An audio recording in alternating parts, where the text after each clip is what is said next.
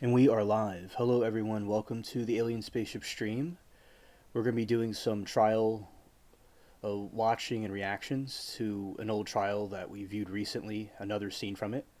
Hello Denisha, Doe, and all of chat that's here. Yes, to make it spicy, yeah. And I'm going to be playing some of a trial right now, and then as we go along we could think of others also if people wanted to. Okay, now we will continue to the next screen.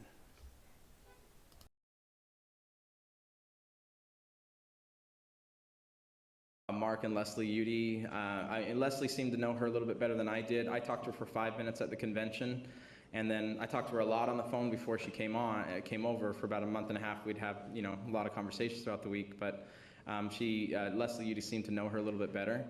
And so I asked Leslie if she had heard from her or if possibly she knew her number to her grandparents or whoever it was that she was living with, and maybe see if she was okay.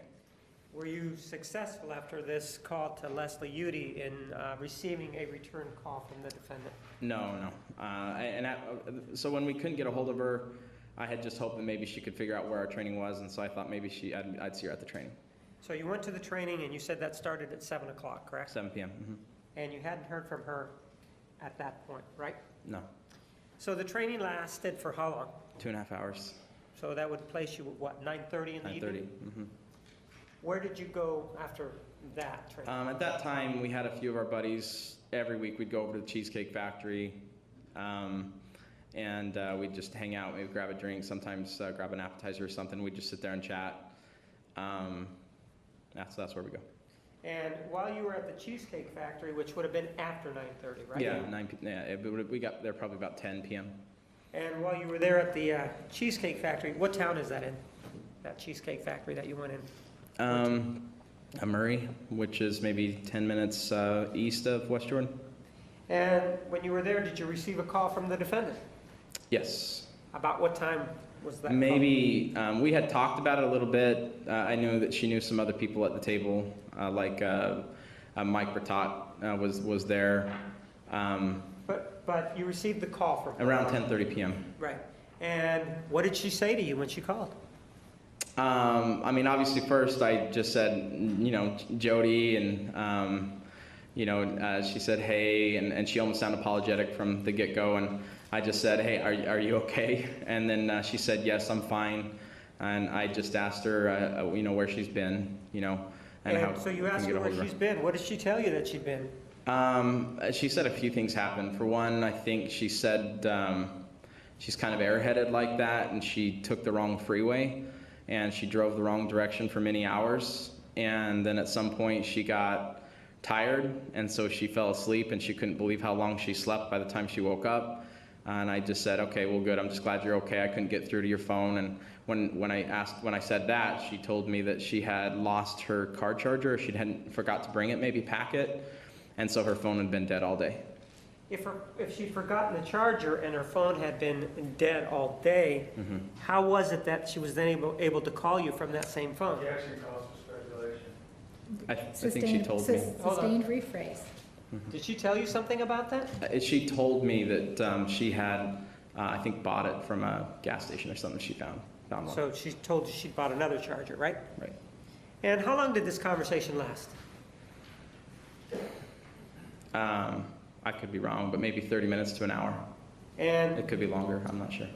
during that time that you were talking to her, was there ever an indication as to when she was going to, did you and she talk about when she was going to arrive in the Salt Lake City area? Yeah, it seemed like she was still like a long ways away. She wasn't sure exactly where she was at, so we didn't know exactly how long it was going to take her to get there, so she had to kind of get her bearings. So she told you she didn't know where she was, right? Right. Then, and what else did she say? I remember at some point, and I don't know if it was this conversation or if we disconnected for a couple hours and then she called back. I really can't remember. But at some point, I went into the living room where my father was, and I asked him what freeway should she take at this point where she was at. And so he also knew that she was coming. And I don't even remember where she said she was, but it seemed like a pretty simple answer. And then it seemed like she could have been maybe 7 or 8 hours away at that point. It still took her another 12 hours to actually get to my house. So she called that evening, and then you have this call around up to 11 o'clock. Maybe, yeah. And after that, she may have called one other time, right? Is that what you're telling me? Yeah, maybe. Yeah, it's hard to remember now. And then after that, did you receive another call late in the evening or not? Was there any other contact with her? No, not until the next morning. Did she know how to get to your house? Had you given her direction? Yeah, she must have had my address or something. She knew how to get to my house. She had never been there before, but she knew how to get there. And what time did she get there to your house?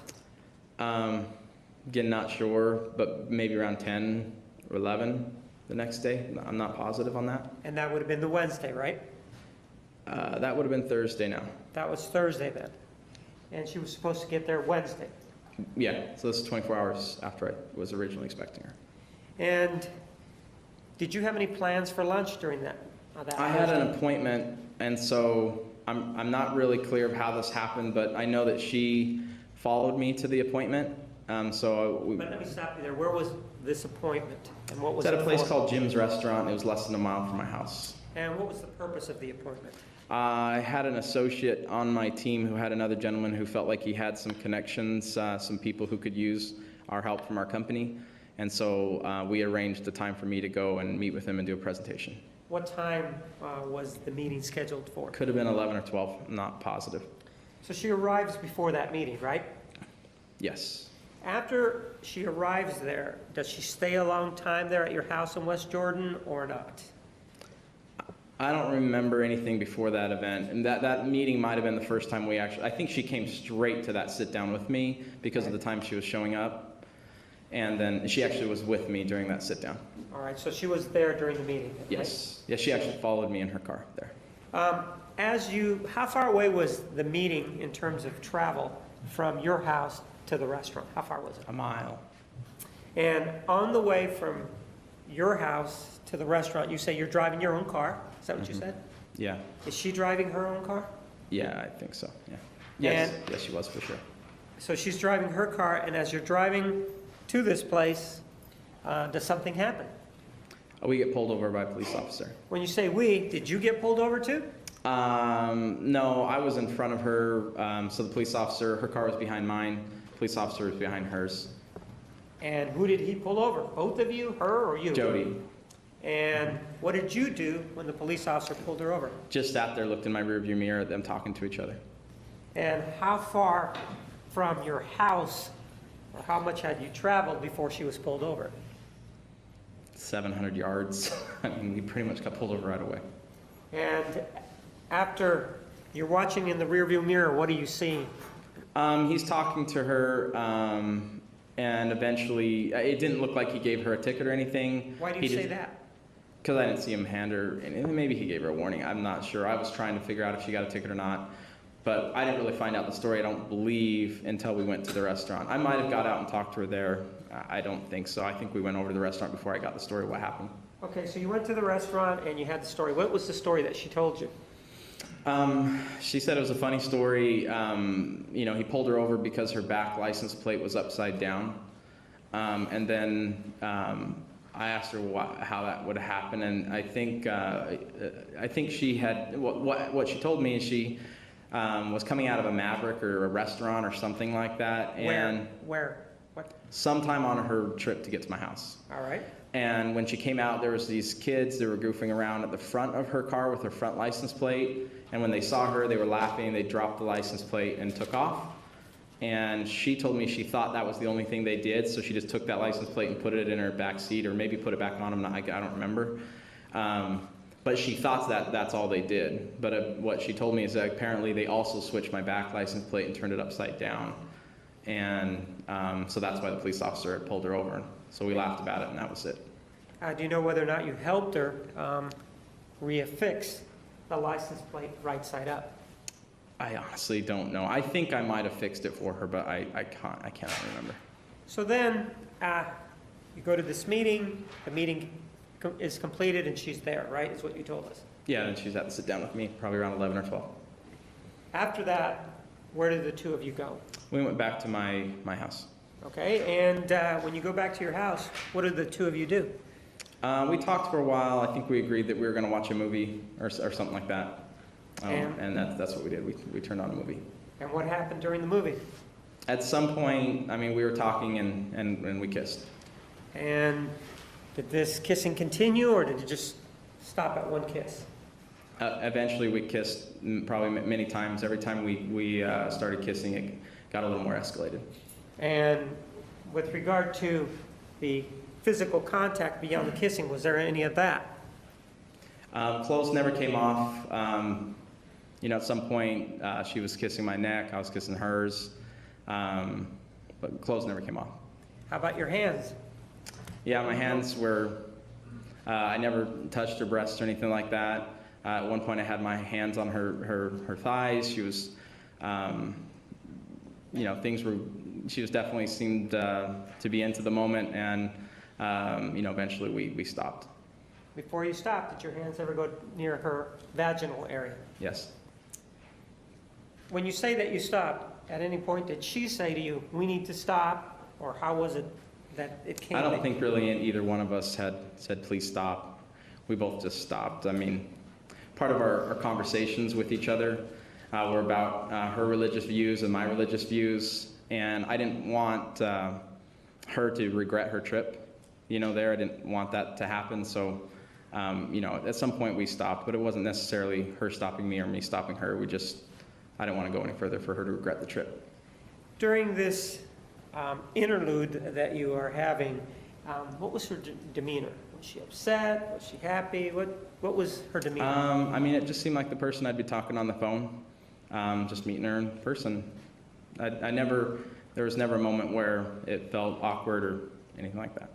At any time while this is going on, did she grab your hands and say, don't put it here, don't put it there, anything like that? Is that a no? No. And so later on, what did the two of you do? Later on, we had, I don't know if anything else happened before this, but we had to get to the business briefing. And where was the business briefing? Sandy again, same location as the training the night before. And what time was the business briefing? The business briefing was at 7 p.m. And so you get back probably around 1, so it's 1 to 7 that you and she are together, correct? Mm-hmm. Is that yes? So 1 to 7 we're together, yeah. And did you finish watching the movie that you guys I don't know if we did. So what happens with regard to the business briefing? Do you go by yourself or do you go with her? No, we go together. I think she drove with me. I think I was just going to take her back to her car. She might have followed me there. I don't remember that. But we showed up definitely together at the same time. And she, obviously people were surprised to see her there. A few people knew who she was, and obviously knew she was from California, and asked her, said hi and what she's doing in town. With regard to her hair color, when you met her, what was her hair color? Blonde. When she came over to West Jordan, what was her hair color? Dark brunette. And during the time that you and she are alone in the afternoon, did you notice her hands? Yeah. And did you notice whether or not she had any injuries or cuts to one of her hands? She had 2 small bandages, it seems like, on one of her fingers, or a couple of her fingers. Did you and she talk about that? Yeah, either then or, yeah, we did at some point, yes. And what did she tell you about those cuts? She worked at Margaritaville, and I guess she broke a glass and she cut her finger. Well, I'm not asking you to guess, I'm asking you to tell me what she said. Okay. We know that you weren't there and you don't know, I'm just telling you what she told me. She worked at Margaritaville and she'd cut her finger. And how did she cut her finger at Margaritaville? I think she told me she broke a glass and cut her finger. So you go to this training, and how long does this training last? About an hour. And then what happens after that? We get a whole bunch of buddies again, and we go out to Chili's, and that's we went over there and talked for probably 2.5 hours, something like that. At any time during this evening, what was her demeanor like? Was she crying at any time? Was she upset at any time? What was her demeanor like? The only time, I mean, she was fine. She was laughing about simple little things, just like any other person. I never once felt there was anything wrong about the day. I felt like socially, the first time I ever saw her in a crowd, I thought she was she was much more comfortable one-on-one. That was the first time I noticed she was a little awkward in social areas, and it seemed like she didn't talk very much to some other people. And some other people would talk about that a little bit, but it just wasn't the Jody I knew, because one-on-one she was very talkative and insightful and very different. So it seemed like in social situations, she was a bit more inhibited and shy. Yeah, a little shyer, yeah. Mm-hmm. And with you, that's not how she was when you were alone with her, right? Not at all. Did she leave then to go back, or did you guys make it back to your place? We made it back to my place. About what time was that? Late, or 11, maybe. And when you got back, what did the two of you do? I think we turned on a movie again. Maybe it was the same one we were watching, maybe it was a different one, but we were tired, we fell. She had to get back to Margaritaville. That was why she couldn't come forwarding with us the next day. She almost was going to stay with us, and everybody was, telling her to.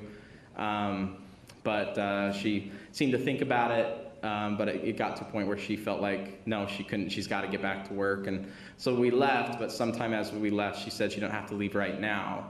And so I said, well, we can go back to my place again if you don't want to leave right away. And so we went back to my place, and we took a nap. All right. And when you awoke, describe for me what happened.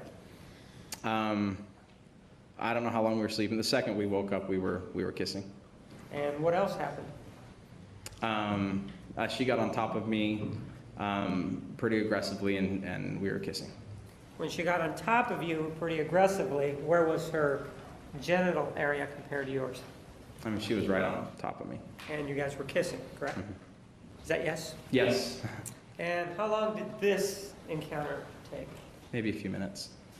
And during that time, was there a decision to go forward or a decision to stop? We just stopped. And you partly made that decision, correct? Mm-hmm. Is that yes? Yes. At any time did she say, stop, don't go forward, don't do anything else, anything like that? Neither one of us did. It was kind of the same feeling I had. We just stopped. Anything about her demeanor that indicated to you that she was upset about anything at that point? Not at all. In terms of, you were around her for that.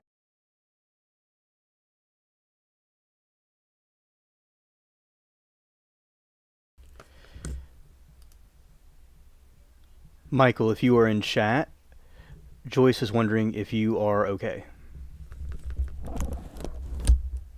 Oh, and there is Abs. Hello there, Abs. Alright, Abs says, wanted to say, have a good night. Won't be chatting tonight. Bad day. Love y'all and have a great stream. Okay, Abby. Okay, Abby, thank you for hanging out with us, telling us what's going on, and have a good evening. Okay.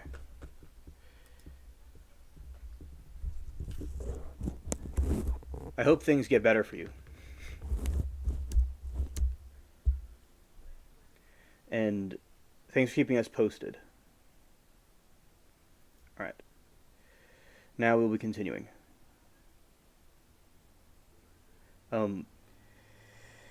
NV says, I got lost down the hall. Okay. Okay, glad that you're okay, Michael. And Frog says, well, you can't talk about gas, Bert. And Lawyer, gotta kick out, and mods in the chat hide. Oh, hello there, Frog. Good to see you, buddy. Alright. So, yeah, certainly I think that anybody that would go with a woman, or a woman that goes with a guy, and my Messenger is sending prayers to Abs. Okay, so basically with this individual, he is really, it'd be traumatic to go with some weirdo like this, like Jody, and have to live with that. So I do think that is quite traumatic, I'd say, if I were to be with a person that wound up like that. Peter Tragos, okay. Good night. Thank you all, and thank you, Alien. Good night. Good night. And Messenger. Oh, okay. Facts. Peter Tragos. Okay, thank you. Thank you, NV.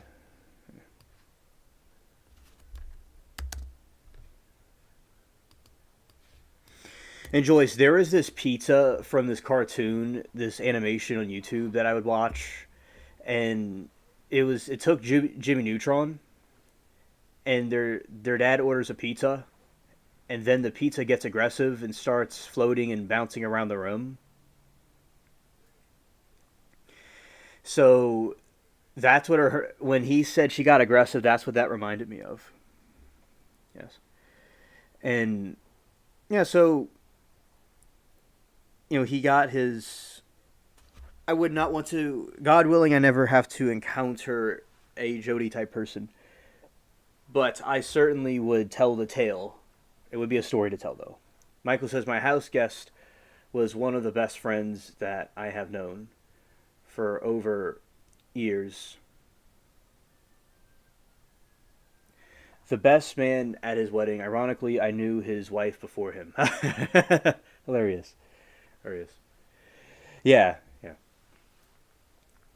So,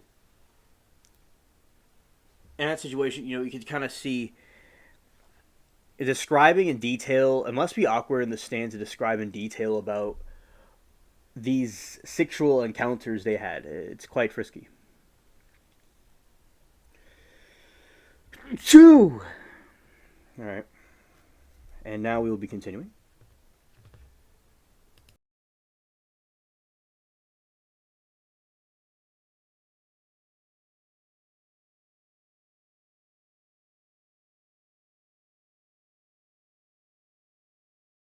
All right. NV says Cecil's fault for a name change, so I had to match him song for song. NV gonna give up DB. Facts. Thank you, Joyce. Okay, that's funny, DB. Hilarious. Yeah. It was wild in chat today. It was definitely wild in chat. All right.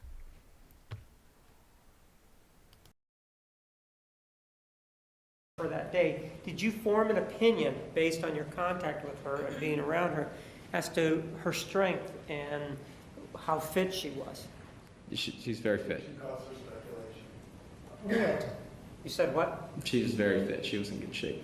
And in terms of her strength, did you form an opinion based on that night? We were instant messaging back and forth. At some point, I complimented her on being very feisty, and I was kind of referring to she's a lot stronger than she looks. During this encounter, after you wake up, did she ever, and the phrase may have been, adjust you in any way while this encounter is going on? Well, that's what I mean. When we woke up, we were kissing, and then she eventually kind of grabbed me and adjusted me a little bit, and that's when she got on top of me, and we were kissing. And were you able to feel her strength at that point? Yeah. And did you form an opinion, again, throughout the day, and as part of that, as to her strength? Yeah, she's strong. At any point, did you ever kiss her stomach? Yes. And were you able to see her stomach in terms of whether or not she was in shape? Yeah, close to a six-pack, yeah. You said it was close to a six-pack?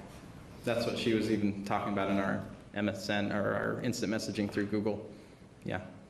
And after you stopped, what happened? Did she stay, or did she go, or what happened? Yeah, I mean, at that point, I kept on reminding her she had to get to work. That's what she was telling people at the dinner, and that was kind of the whole reason she had to go. And she said she wanted to stay just a little while longer, and we stayed maybe a few more minutes is all. And then just kind of walked her out to her car and said goodbye. What time was that? Any idea? 1 a.m. possibly. It was later. Could even be later than that. I don't remember.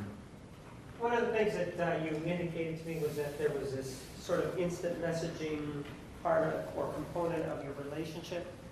Yeah. Yeah, we would talk, and every once in a while If I noticed she was online, or if she noticed I was online, we both had a Google account, I believe. And so you can kind of tell when they're on, and so you could just kind of write a little message, and a few of our conversations were through that. Describe for me how that's different, if you know, from emailing, in other words. I mean, it pops right up on the screen if you've got your Gmail open. And so if somebody says, hi, it pops right up and you can reply, and then you can almost carry on a conversation while you're doing other things. But I mean, it's kind of like a text message back and forth. It's immediate and you're both responding right away. And sometimes you're even responding to things that are 2 or 3 questions away, so it can kind of be kind of confusing. Let me show you exhibit number 284. Go ahead and take a look at it. Are you familiar to who that is sent? Yeah, this is from Jody Arias on May 30th. And who's it sent to? Me. And it has, without reading it, it has something on there, right? Something written? Yeah, what she wrote me. Uh-huh. If I could have that back.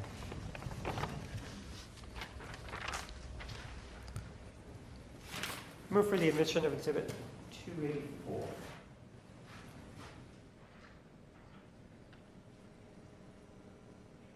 No objection. Objection. 284 is admitted.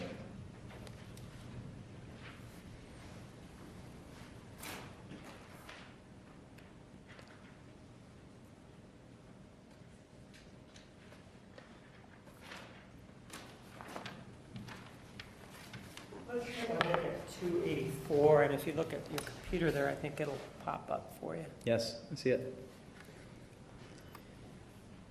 And this is from her to you, and what does she say in this message dated May 30th of 2008 at midnight, 12:21 a.m.? It says, hey there, handsome, this is a test. The fact that it says this is a test, do you know whether or not this is the first contact that you had via this messaging system? Yeah, it could have been. I don't remember being too familiar with using it too much before this. Yeah. And you didn't send this though, right? No.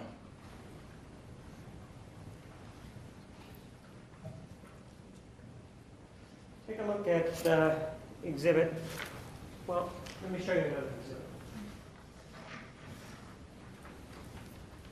287, take a look at it.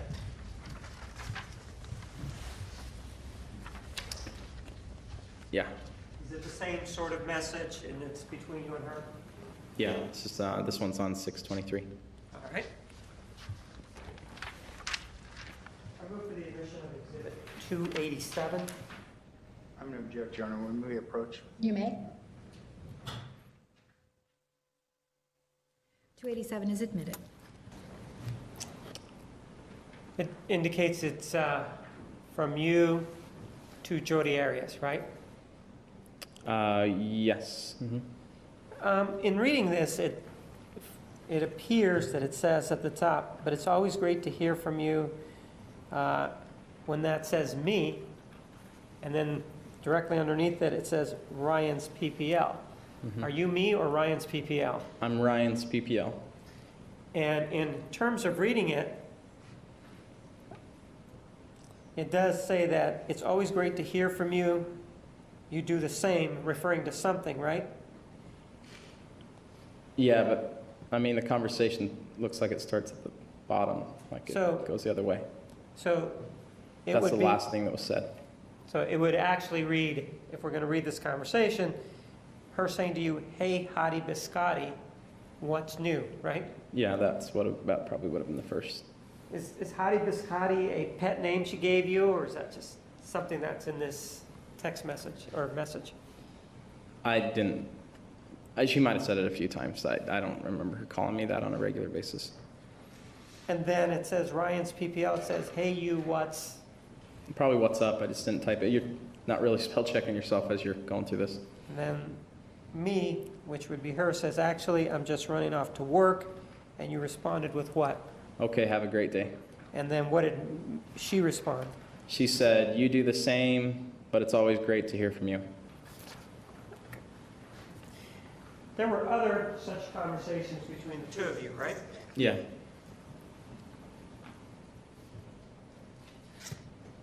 Was there a conversation that took place in which she discussed the breakup with Travis Alexander? Not too often, but we talked so much that, yeah, I mean, a few times we talked about it. And take a look at Exhibit 286 and see if you recognize it and whether or not that's a conversation where she talks about the breakup.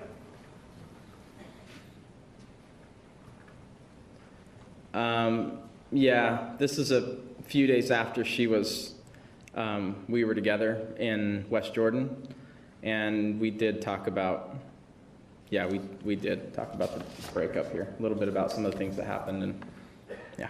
Okay.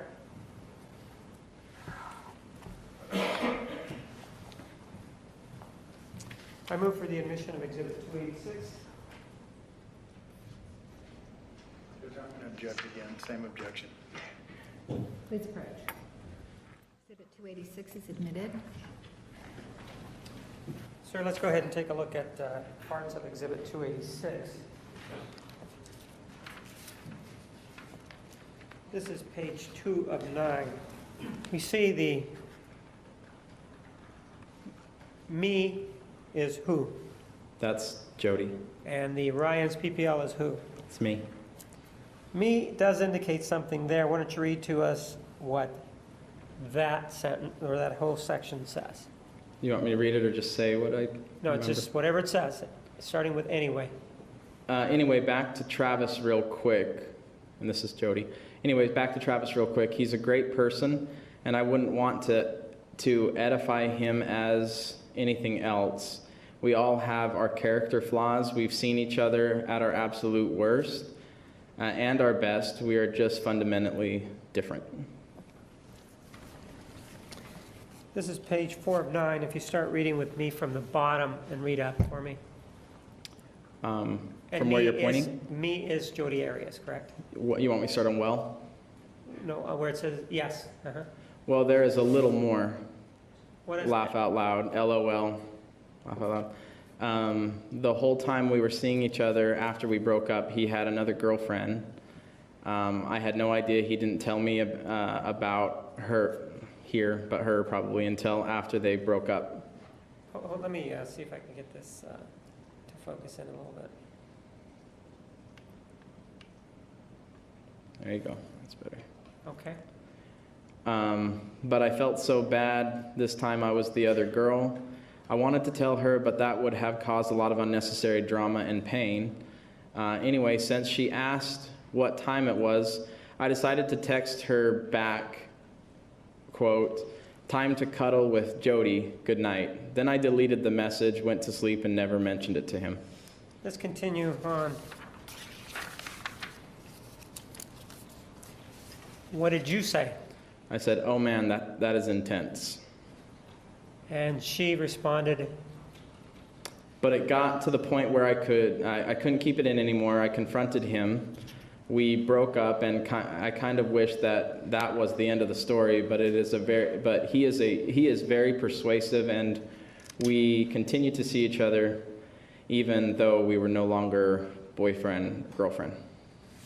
so she talks about this text message and what she did with it, right? Yeah.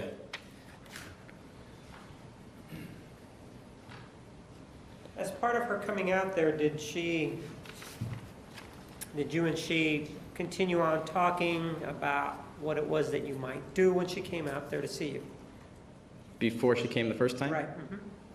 Yeah. We talked about maybe watching a movie, going on a hike. We just mentioned some things that she can do while she was out here in Salt Lake. Take a look at 285. Does this sort of summarize your conversations regarding what the two of you might do? Yes. This is, before she came. I move for the admission of Exhibit 285.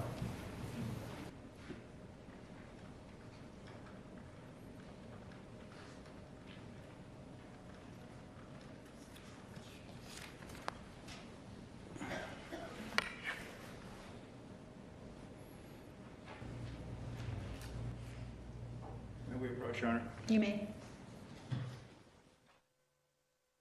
Is admitted. While they're marking that, let's take a look at a couple more lines from exhibit number 286. And this is page 3 of 9. Read the part that says, me. Then while we were in Huntington Beach, he fell asleep and a text message came through from a girl that said, "Sorry, I didn't get back to your last text. What time is it there?" I tried, oh, okay, and then up. So of course, I read the last text he sent her and it said, "I really miss you. Gosh, I'm making myself look so bad." This is still her. "I had a really strong gut feeling. I'm not saying I'm psychic, but I've been cheated on twice before, and it's a very distinct feeling, one that I cannot ignore." So I asked him gently about it, and he got really angry, and it led to an argument. He said I was crazy to think that, so I left it alone. But the feeling persisted, and one day while he was taking a nap, I took his phone and read his text messages. Bad, I know.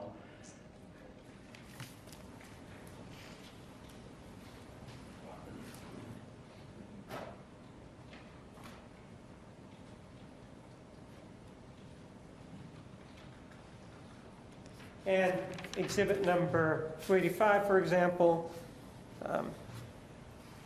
you talk at the bottom about getting sushi and that sort of thing, but basically it just talks about what your plans are when she comes out, correct? Yeah, she had said that about getting sushi or something. Did you and she also text message each other back and forth? Yeah. I don't have any other questions, thank you.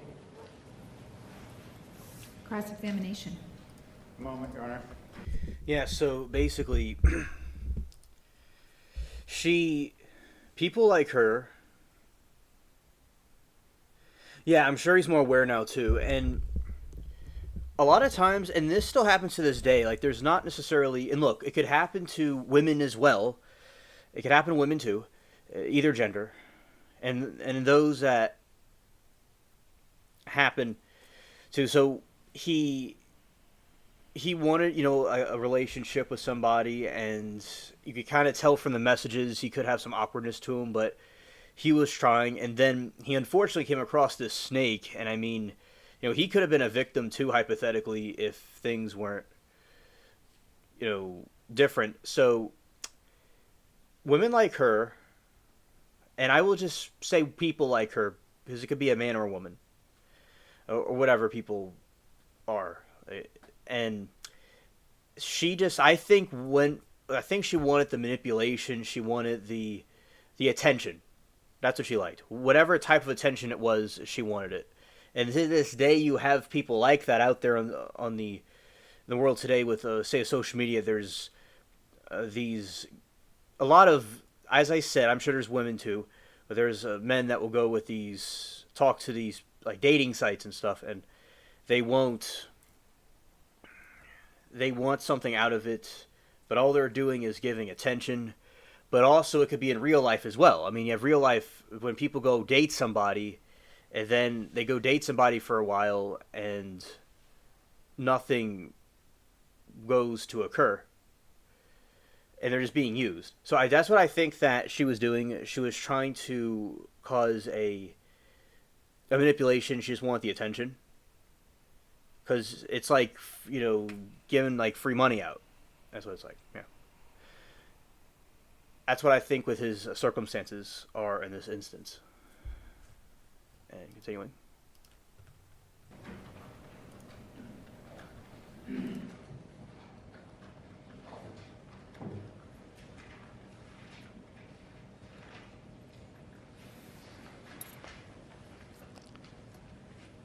Morning, Mr. Burns. How you doing?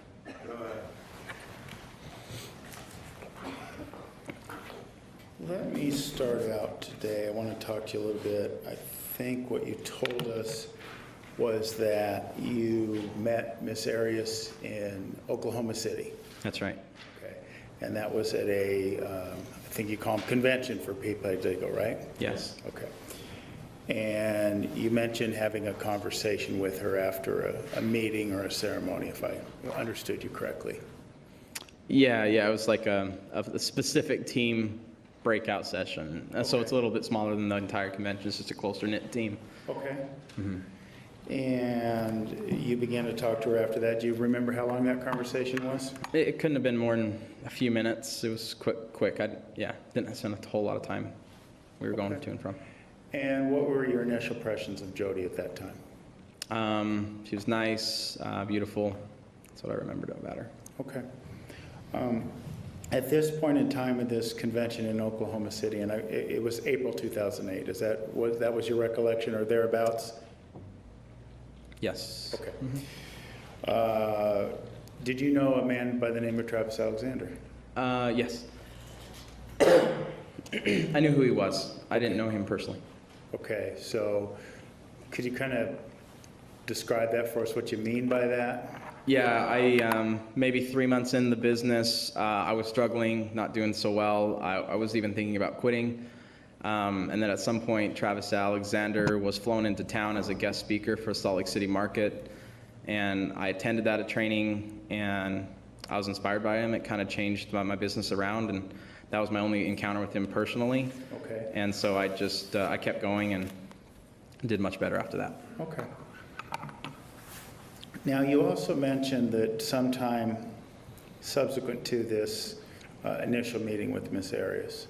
By the way, was Mr. Alexander there when the two of you were speaking during that initial session?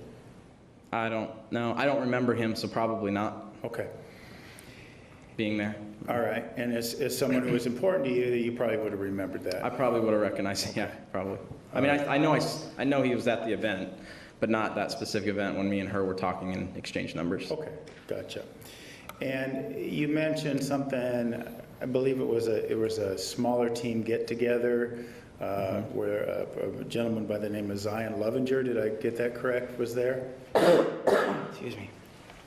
Yeah, that was probably about a month after convention. We were playing pool downstairs. Okay. So this was after the convention was over, it was just the two of you then, is that? There was a bunch of people, and I can't remember whose house we were at, maybe Dave Hall's mom's house or something like that. Okay.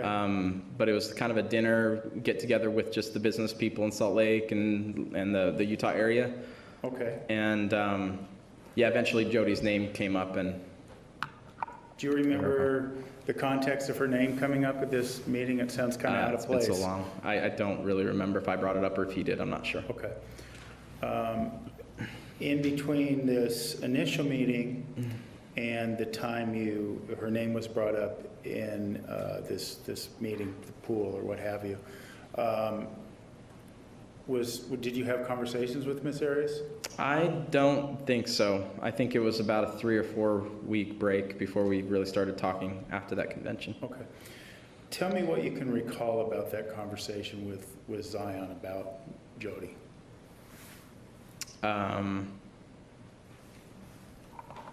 She's cool. You should give her a call, something like that. Okay. You mentioned that he was trying to play matchmaker between the two of you, I think was your words, right? Yeah, it could be an assumption, but yeah, yeah. Okay. Well, what did you mean by that?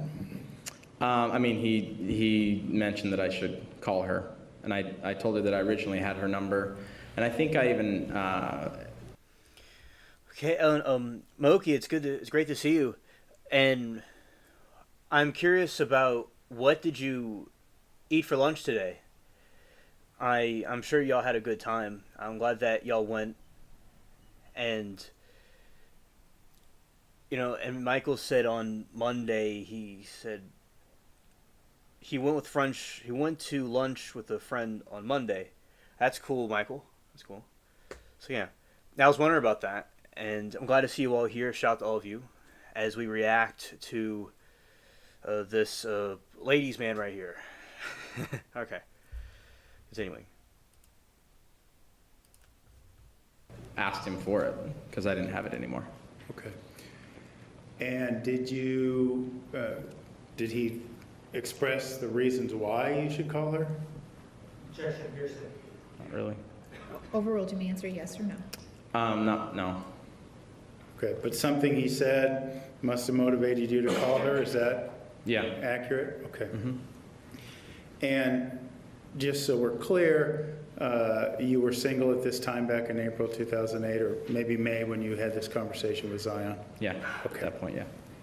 I'm sorry, I didn't hear the last part. Yes, yes. Okay.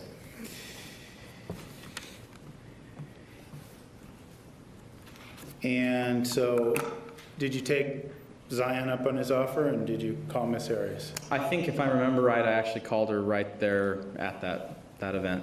Okay. Because I believe the first time I talked to Jody, I was at somebody else's house. It seems like I even found it. Yeah, there was a room that had a sitting room, and I think everybody was kind of off this way, and I started talking to her, and I actually went and sat in that room where there was nobody at, and we started talking, and we talked for quite a while. Okay. Seemed to hit it off pretty quick. Okay. Do you remember how long quite a while was? Could be 30 minutes. You could tell me it was 3 hours. I wouldn't remember at this All right. point. Fair enough. But you remember it being a pleasant conversation? Yes, I do. Okay. Was your, thinking of how to put this, was your interest romantic, if you will? I mean, sure, I was interested in getting to know her better and possibly dating her, yeah. Okay. So what do you remember about that conversation? I mean, just other than it was pleasant. We talked about the same kind of books that we'd like to read. I mean, Atlas Shrugged, Think and Grow Rich, How to Win Friends and Influence People. And she kind of just had a lot of the same interests. She was a very good conversationalist on the phone. We just had a lot in common. When I initially met her, I mean, she's a businesswoman at a national convention entrepreneur, so I thought that was an attractive trait. Okay. Just all those kinds of things that sounded like somebody I wanted to get to know. Okay. And everything in that phone conversation, nothing dissuaded you from your initial feelings, right? No. Okay. You also mentioned, and I think this might be a good point to talk about, you mentioned the fact that in crowds she was a bit of a shy girl, but in private it was different. Very different. Okay. And I just wanted to, because it sounds like after the convention, when you first met her, you didn't see her in person again until June of 2008. Is that correct? Right. Yeah, that's the first time we ever met was when she came on that Okay. road. So Outside of that. what I was curious about, what I was asking about, and if you could explain it for us, is how did you draw that comparison? How did you make the comparison that she's a little bit different, engaging in conversation and shy in groups? Could you kind of Sure. explain that to us? I mean, just when I talked to her, it was such a brief moment there in Oklahoma when I got her number. And then when we talked on the phone, it was just one-on-one, me and her, and she was very easy to talk to. There wasn't ever any awkwardness there. And I felt like I got to know her pretty well. She was funny. She just had a lot to say and a lot of insight on things. She asked a lot of questions. And, you know, it just never seemed like there was ever a moment of awkwardness. Now, when we got together at the briefing, I started noticing, you know, that she was a little shyer, you know, when she was in a crowd. And, you know, that's just something I noticed. I just noticed she didn't, she just a little shyer when she was in front of people. Okay. And this briefing that you just mentioned, that was in June of 2008. That's when she came to Utah, right? Right. Okay. That was a Thursday. Mm-hmm. Okay. When you made contact with her in the March, February, or excuse me, I guess May, it would have been, probably. I'm losing track of my months, April or Probably so. May or end of April could have been. Okay. When you had that contact, did you have any awareness of her dating Mr. Alexander, having a relationship? No, in fact, at some point we had a conversation where she told me that they talked a couple times a week. And that actually shocked me because I'd talked to her for quite a bit of time, and I thought that relationship was long in the past. So when she'd mentioned that to me, I was kind of surprised that they were in. But then it made more sense as she explained that that was her executive director. That was the one that kind of, you know, and she also explained that at times she would help him put in applications and stuff with the company, and she was working with him as him being her mentor in the business as well. Okay. So you said she had advised you that she helped him put in membership applications. Yeah, I mean, she said a couple times a week they would talk business matters, but the relationship seemed to be far behind them. Okay. Did she ever mention that she gave Mr. Alexander memberships? so he could keep his Yeah, I numbers think high? she did help him qualify for executive director if he was close. I don't know if she just mentioned she helped him in what way, but maybe, yeah. Okay.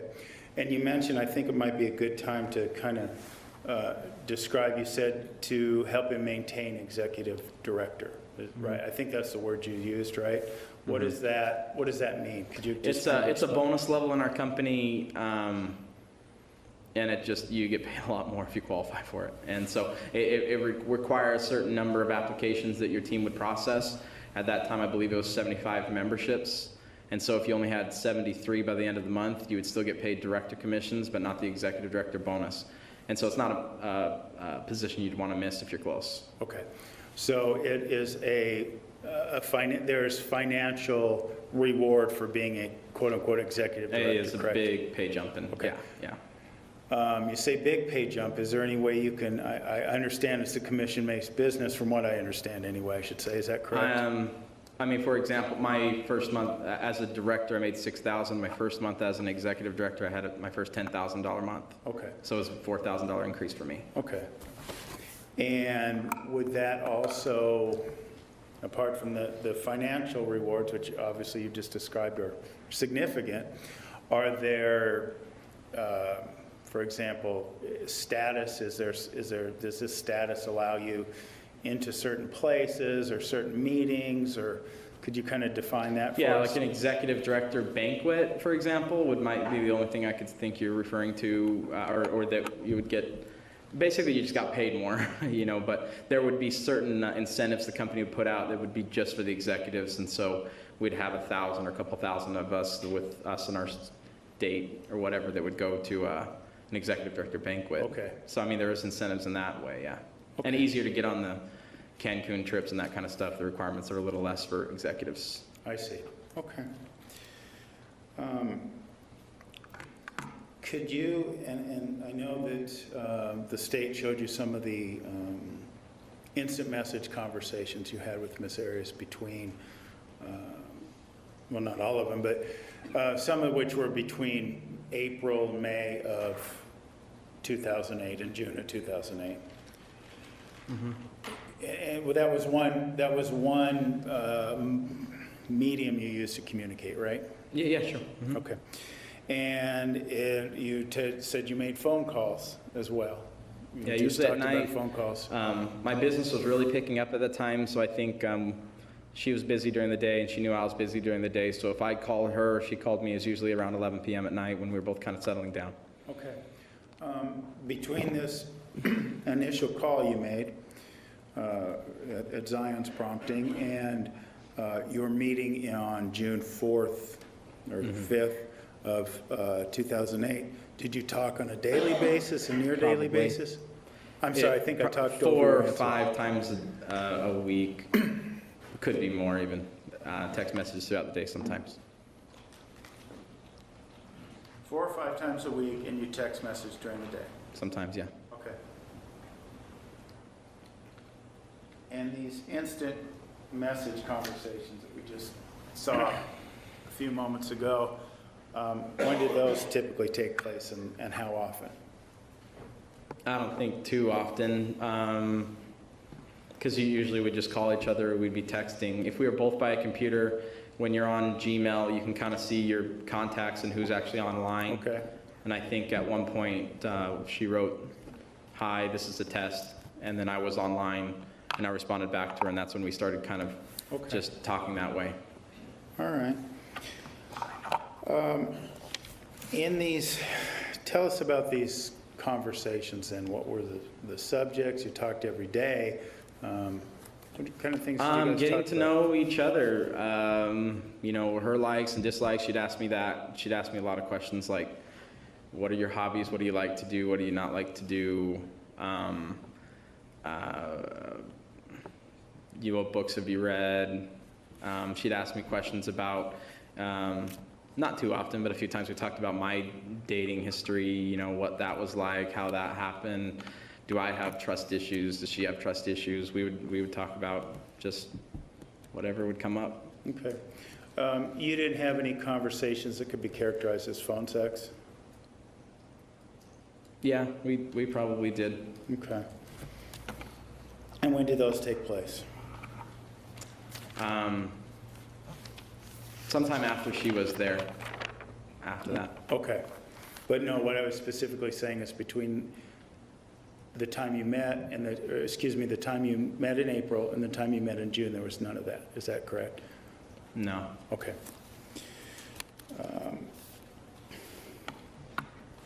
And let me ask you, just so we're clear, because some of it came up, in April 2008 and June of 2008, between that period of time, did you have any moral or religious qualms against premarital sex?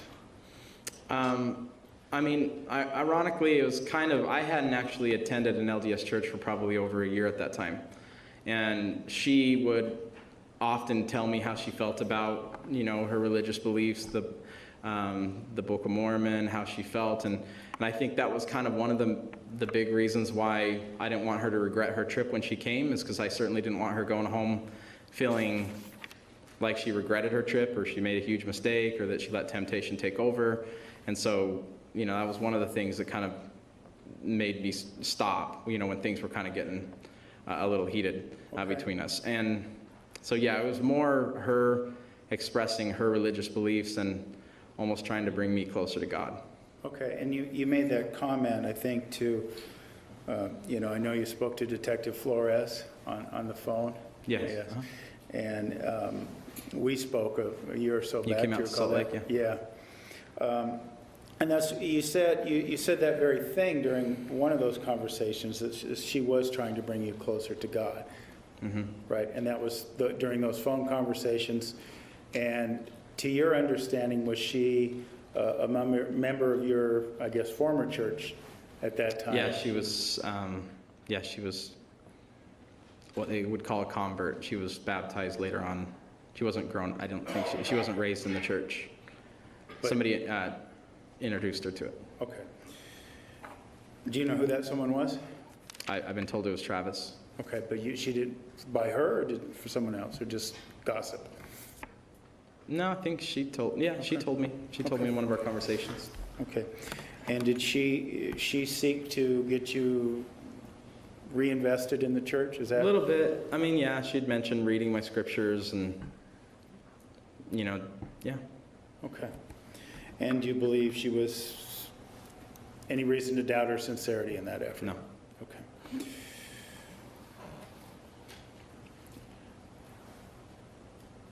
During these conversations that you had, where you're talking about the scripture and your relationship with God, did she ever talk to you about, or confide in you, I should say, that she had a sexual relationship with Mr. Alexander? Yeah. Okay, tell us about that. She told me that she never wanted me to say anything to anybody because she didn't want to de-edify him in front of people that knew him, but that they did go a lot further than they should have. I don't know if I ever heard her say they had sex, but it seemed like that's what she was saying. I didn't want to ask the specific question because I didn't feel like it was my business. But yes, at one point, maybe I did ask her, and yeah, I found out that they had sex together. Yeah. Okay. And you used the word edify, and that came up in the text, or excuse me, the instant messages you read a moment ago. That leads me to ask the question: during these conversations, text messages, emails, whatever mode you use to communicate, did she ever badmouth Travis? Did she ever edify him? Besides the conversation about him cheating on her and him being unfaithful, and she felt just not being honest with her. No, in fact, I always found it quite surprising that some of the people who, even after we found out, which I believe was 4 or 5 days after Travis was killed, we didn't know that for weeks. Mr. Burns, if I could, let's just focus on sorry. that period of time, okay? Yeah. She never edified him before June 4th? She never said bad things about him, really.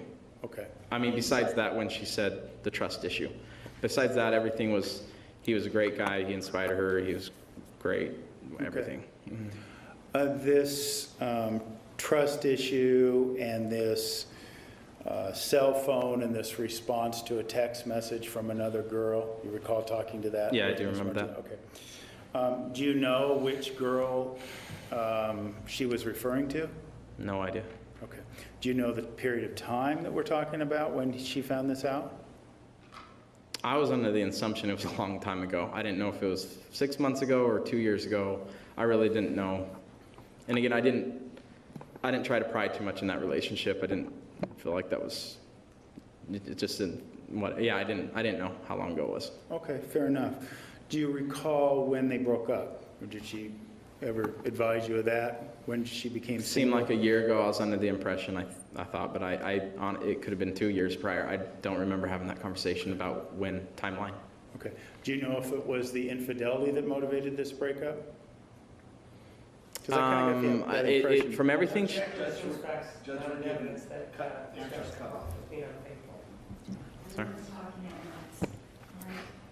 Okay. Mr. Martinez, did you have an objection? Objection is respects not an evidence, i.e. that Mr. Alexander was being unfaithful. Since there were so many people talking at once, why don't you ask the question again? Please wait. Sure, In the event there is an objection, I need to respond. absolutely. Okay, Mr. Burns, there was some infidelity referenced in the instant message conversations we just saw. Do you remember that?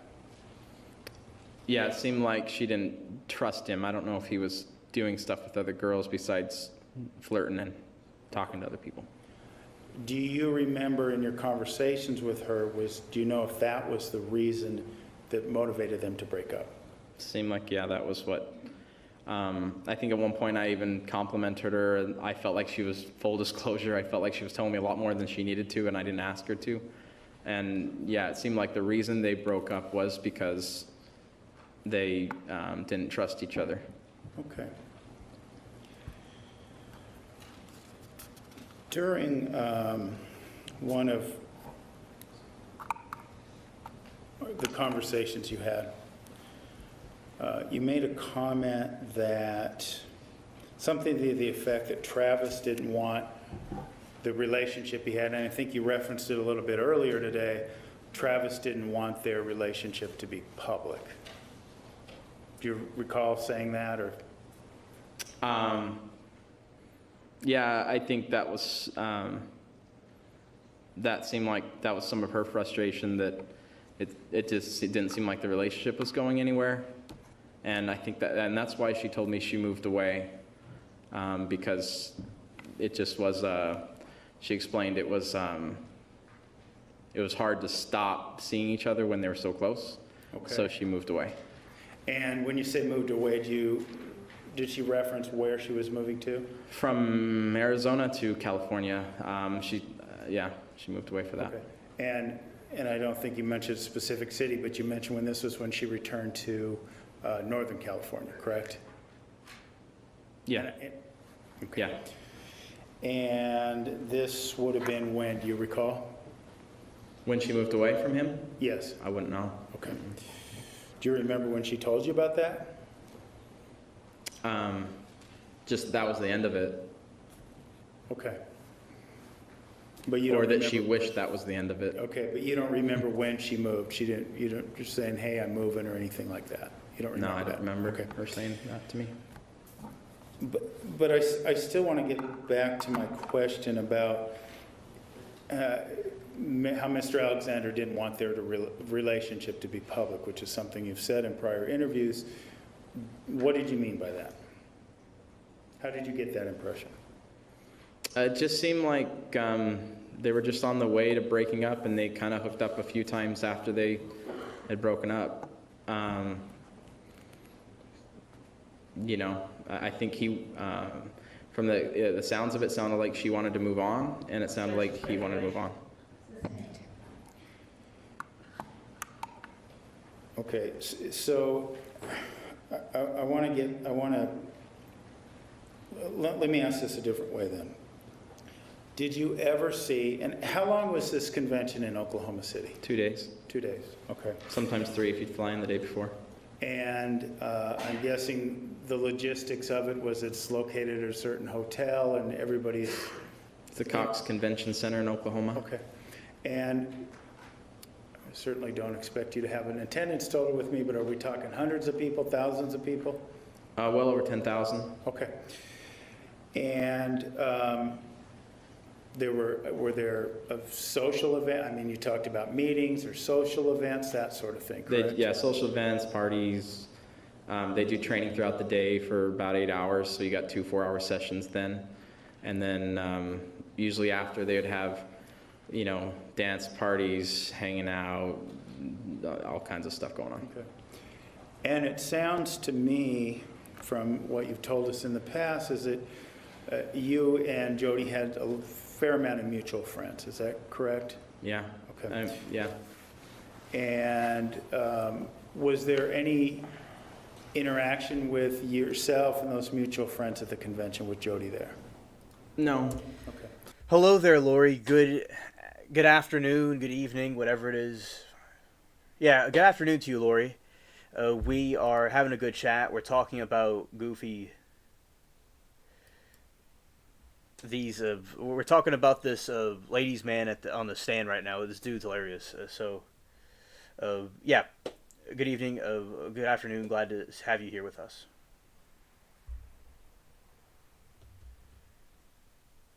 Okay. So now we'll be continuing with this. Just me and Jody. I mean, I talk to those friends all the time there, but not with interaction with Jody. Okay. Did you ever see at this convention Travis and Jody together as a couple? No. No. Okay. Did you ever see or hear of them together as a couple in any other forum? No, that's why when we had a conversation that they had been talking twice a week, I was shocked because I thought they weren't talking to each other at all. I didn't know that. Well, talking to each other could mean a lot of different things. Sure. Does that mean dating, or did you Yeah. have any sense of? Objection, speculation. I don't know. As to what he thinks it means. Rephrase your question. Did you have any knowledge of Mr. Alexander and Miss Arias spending time together back in 2008? Objection, foundation. You may answer, overruled, you may answer yes or no. No. Okay. The conversing that you referenced a moment ago, you learned that knowledge through Jody, is that correct? Yeah. Okay.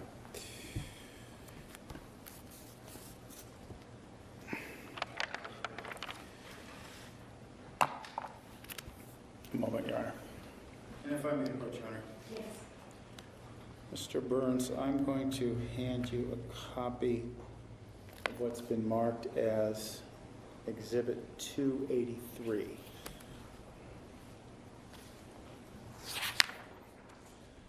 Just to refresh your recollection about what I'm showing you, this was do you remember having some telephonic conversations with Detective Flores? Yeah. And that was back in the summer of 2008. Do you recall that? Yeah. Probably the middle of June, maybe later. I'm not sure. Okay. What I'm going to do is ask you to read starting at line 7 of this exhibit on page 9. Objection, improper impeachment. And if he's giving it to him to refresh his recollection, there's no question before the witness for his recollection to be refreshed about. Counsel approach, please. Mr. Burns, during the interview with Detective Flores, you had recall making a comment. I'm going to object because he's going to introduce the hearsay by asking him it. If he wants him to look at it, he can. All right. I'm asking for the subject matter. I'm asking a subject matter question, not for specific verbiage. Without referencing a specific statement, you may ask the question. Do you recall referencing to telling Detective Flores that there was some discussions about people warning Jody not to date Travis because he was a ladies' man? Statement about what other people are saying. Hearsay. We just don't- Please approach. Gentlemen, we are going to take the noon recess at this time. Please be back in the designated area at 1:25. Please remember the admonition. Have a nice lunch. You are excused. Please stay. Yes, please stay.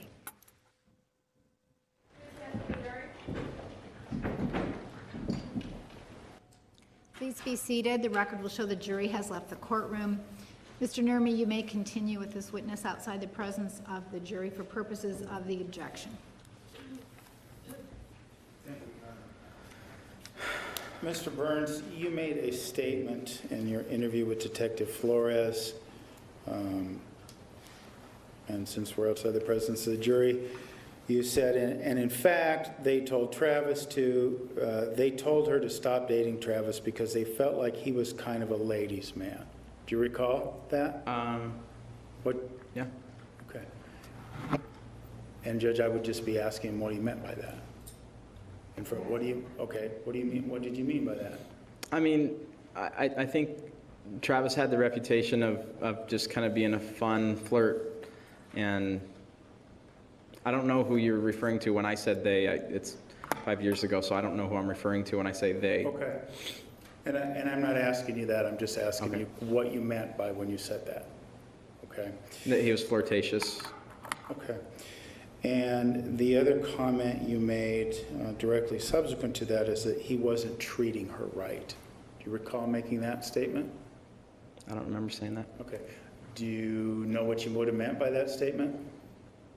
From conversations from what Jody telling me that he had talked to other girls even when they were supposed to be together. That might have been what I meant.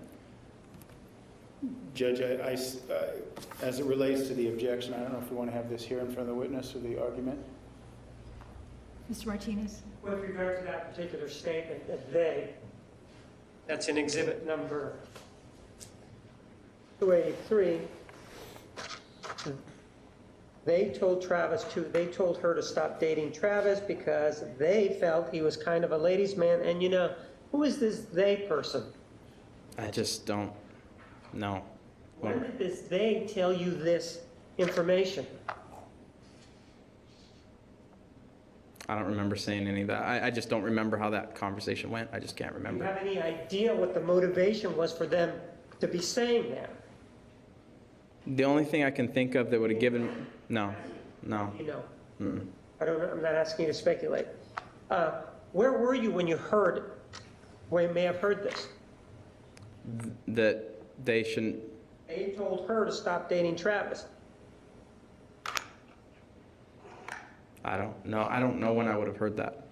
I don't know. I don't remember saying that. I just don't remember how that conversation was going.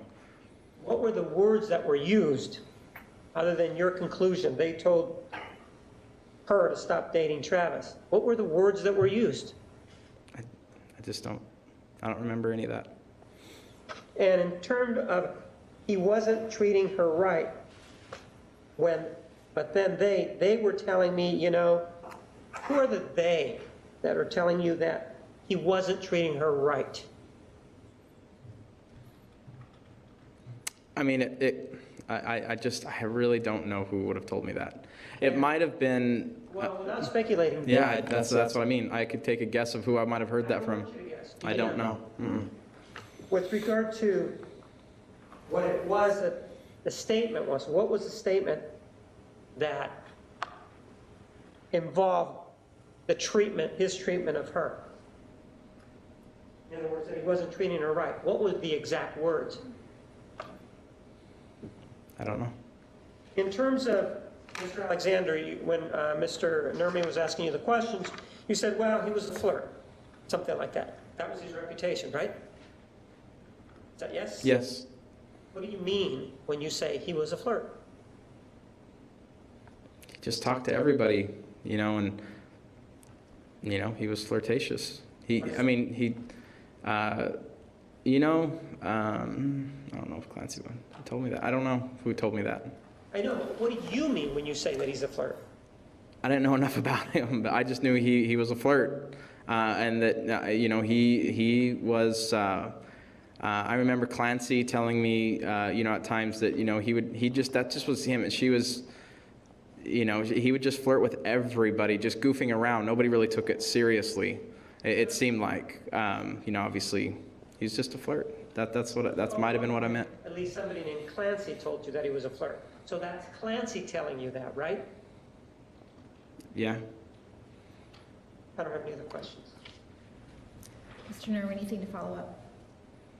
No, Your Honor, just argument I don't think is appropriate. So his reputation was based upon what others told you, is that correct? Right. I didn't know him. Yeah, personally. I think you may step down. Please return at 1:25. Okay. Mr. Nermi. Judge, before we have argument, I wanted to be ensured that the microphones are off. It appears he's going into the victim's room. He's going through the victim's rooms. That's where he has his wallet and his money for lunch. All right, we turned it all off. You may proceed. Judge, ultimately, this isn't the objection that, the way I understand the state's objection, and actually perhaps it was Mr. Martinez's objection. He should explain his objection because it doesn't appear to be hearsay at all, so. Okay, Mr. Martinez, your objection. It's hearsay. He's trying to introduce evidence of an out-of-court statement by somebody that they don't know even who said it. This individual does not lack, or this individual lacks any information as to who even told him. I know at the bench, defense counsel argued, well, it's not offered for the truth of the matter asserted. In other words, he's saying, I don't think that Mr. Alexander was a flirt. I don't think Mr. Alexander treated her badly. It's not being offered for the truth of the matter asserted. If that's his position, then it's irrelevant. What difference does it make then what he was? So my objection is two-pronged. It's hearsay, and there's no foundation, and if he's offering it not for the truth of the matter asserted, then it's irrelevant. However many prongs the state's objection has, both prongs are nonsensical. It's not hearsay because we're not trying to get in a statement. Mr. Burns stated that Mr. Alexander didn't treat Ms. Arias right, and that she was warned, or there was a discussion that she should not date him. And throughout the examination, subsequent outside of the view of the jury, he said, well, that was because he was a flirt and that sort of thing. After Mr. Martinez took it to the extreme and who said this, who said that? Because keep in mind, I didn't say, did someone tell you this? Did someone tell you that? That wasn't the question. That wasn't the subject of inquiry. He goes down, breaks him down and says, well, maybe, he says, I don't know. I don't know who said this. I don't know who said that. And then after being badgered for a little while, he says, well, you know, Clancy might have said, this person Clancy might have said something about this, which was so far from the question. This is general reputation evidence. What he knew about his reputation, we're not saying anything about what someone said to somebody else. I did not ask him about Clancy. That's why I say it's nonsensical, because I'm not asking about a statement to hearsay. So, you know, we don't even get to truth or matter asserted because there is no statement. And that was the point I was making at bench. We're not even talking about anything being offered for the truth of matter asserted. So, Judge, I think the objection is not well taken and should be overruled, and we should be able to inquire, as Mr. Burns, on this subject matter. All right, Mr. Nermi, the question is whether or not this witness had information from individuals that he cannot now identify regarding the victim. I believe that is hearsay. I'm going to sustain the objection to that question. If you want to rephrase your question, I will hear that and any objections the state may have, but I'm going to sustain the objection. I believe it is hearsay, and I do not believe it is relevant that some unknown third parties gave him this information. So if you want to rephrase the question, when we come back from lunch, I'll give you an opportunity to let me know what that question would be. I will give the state an opportunity to object, and then we can proceed. And for the record, I'm showing the defendant the exhibit marked as Exhibit 291. Could you take a look at this, please, sir? Sure.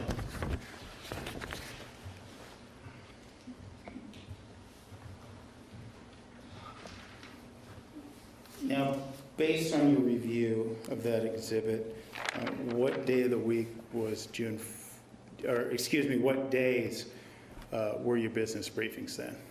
My business briefing was on Thursday. My training was on Wednesday. Okay, so could you tell us numerically what days those were? Wednesday, Thursday, and are you talking about the first week of June? No, I'm saying numerically, what day of the week? Was it the first, the second? What day was that business briefing? Every Thursday and every Wednesday of every week. I'm asking you numerically. Was it that day, that first week in June? Oh, What yeah. day was your business briefing? The business briefing was on the 5th, Okay, and the training was on what day? the 4th. Okay, and your understanding, I believe what you testified to, is that Miss Arias was to arrive in your area in Salt Lake around June 4th, correct, for the first Yeah, meeting? sometime on June 4th. Uh-huh. Okay, sometime on June 4th. Okay, and what time was that? And forgive me, you said business briefing and meeting, I think, so on the 4th, was there a arrival time? That I was expecting, Jody? Yeah. I knew she was leaving LA. The conversation I had when she'd be leaving roundabout was 9 p.m. the night before, 9 or Okay. 10 p.m.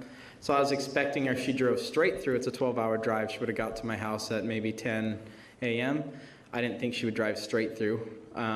We talked about she could call me if she got tired.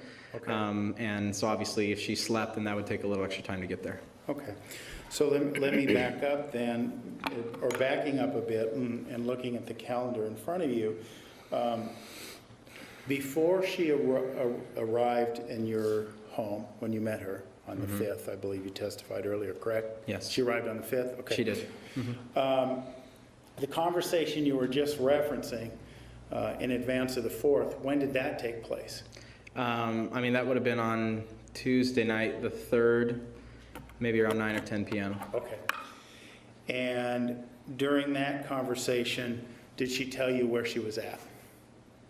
I think she had already visited the family she told me she was going to in the Southern California area, and I can't remember the city. I'm thinking LA right now. For some Okay, reason. fair enough. And she was going to leave. Originally, the plans was she was going to go visit whatever she was going to do there, and then come see me. So I assumed she was in the LA area to come see me after that. Okay, but she didn't specifically mention I'm in blank city. If she did, I don't remember Okay. today. Do you recall if she's told you I'm in Southern California? Yeah, I think so. Okay, Yes. okay.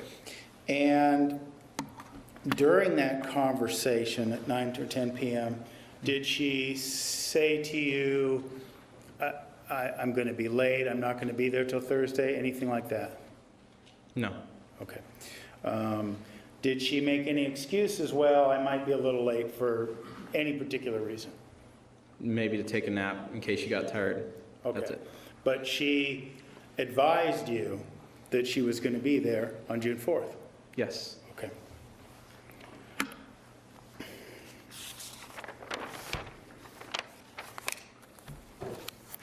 And it sounds to me further then from your conversation that there was at least some discussion or some acknowledgement that you were approximately 12 hours away at the time. Yes. Okay. Did she give you any indication, I'm leaving right now, or I'm going to leave in an hour or so? Was that discussed? Or, I think that's why I was under impression she'd be there in 12 hours, if not later. okay, Yeah, she was leaving. Yes. okay. And she arrived on the 5th. Yes. Is that correct, from the way I Yeah. understood your testimony? And if I understood you correctly, that was around 10 or 11 in the morning? Is that right? Right. Okay. And let me just a minute here, sir. If I may approach you, Your Honor. Sir, could you be so kind as to take a look at exhibits 278 279, 280, 281, and 282. And please don't read them out loud, just please tell us if you recognize what they are from reviewing the content to yourself. Yeah, I do. I recognize them. And what are they? These are text messages that we text back and forth to each other. Okay. These mostly was about what I said. What you said, text messages from you? Mm-hmm. Okay. Your Honor, I would move that exhibits 278, 279, 280, 281, and 282 be moved into evidence. Objection, hearsay. Counsel approach. 280, 281, and 282 are admitted.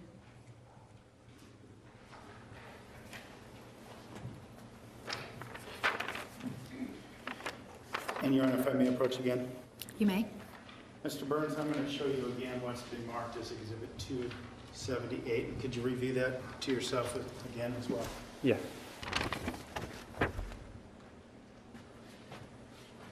Yeah. And what is that? It's a text I sent her end of April. And that was while advancing your relationship at that point in time? I mean, we had been talking quite a bit. Yeah. Okay. Still had never spent time with her besides the short time in Oklahoma.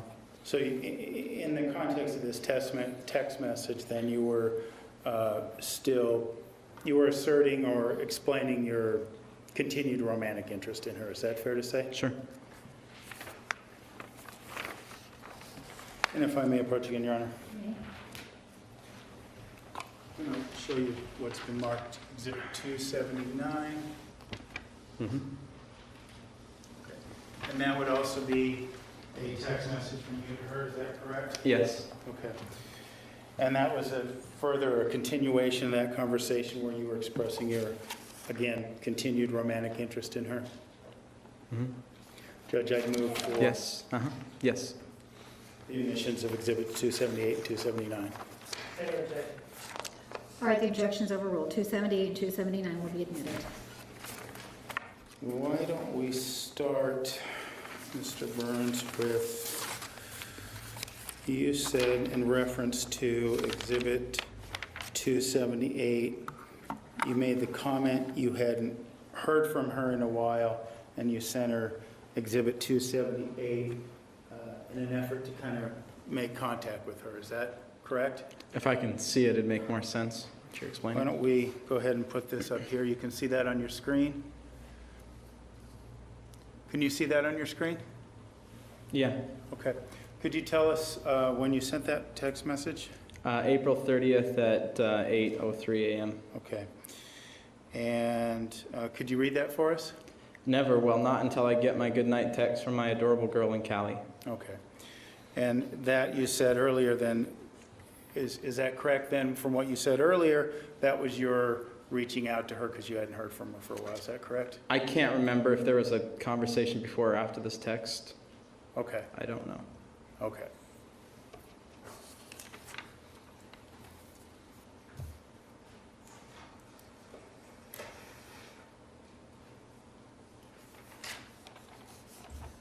I'm going to show you what's been marked as Exhibit 279.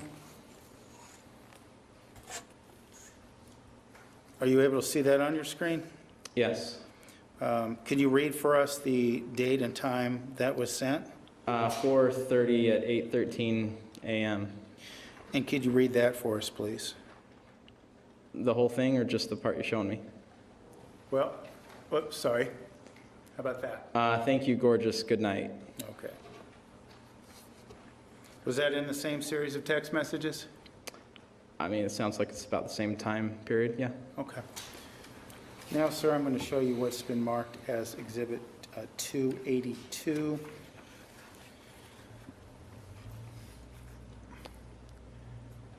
And this, again, from what you said earlier, this was another text message you sent to Ms. Arias. Is that correct? Yeah. Okay. And if you're able to, with your screen, could you read for us the day and time you sent that? May 3rd. Okay. And what time was that, sir? It says 7:09 a.m. Okay. And could you read for us your comment there? Just come and stay. And what was that a reference to? I'm sure we had talked about her coming and visiting at some point. She seemed to travel a lot. Okay. And you wanted her to come? Sure. Okay.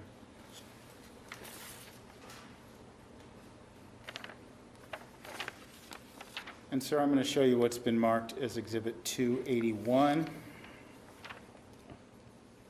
And sir, I'll just show you that first part, if you could be so kind as to tell us when you sent that text message to her. May 3rd, 7:19 a.m. Okay. And just so we're clear, as it relates to all these messages, we're talking 2008, because this is after you met her, correct? Yes. Okay. And if you could be so kind as to read the verbiage in that message. Good. So I'm getting closer to talking to you in. Okay. Okay. So, good. So I'm getting closer to talking to you into it. LOL. What do I have to do to seal the deal? LOL. Okay. So it sounds like there might have been some reluctance, whether over text messages or phone calls, for her to come up to see you. Is that correct? I never felt that way. I think if Okay. we read the other texts, I don't think we'd find that. But you imply in this text messages, well, you had to do something. You had to do something to seal the deal. What was that about? Yeah, just saying what I was saying, you know. I'm sorry, I didn't understand. What's your question, sorry? Well, I said, what was the point of that message? Why did you need to talk her into it? Yeah, I wanted her to come. Okay. But when I asked you a second ago if she was reluctant, you said you didn't sense that, so I didn't know. I never sensed that, and I think if we read all the texts, it might make more sense. Okay. Let me, again, look, if you could read the date and time you sent this text. The 3rd, 7:23 a.m. Okay. And could you read what you wrote there? You promise not to play hard to get when you get here, LOL. Okay. And just in case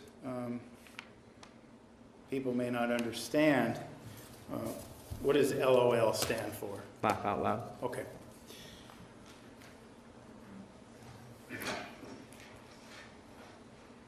Now, we talked earlier, sir, about, well, let me ask you this. Would you agree that those text messages that you sent her were flirtatious? Sure, yeah. Okay.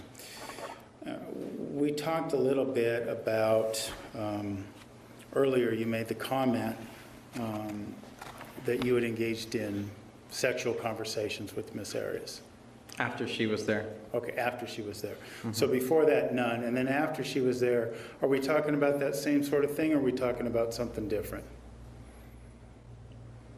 After she had visited, what's the same sort of thing? What are you referring to? Well, these flirtatious messages, talking about not playing hard to get, that sort of thing. Is that what you mean by?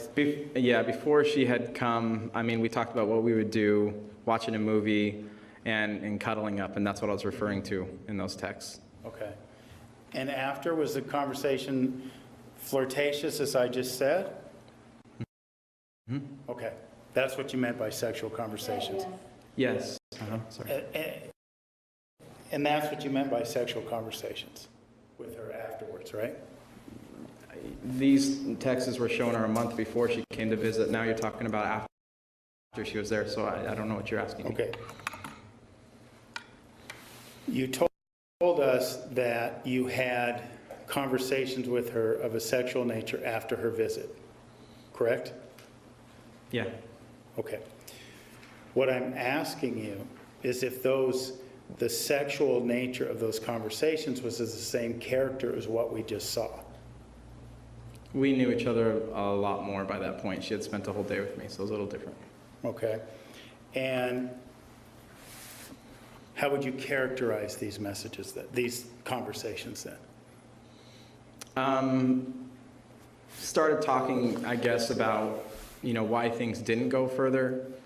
At one point, I kind of explained why, and she complimented me at some point. She also said she's a big girl, and she can take care of herself, that I didn't need to protect her feelings. Okay.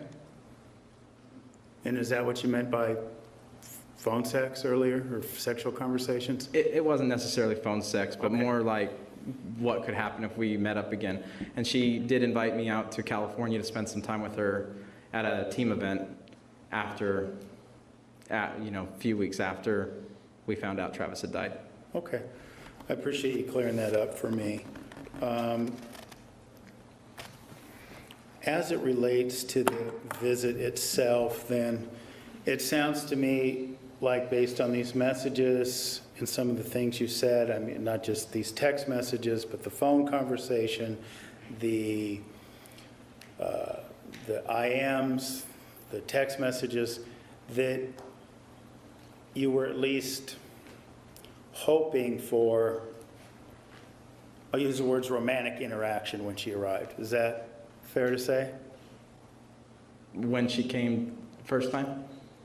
First, when she came to your House. Yeah. home in June of 2008, when she arrived on the 5th, you were expecting, maybe expecting's too big a word, you were hoping for a romantic interaction, right? We had talked about, joking around on the phone, whether I had to make a move if we were snuggling up, and she said no, she's a snuggler, and that's why I laughed, and that was part of the continuing conversation about how she said, would she have to play hard to get? She said she's a snuggler, and that's what that was all in context with. Watching a movie, snuggling up, that was Okay. what that was talking about. But then it sounds to me like, given what you said before, you found her attractive, correct? Yes. Okay. And you were interested in pursuing a romantic relationship with her, correct? Yeah. Okay. So it would be reasonable to assume that you were hoping for some sort of romantic interaction with her, be it kissing, and I'm not just talking sexual intercourse, I'm talking kissing, cuddling, what have you. That was what you were hoping or maybe expecting to happen when she got there in June. Is that correct? Now you're talking about before. My mind frame was in a different frame before she got there the first time, and then this after that. You say the first time, but I'm specifically talking about June 5th. Okay, when she came. 2008. Okay? Mm-hmm. And that would have been the first time you saw her since April, based on your other testimony. That would have been the first time you saw her since April in Oklahoma City, right? Yes. Okay. And you keep saying first time. Was there another time? That's what I mean. No, that was the only time that we had spent time together. Okay. Was June 5th to 6th, I guess, near Salt Lake City, at your home, in the various Cheesecake Factory and the various restaurants you went to, right? Yeah. Okay. So what I'm asking you then, because you kind of qualified it a little bit talking about the different trips, and so it got a little confused, but when she was coming to see you, you're expecting her arrival on June 4th, 5th, and she arrives on June 5th, excuse me. You were hoping or expecting a romantic interaction, isn't that correct? Snuggling up, getting to know her. I mean, I didn't know how much I liked her or not, and I figured meeting her personally, I would be able to decide whether I wanted to pursue anything further. So what I've explained is what Okay. I was hoping for. Getting to know her more, spend time with her. Did the visit meet your expectations? Were you Yeah. happy with her when she left? Yes. Okay. And so you testified as well that it sounds like you interacted with her for not quite 24 hours. Is that correct? About a day or a little less than a day when she left? Wednesday the 4th, when she was, it Well, it was. sounds like she arrived, based on your earlier testimony, she arrived at Thursday. Yeah, and I around wasn't 11. able to get hold of her on Wednesday, if that's Right. what you mean, yes. Yeah, but I mean, what I'm saying is you saw her Thursday Yes. around 11, 10 or 11 by your testimony, and she left the next day around what time? Maybe midnight 1. I'm not positive on the Okay, time so she it's left, a but it little was very more- late. A little more than a day. Yeah. Okay. But during that time, you saw nothing abnormal. No. She was acting very similar to the way she had in the past or in all her interactions with you. Yes. Is that right? Yes. And that was, other than the cuts on her hand, that was something consistent throughout your interaction with her. Is that correct? Yeah. Okay. And it was also true, I believe, what we were talking about this morning, that you also observed her being shy in public, yet a little more talkative and interactive in private. Is that correct? Yes. So that behavior was completely consistent as well. Is that right? That was the first time I saw it in public, so I wouldn't have had any reference point there. But yeah, Okay. I thought you used Oklahoma City as a reference point. 3 or 4 minutes. Okay. And I spent a lot more time, obviously, that night she came to visit with in public. But that was consistent, the phone interaction and everything else? Yeah. All consistent, all appeared perfectly normal to you. Is that correct? It seemed normal, yes. Okay. Thank you, sir. Thank you. Redirect.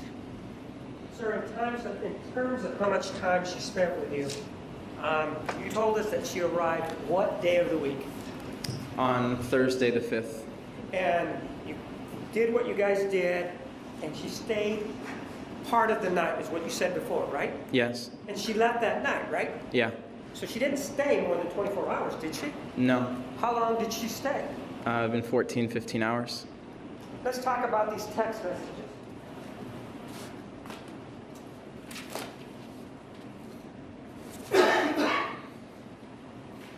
And I'll start with exhibit number 280. Take a look at the upper, right there. What does that say up there? That must be text 8 of 43. Where are the other texts? Are you hiding them somewhere? No. Are you texting yourself through these things? No. It's a conversation between both of us. Where are the texts from her? Objection, argumentative. Sustained. With regard to these, are you responding to her? Yes. And she's sending you things, right? It's going back and forth. And by looking at these, can you tell what she texts you in advance of number 8, which is exhibit 280? Not exactly what she said before, no. Could she can't have been remember. telling you, hey, we're going to have some good sex? We don't even know, do we? She never said that, but just, yeah, no, I don't know. what Any she said idea before. as you sit here? I can't remember, it's too long ago. Argumentative. Overruled. You may answer yes or no. What's your question? Any idea what this is responding to? Can't remember, no. 281. What's that? What, up here at the right? 9 of what? 9:43. Good. What are you saying good to? Something she said? Do you know what it is? No.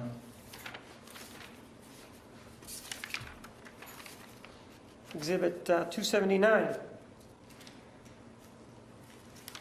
You're saying, thank you, gorgeous. What are you thanking her for? The conversation, chatting with her, I don't Do you know know for by sure. looking at this what you are thanking her for? Yes, and he just answered. Overruled. You may answer. The conversation we had, and I don't know exactly What what, was she I'm referring saying in to. that conversation as you look at this? I'd need to read it to remember. Argumentative narrative.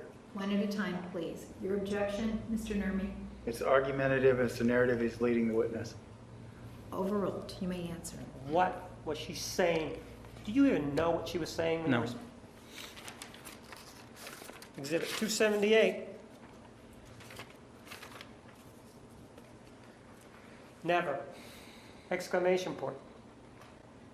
What do you never? I have no idea. And if we take a look at these with 278, what's the date on that one? It's May 30th. The What? time just doesn't seem consistent No, with our conversation. Take a look at it again. What's the date? April 30th, And what's the number at the upper right-hand corner? 23 of 43 text messages. And then if we take a look, and the time, take a look at the time. 8:03. In the morning? Yeah, Then if we take a look at exhibit 279, look at the date. yeah. Is it the 4:30. same date as the previous one? 278? Yes, same date. What's the time? 8:13, That's later, right? right?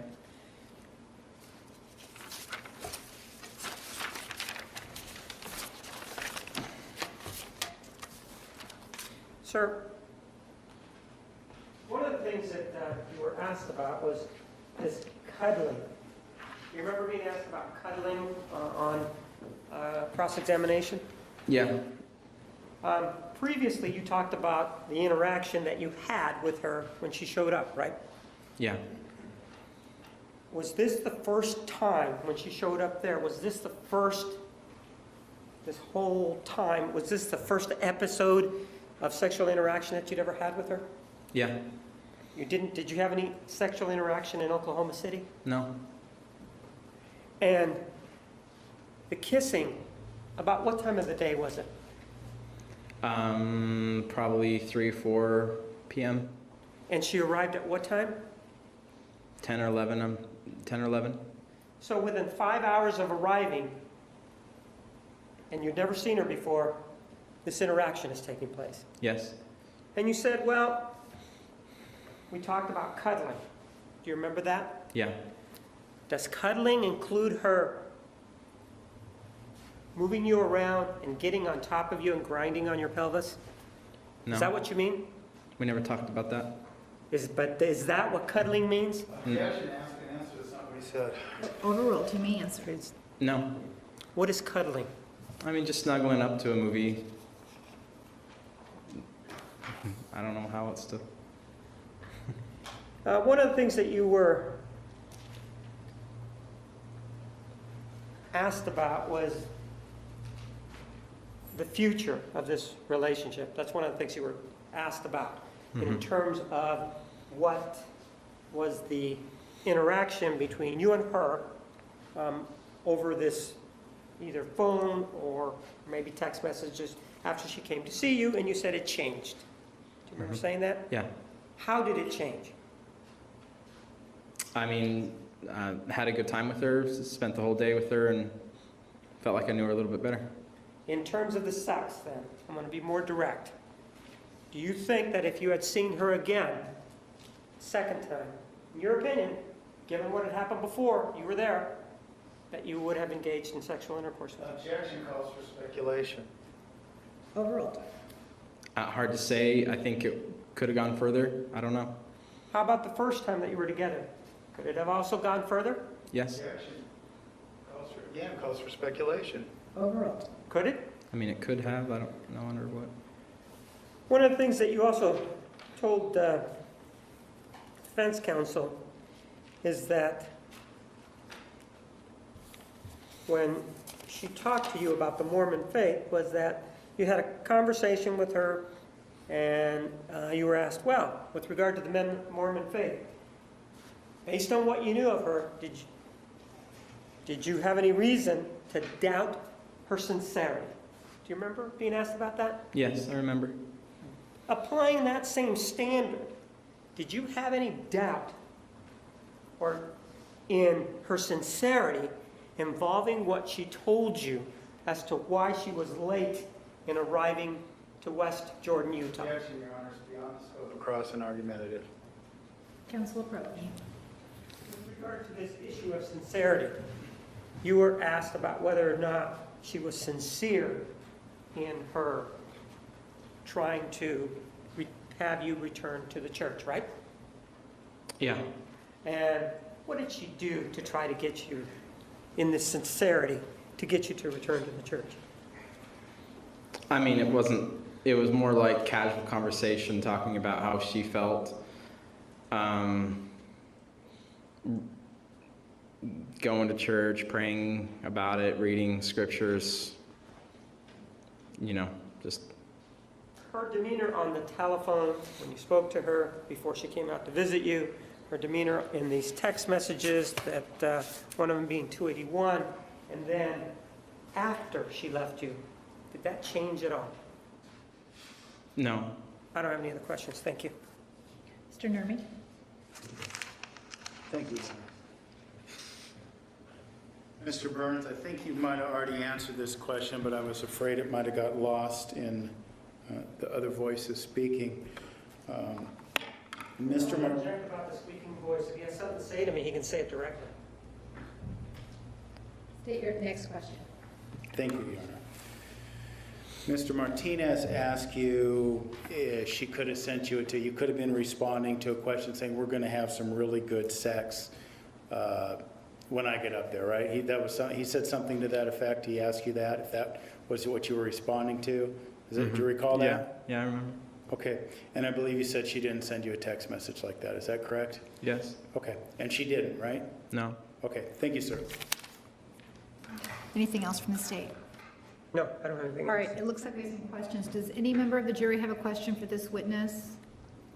Looks like there are some in the basket. I don't see any other hands. Counsel, please approach. All right, Mr. Burns, the jurors have some questions for you. Where did the information about Travis Alexander being a flirt come from?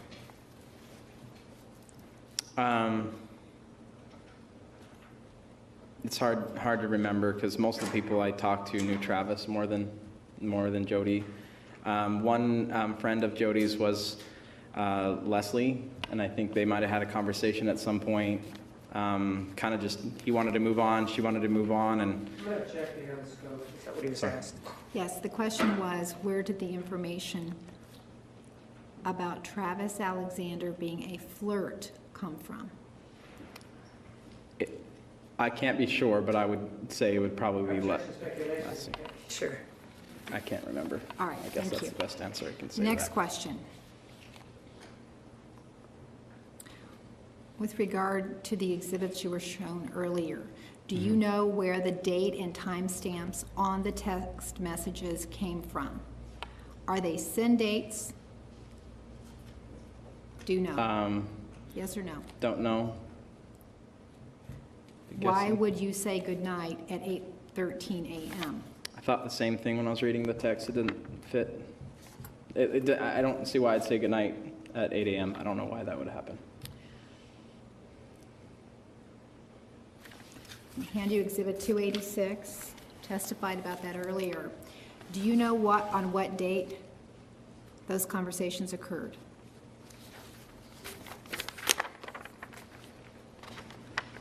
This was either an instant message conversation we had before she came over to my house, or maybe the 8th or the 9th, before anybody knew Travis had been killed. This was a conversation, I think that's when this one is. It's a few days after she had visited me. Follow-up from the state? No, thank you. Mr. Jeremy? I do, Your Honor, briefly.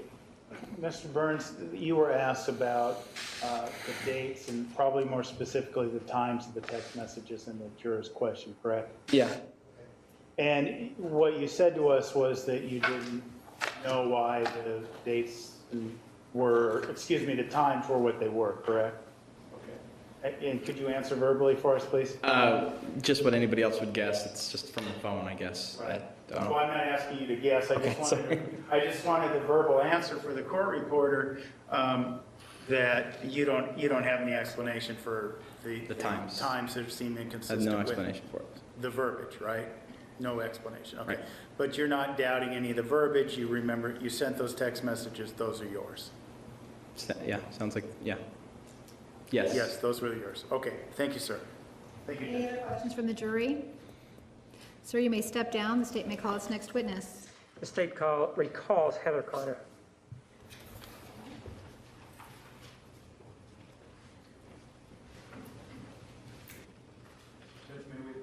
You may. Ladies and gentlemen, we're going to take a 10-minute recess at this time. Please be back in the designated area at 2. All right, I'm going to say something. So basically, this is, I condemn any kind of bullying, and I understand people have gone through different hardships, and that is not nice, of course. And in my opinion, it's best not to compare apples to oranges. And here we are simply in a safe space, in a controlled environment, where the person isn't present. They'll never see these chats. And you know us, we have never gone and attacked real people and bullied actual people. We're not even bullying anybody in those situations. We like to come up with comebacks and stuff, especially if we get attacked by trolls for real. And this is a good exercise to certainly attack in self-defense trolls if they were to attack us. But really, overall, this is a place where people can joke and have fun in a safe, controlled environment, and not actually go out and do that to anybody. All right. So, yeah, the intentions were satirical purposes. It was not for the actually bullying anybody or attacking people, whatever people thought. Hoagie says, of course I don't want to trigger Hazel or anything, but we are just trying to make each other laugh. Yeah, we're just doing this for a laugh. We don't want to trigger Hazel. She's very sweet, cool people. And yeah, it would just, some people like certain attributes of the channel in certain ways, and this is certainly a place where people could have fun and have a good time in those ways.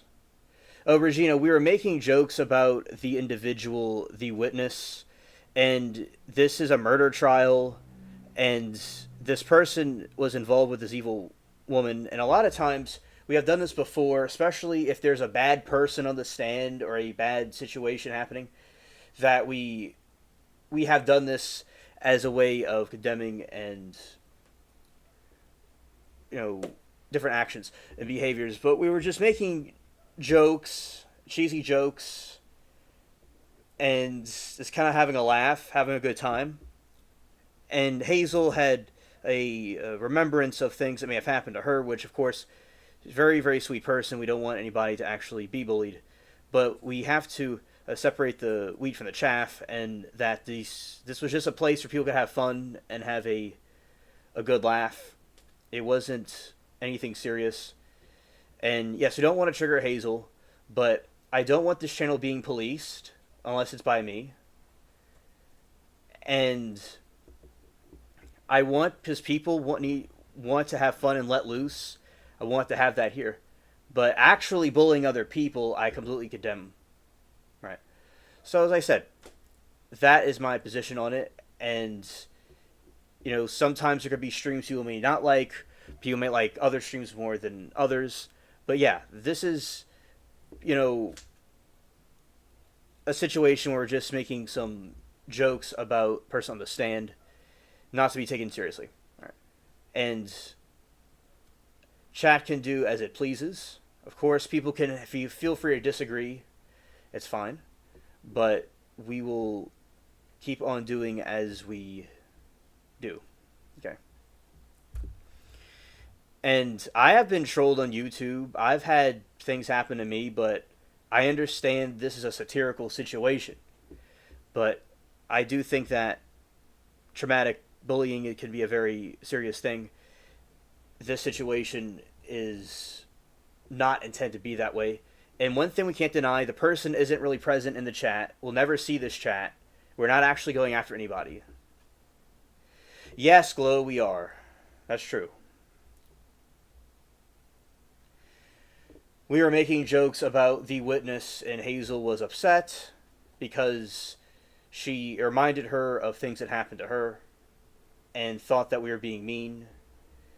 And of course, when the person's not being present, I understand it's being mean, but the person's not really present.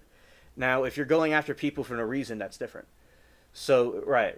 So, as I said, I respect all people, and people don't like it. That's okay.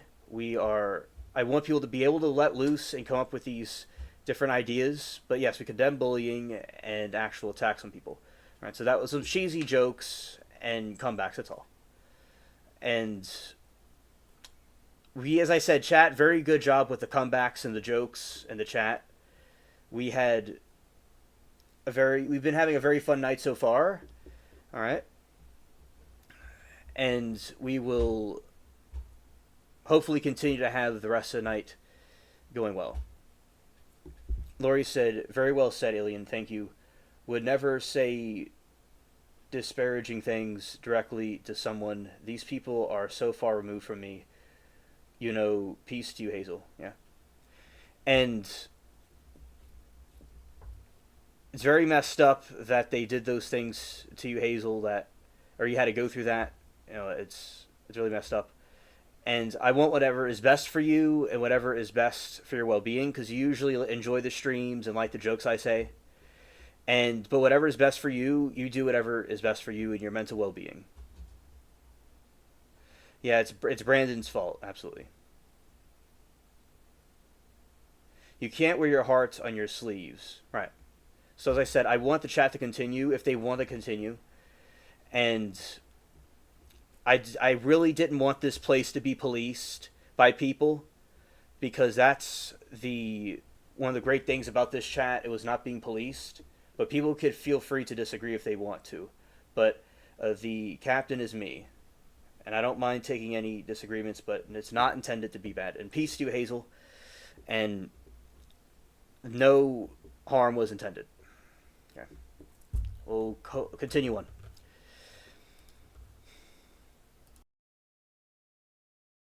(2:35 p.m.) and we will start promptly at that time. Please remember the admonition. You are excused. Please be seated. The record will show the presence of the jury, the defendant, and all counsel. Judge, you know, I indicated that I was going to call Lieutenant Connor. I have other people waiting to be quicker, so I'm going to call Maureen Smith. Please come forward to be sworn. Can you spell your first and last name? Maureen, M-A-U-R-E-E-N, Smith, S-M-I-T-H. Raise your right hand. You do solemnly swear the testimony you're about to give will be the truth, the whole truth, and nothing but the truth, so help you God? I do. Thank you. Your name Maureen Smith. and who do you work for? I work for the Mesa Police Department's Forensic Services Lab. And what do you do there? I'm currently a forensic latent print examiner too, so my main job duties are to compare latent prints collected from crime scenes to known ink prints, to compare ink print to ink prints, and to process evidence. As part of your duties, do you also have people come in, or do you go to people and then take their known fingerprints and affix them to a sheet of paper for later usage? Yes, we do. Take a look at Exhibit 294. Is this part of your work? Yes. And when did you complete that work that's on that paper? These prints were taken on June 17th, 2008. And the individual whose prints appear there and that you took, is that individual in the court today? Yes, she is. Tell me where she is seated and what she is wearing. She is seated at the table at the far end. I'm sorry, I can't see what she's wearing, but she has glasses on. Your Honor, may the record reflect the identification of the defendant? Yes. And those are what? Are they her fingerprints? Are they more than that, or what? These are what we call live scan 10 prints. Instead of using ink, I used a computer system in which I take the top part of the finger and I roll it over a clean piece of glass. The computer takes a digital image of that fingerprint and transports it directly into the database system. And that's what you have there. That's correct.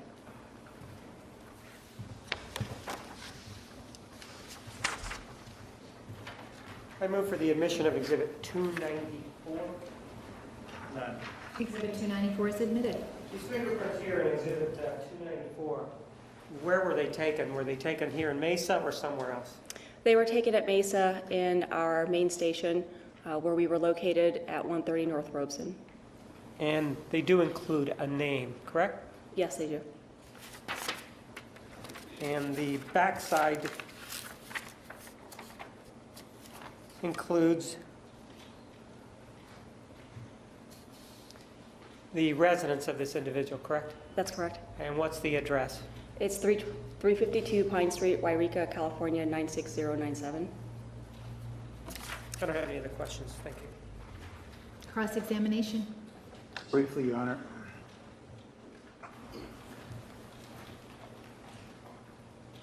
As it relates to this fingerprints, what were the circumstances of you obtaining them? I was informed actually by latent print examiner Connor that Detective Flores would be bringing in a couple of individuals to be fingerprinted, and that he requested to have their fingerprints not only put into our live scan system, but also to have ink prints taken. So we were doing them as part of the case investigation. Okay, I should be more specific. Did Ms. Arias come in and provide you the opportunity to print her? Yes, she did. Okay, thank you. Any redirect? No, thank you. Any questions from the jury? Thank you. You may step down. The state of Kevin Biggs. Can you spell your last name? Biggs, B-I-G-G-S. Raise your right hand. You do solemnly swear the testimony you're about to give will be the truth, the whole truth, and nothing but the truth, so help you God? Yes. Thank you. Your name, sir? Kevin Biggs, And who do you work for? Mesa Police Department. What do you do for them? I'm a forensic latent print examiner too. Are you the same, do you do the same sort of work as Maureen Smith? Yes. Did you have occasion to fingerprint somebody by the name of Jodi Arias? Yes. Is she in the courtroom today? Yes. Tell me where she is seated and what she is wearing. She is seated to the table to my left and has a black long sleeve shirt or jacket on. Your Honor, may the record reflect the identification of the defendant? Yes. Take a look at Exhibit 293. What is this?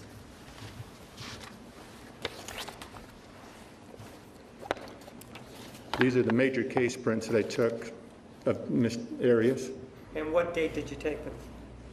on 6/17.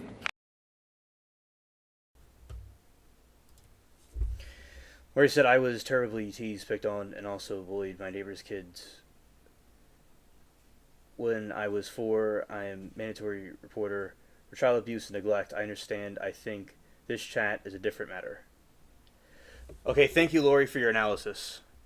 And yeah, like I had, similar to Churchill and King George VI, sometimes if I'm not watching, I'll have a slight stutter to me. It's gotten better as I've gotten older, but yeah, like I have, and people kind of mess with me with the stuttering thing. I mean, and also on YouTube, there's lots of trolls that had a field day with me just because they had hatred for me, because I'm a wonderful alien. So yeah, it's like, we're against bullying. It's like, okay, Dave Chappelle or Eddie Murphy or these like comedians, they'll say stuff like this. It doesn't mean it's the same thing as actually doing the attack. But of course, trauma can be triggered in many different ways, I understand. I just want to emphasize what we're doing here. Exactly. All right, so I was terribly, people also bullied my neighbor's kids when I was a mandatory reporter. And that's very good that you do that, Lori. It's very that you're reporting those type of situations. All right. And Moki said, when I was middle school, mean girl made up a rumor that I stuff my wrong kids would sneeze when they walk by me. Yeah, just kids can be really mean. Yeah. We've all been through things. You know, I think we've all been through things. Yeah, Glow, I know that's Baker's making cash money with that. I know, right. And some of the ideas I got from the weight jokes was from that. It was from the Nutty Professor. So, yeah, it's like, even like comedians do it. So that's the intentions of it. It was not like, and I will say that if y'all see me in LC or any other chat room bullying and attacking people for no reason, I mean, I've never done anything like that. And also, Hazel has said countless times how much she liked the stream and how she felt good and had a place to be and she felt she had company. So it's like, I didn't all of a sudden grow horns and wings and become evil all of a sudden. No. It's just a comedic circumstances. Right. Okay, that's a fabulous. I've lost 60, another 40 to go. That's basically a person. All right. But as I said, people are free to disagree with us and debate and argue. That is fine too. I just want to make clear what our mission is here. All right. Now we'll continue.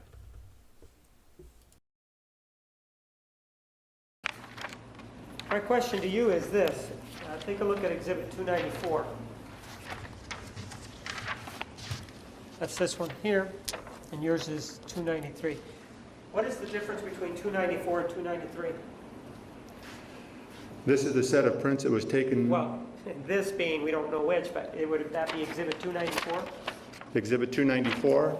Yes. Yeah, are the prints that were taken on the digital computer were digitally collected by Maureen Smith. All right. So they were taken on a computer, right? Correct. What's the difference between that one and the one that you took? Number 294 is also a 10 print card. My prints were taken with ink and paper the old-fashioned way, and they are major case prints, so they include palm prints and joint prints also.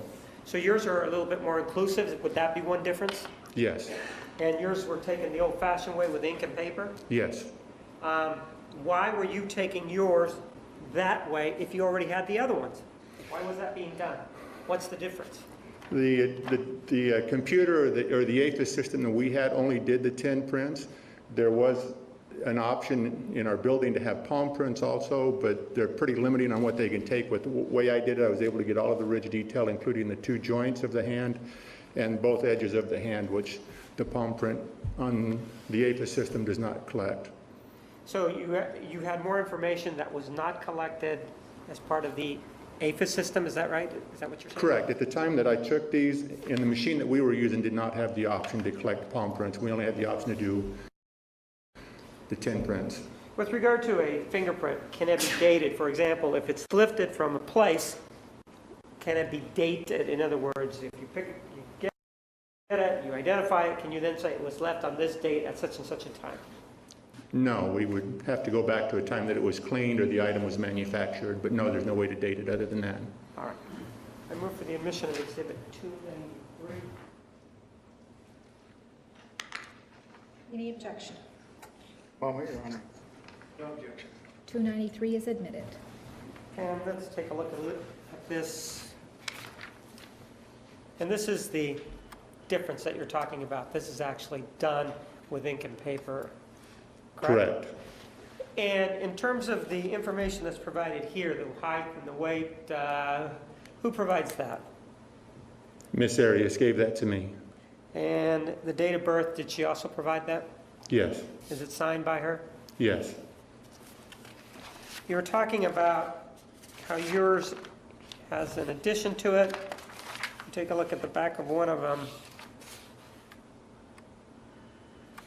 What are we looking at here? That is the left palm print.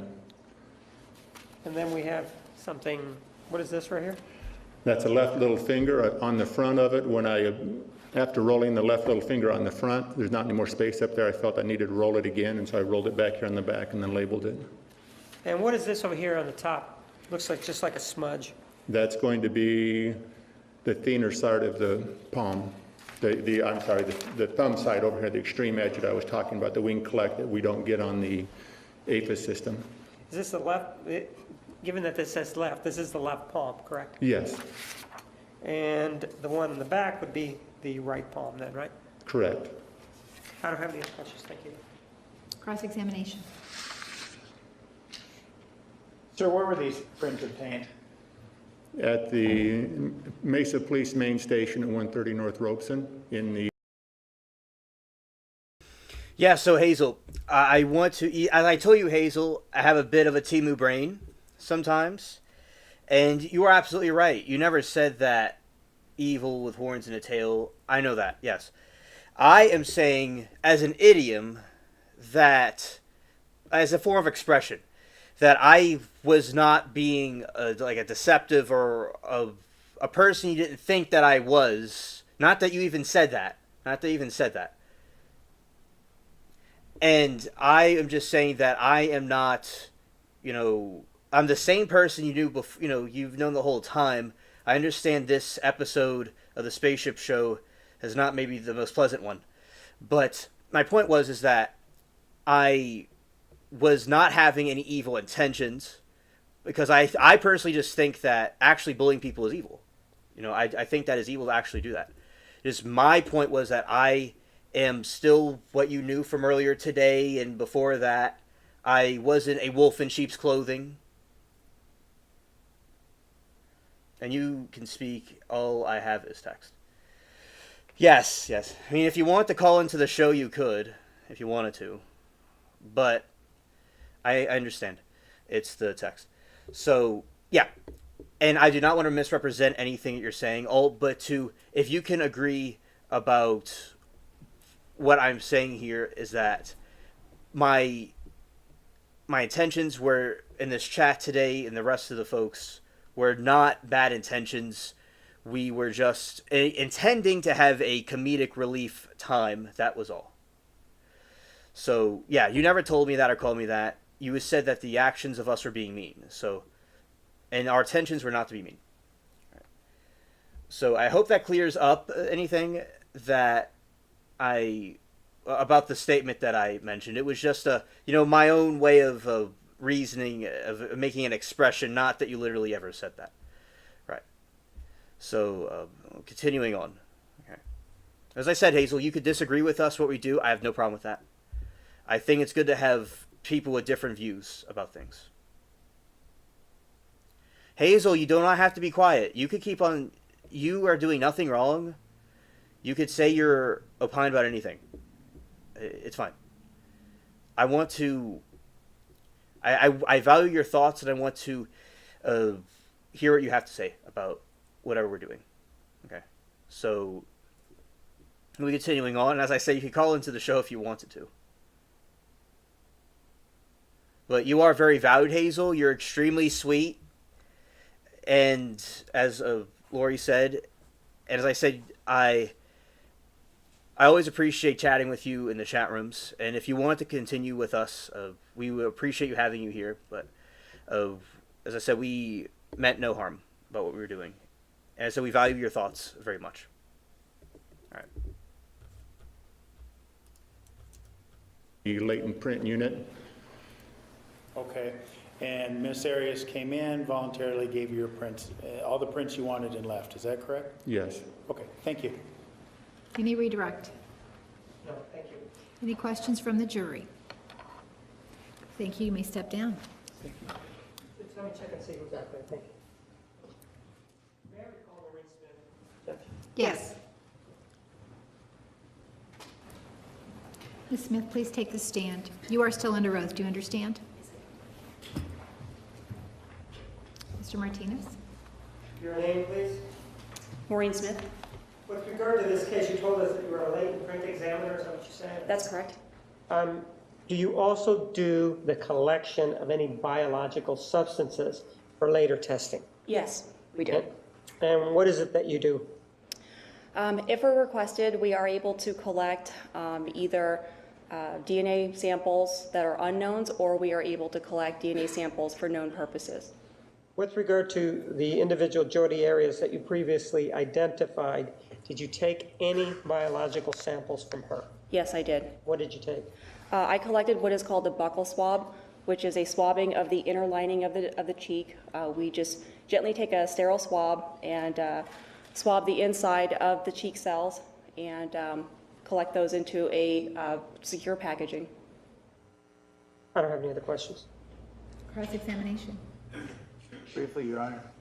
Ms. Smith, you just testified earlier that Ms. Arias came into the station, gave you her prints, and departed. I take it the buccal swab was obtained the same day in the same manner, is that correct? Yes, it was. Okay, thank you. Any redirect? No, thank you. Any questions from the jury? Thank you. You may step down again. The statement calls Heather Connor. Ms. Connor, you are still under oath. Do you understand? Yes, I do. You may proceed. Your name, please? It's Heather Connor. Ma'am, last time we were here, we were talking about exhibit number 139. Do you remember talking about this? Yes, I do. And specifically with regard to this, what are we looking at? This is the west wall of the hallway between the master bedroom and bathroom, and it's showing a piece of wall that has a square drawn around it. And you actually seized that square, right? Yes, I did. And that would be exhibit number 239, correct? Yes.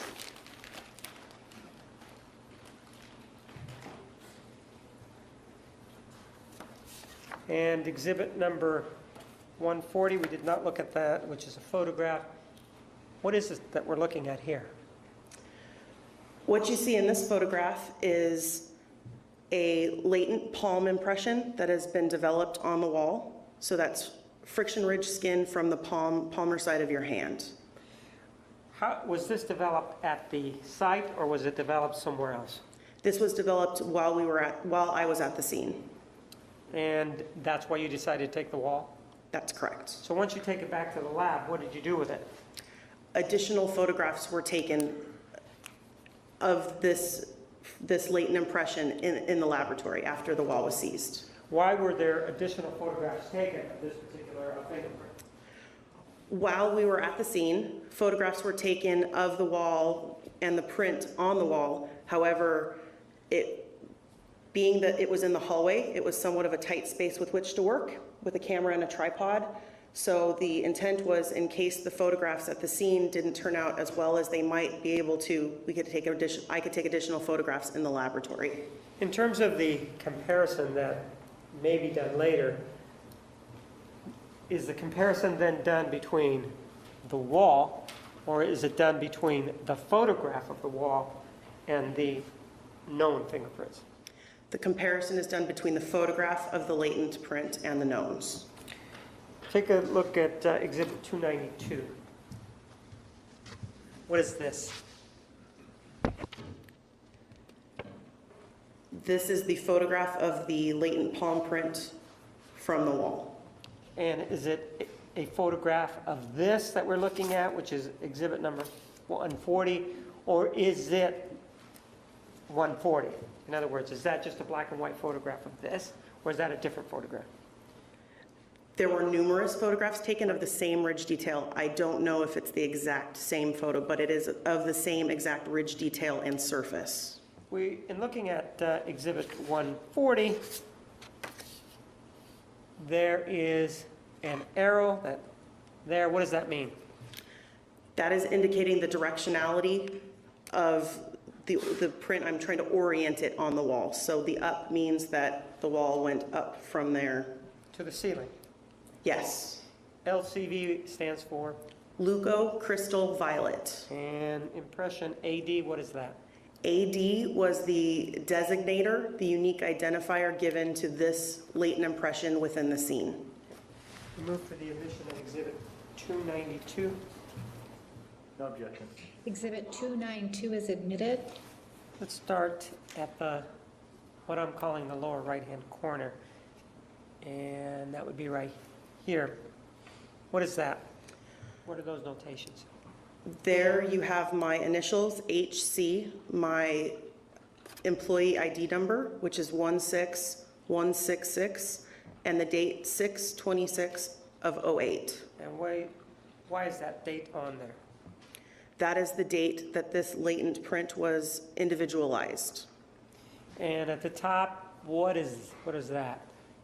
169A, what is that about? That is the designator that was assigned by me to the latent print. The latent print is now latent impression 169A. Even though down here we have impression AD, it's the same one. It is. And the second page is, this is exhibit, is that just the back of it? Yes, that's the information that was that's on the back of the photograph. Did you have occasion to compare 292 to, first of all, exhibit 294, which looks just like a 10-print card? Did you do that or not? No, this was not compared to this record. Okay. How about exhibit 293? Did you work with this?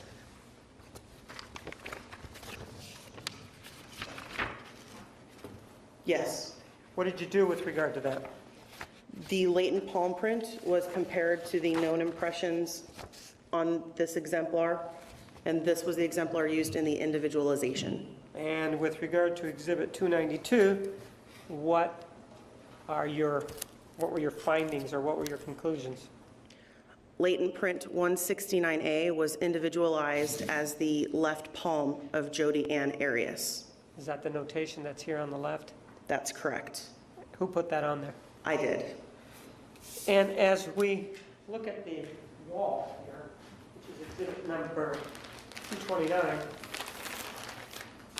which is the top, this one or this one right here with the little insignia? May I see it, please? Sure.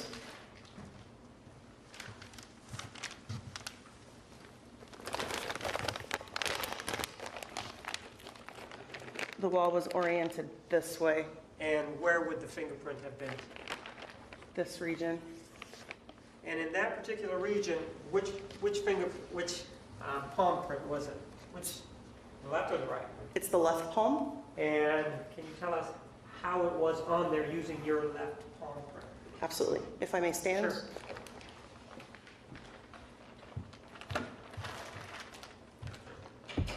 It's this region of the left palm Okay. in this direction. So if we remember go ahead and keep your arm that way. If we remember our directions, your fingers would then be in a northerly direction if we look at the diagram, right? That would be correct. And then the bathroom would be behind you, right? Yes. Thank you. You also have occasion to impound exhibit number 217.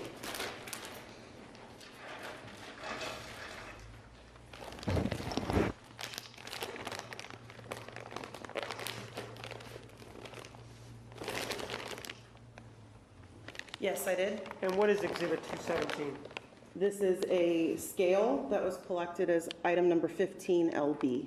And was this in the bathroom? Yes, it was. Is this the one that has the glass, or is this the one that's glass? This has a glass-like top. All right.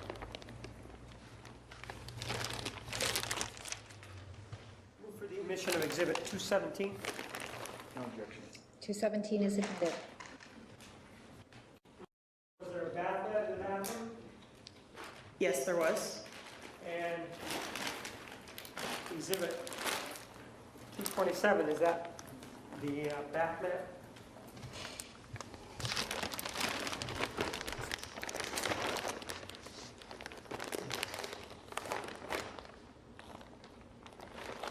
Yes, it is.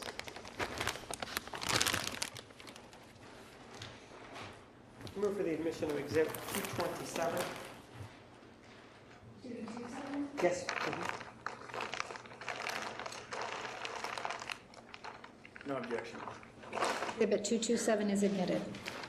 And looking at the photographs, you notice that there was, on the bed, do you remember that there were some items on it? And I guess I can show you a picture of it.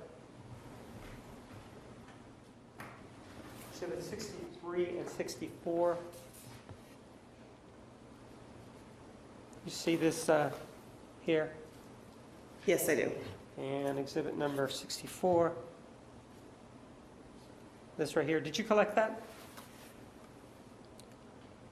I don't think so. Take a look at exhibit number 212.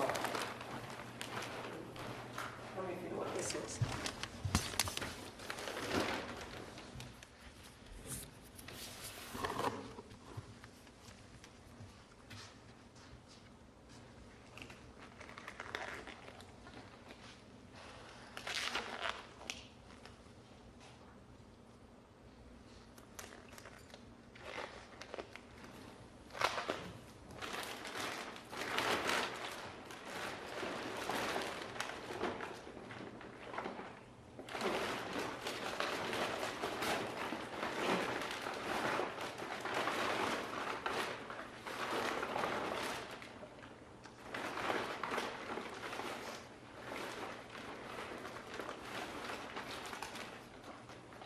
What is that? These were the items that were collected out of the dryer.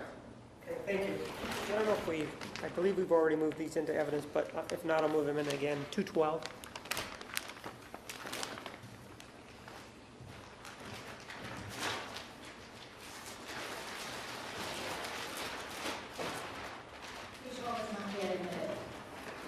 I'll move it to 212. 212 is admitted.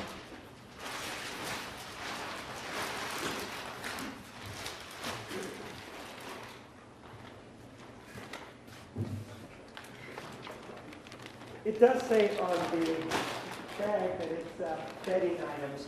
Exactly what are we talking about with regard to exhibit 12? I don't recall every item in there, but we went over them on Thursday of last week. There's sheets, another type of sheet item that has buttons on it. From personal experience, I think I would say it's a duvet cover, something along those lines, towels and the like. All right.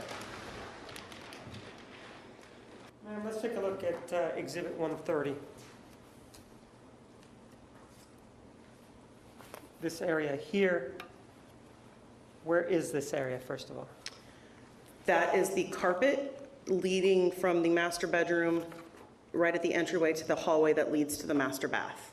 And Exhibit 131 shows us what?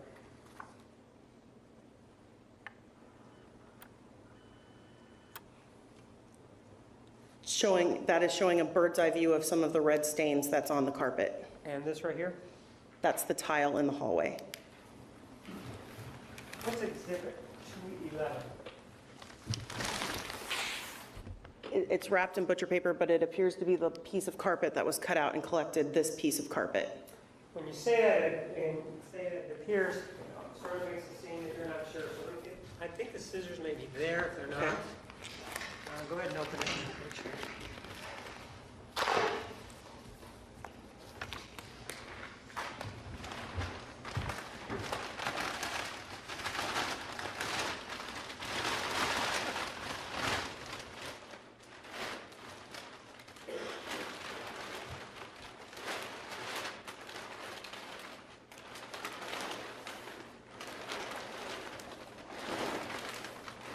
This is the piece of carpet. I can see some of the staining on the interior fold.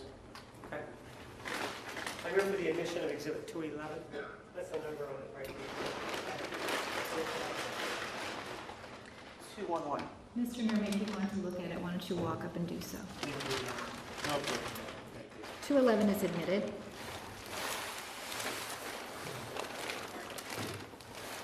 If you could hold it up, I think, so that we could all look at it that way.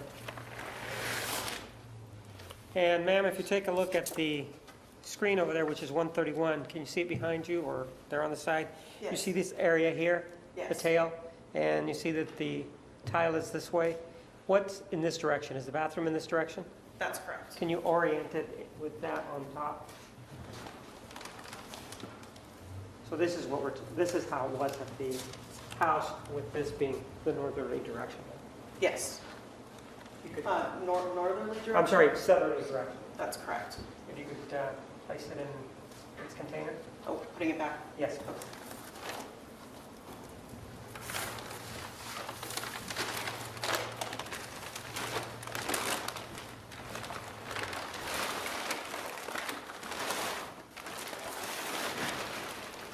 I don't have any questions. Thank you. Cross-examination. Thank you, Your Honor.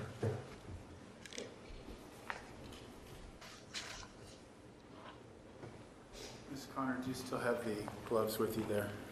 Yes, I do. Okay. I believe last week, one of the things you did is you testified about the contents of the washing machine. Do you recall that? Yes. Okay. And we saw, well, several things in there, but one of the things we saw was a camera, correct? Yes. Okay.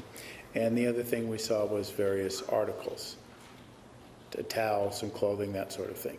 That's correct. Okay. Let me draw your attention back to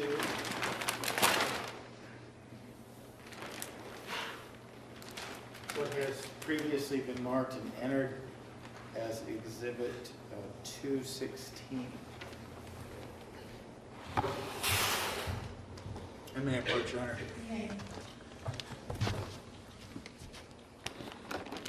Ma'am, if you could be so kind again, if I recall correctly, last week you testified that you believed the towel in that laundry had been bleached. Is that correct? If I recall, I was asked if I was familiar with what bleach would do to an item of clothing and whether this resembled what I was familiar with, something along those lines. Okay. And I think you gave us the opinion that you believe that that towel had incurred bleach. Is that correct? Or had encountered bleach, perhaps? Had been bleached. I don't know if it has been bleached. There's certainly, from personal experience, knowing what bleach does to clothes, it resembles what bleach would do to an item of clothing. If you could do me a favor, if you could look through, take them out if need be, look through them and see if you see any other item that has any evidence of being bleached or having contact with bleach. Could you do that for us? Certainly.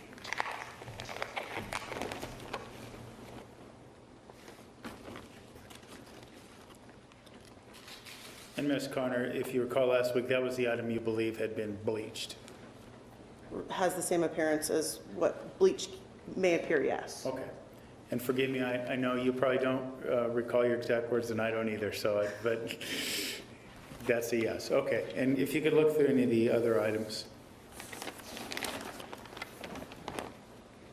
And you're holding a sock. Is there any appearance of bleach on that sock?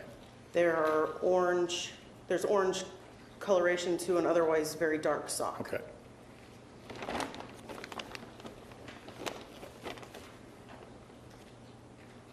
And you're holding up another sock.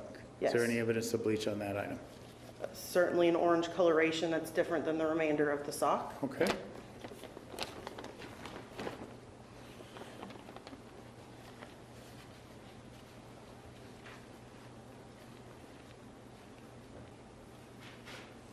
There's different coloration on this shirt, but I don't know the cause of that. And I believe you testified last week that that was a tie-dyed shirt, that appeared to be a tie-dyed shirt, correct?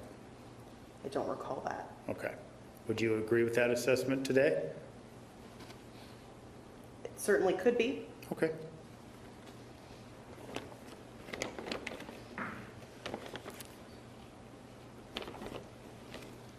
And ma'am, I see you're going through many items. Are you not seeing?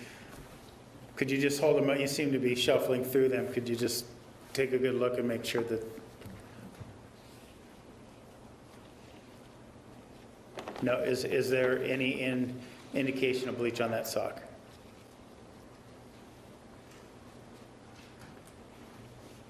Not that I see. Okay. And you have another sock. Is there any indication of bleach on that? No, sir. Okay. And the undergarments? I can't suppose speak that to might be whether it's hard been to bleached. tell, It would be yes. difficult to tell, in my Fair opinion. enough. Don't appear to be anything on Okay. that sock.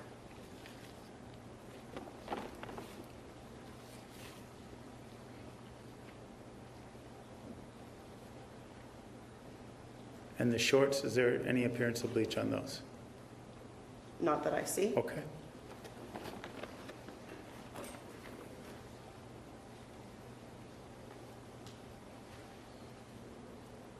And the t-shirt you're holding?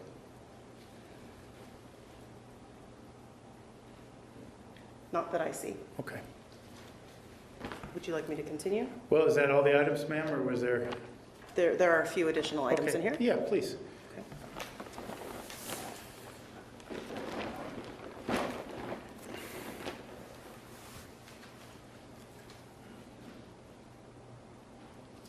I don't see anything on this. On this sock, correct?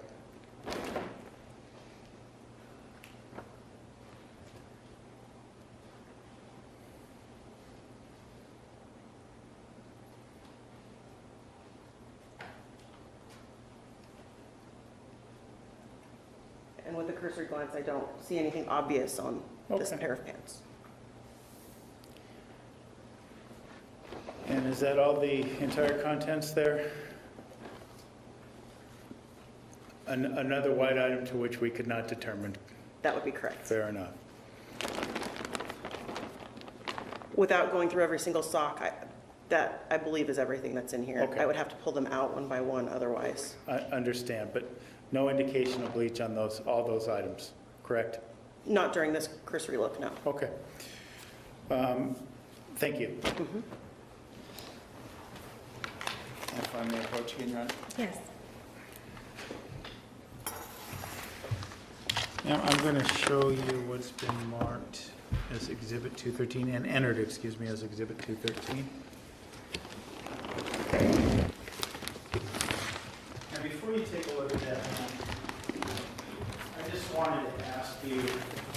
question about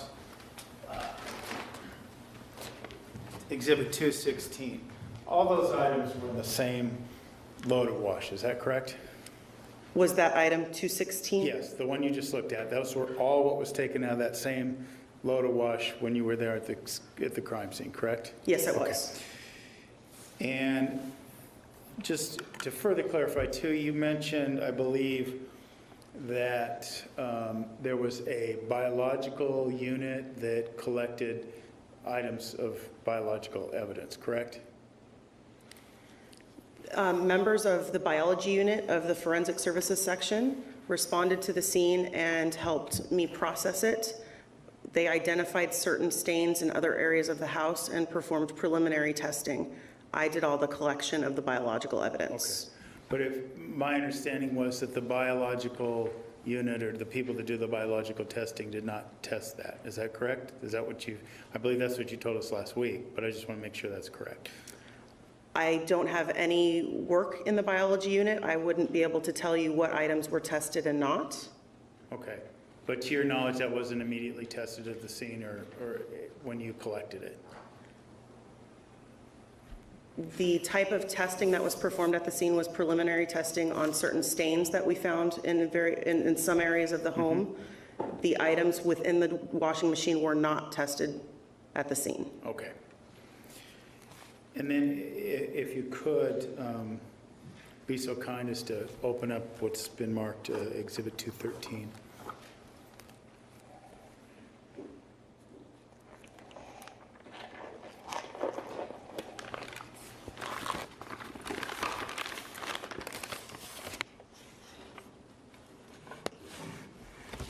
We have spilled some water. Excuse me for a moment. Okay, and that is the camera bag, correct? This is a camera bag that was collected from the loft area of the residence, yes. Okay. Inside that bag, was there a strap associated with the camera?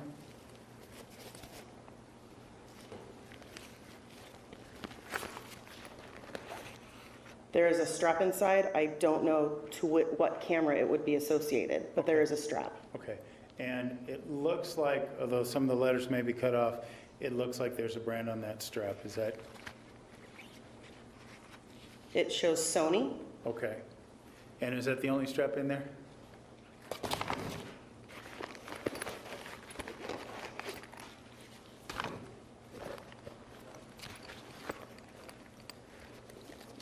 Inside the bag, yes, there's a strap on the bag itself.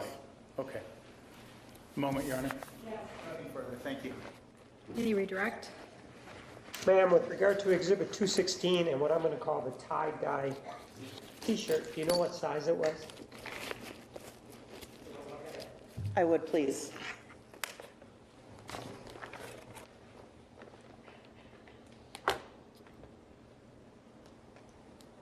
What size? This is marked an M for medium. How about the other white T-shirt that was there? That is marked L, large. Ma'am, you also were asking, or you were asked about who collected the biological evidence at the scene. Do you remember that? Yes, I do. With regard to, I'm looking at the photograph, Exhibit 140, the fingerprint. Objection, Your Honor. This is beyond the scope of the cross. I asked her about the collection in the washing machine. I think he was asking her about the collection at the scene and how it was done. That's what he asked her. Council approach. Ma'am, with regard to the collection of any biological substances at the scene, did you do that? Yes, I did. With regard to this photograph involving the palm print number 140, did you collect or check this area for biological substances? This particular area, the piece of wall containing the print was cut out, and there was testing performed after the fact, but not at the scene. Okay, so it wasn't done at the scene, it was done somewhere else. That's correct. And you didn't do that though, right? I did not. Okay. I don't have any other questions. Mr. Nurmi? I have no questions. Any questions? Looks like we do have a question from the juror. Any other questions from the jury for this witness? Counsel, please approach. Ms. Connor, the jurors have some questions for you. Why was the towel not tested for bleaching?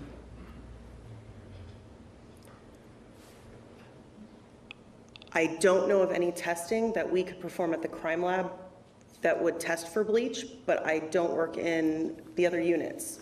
I don't know the answer to that question. Was there a wrist or neck strap on the camera in the washing machine? Would it be possible to see the photograph of the item that we've seen prior? Mr. Martinez? Exhibit 11. Exhibit 12. Exhibit 13. Exhibit 14. Exhibit 15. And Exhibit 16. It does not appear that there is a strap on that camera. Is every inch of all surfaces tested for prints? No, it is not. How are decisions made to test or not test a given area? For example, were the walls dusted from floor to ceiling? The walls were not dusted from floor to ceiling. A determination is made based on training and experience of the latent examiners and crime scene investigators that are at the scene regarding what areas will be processed for latent prints. In this case, along the hallway walls, for example, there was a wide swath of the wall that was tested. I would estimate from knee height to approximately neck, chest level. The areas that would most likely be touched with regular handling or movement around the house. It's not feasible for us to be able to process every inch of the house from floor to ceiling. So we examine the scene and determine what areas are going to be the most probative and likely to yield latent prints. What type of key is needed to unlock the master bedroom door? I don't know that. Was the knife that was used in this crime recovered at the scene? I don't know that either. There were knives that were collected from the scene. I cannot speak to whether or not they were involved. Follow up from the state. Thank you. Looks like we have an additional question. Counsel, please approach. Ms. Connor, how long will a print last on a surface if it is not washed or disturbed? The answer is possibly indefinitely. There is no way to date a latent impression. You can consider things such as the date of manufacture of an item, such as a soda can. Obviously, the print could not have been left before the soda can was made or created.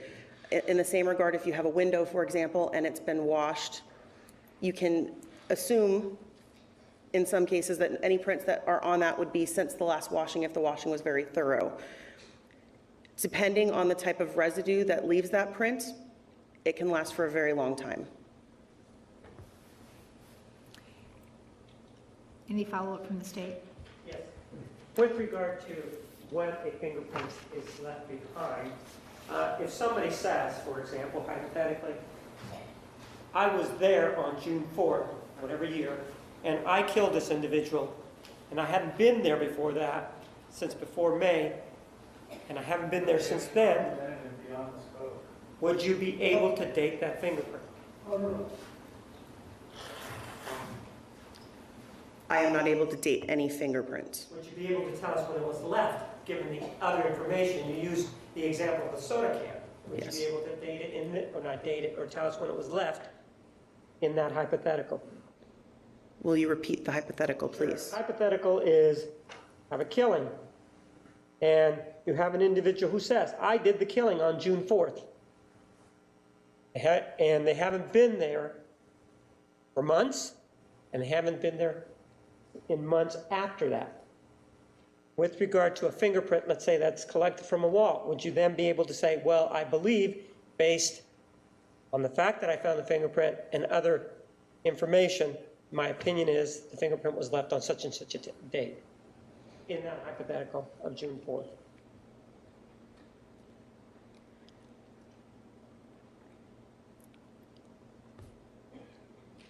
It depends on other circumstances within the case. If I have information regarding what potential type of residue or substance a print is left, and there's enough information, I may be able to guess. Assume that you have the information that's left behind with regard to Exhibit 140. Assume that's the information you have. The latent impression that was called 169A when it was compared, or impression AD, was developed with a chemical that we use in situations where we believe there may have been a print that is left in blood, for example. Because it does not react with the normal constituents of fingerprint residue, it's possible to draw some conclusion, but I still wouldn't be able to give you an exact dating of a print. What conclusions can you draw?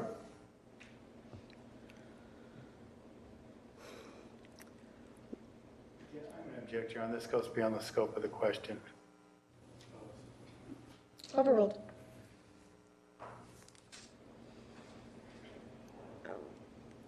This particular chemical was used to process that area of the wall because we saw a great deal of red stain, because I saw a great deal of red staining in that area. My belief that it was possible that there could be a print on the wall that could be in a biological substance such as blood. I used this chemical because of that, with the belief that if any prints were developed with the chemical, they may have been left at the time of the crime. Anything else? Mr. Nurmi? Any other questions from the jury? Thank you. You may step down. Mr. Martinez? The state calls Esteban Flores to the stand. Detective, you are still under oath. Do you understand? Yes, I do. Your name, please? Esteban Flores?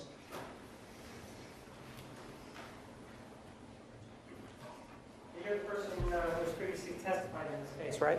Yes. You're the case agent, right? Yes. And previously, we discussed a conversation that you had with the defendant telephonically on June 10th of 2008, correct? Yes. Did you also have a conversation with her after that? Yes, I did. Did you have a conversation with her on June 25, 2008? Yes, I did. That would have been approximately 2 weeks later, correct? Correct. What was the purpose of this second call? Follow-up questions, and we had gone through with the investigation, and more information had come in at that point. And did you initiate this call, or was this also in response to her calling in? I don't remember exactly, but I remember her calling me a few times, and I was trying to get a hold of her as well, along with calling other people at that time. Was this tape recorded? Yes, it was. And during this conversation, did you have more pointed questions about her relationship with Mr. Alexander? Yes, I wanted to clarify the relationship. Sir, with regard to how they met, did you address that issue with her on June 25 of 2008 on the telephone? Yes, I did. I'll show you exhibit number 310 for purposes of record keeping. This is clip number 8. Yes. And you've seen it before we came here today, correct? Yes, I did. Move for the admission of exhibit number 310. Judge, I'm still reviewing the excerpt, so it'll take a moment. It's rather... Yes, you may take a moment. No objection, Your Honor. Exhibit 310 is admitted. How long did you guys actually know each other? We met in September of 2006 at the MGM Grand. 2006.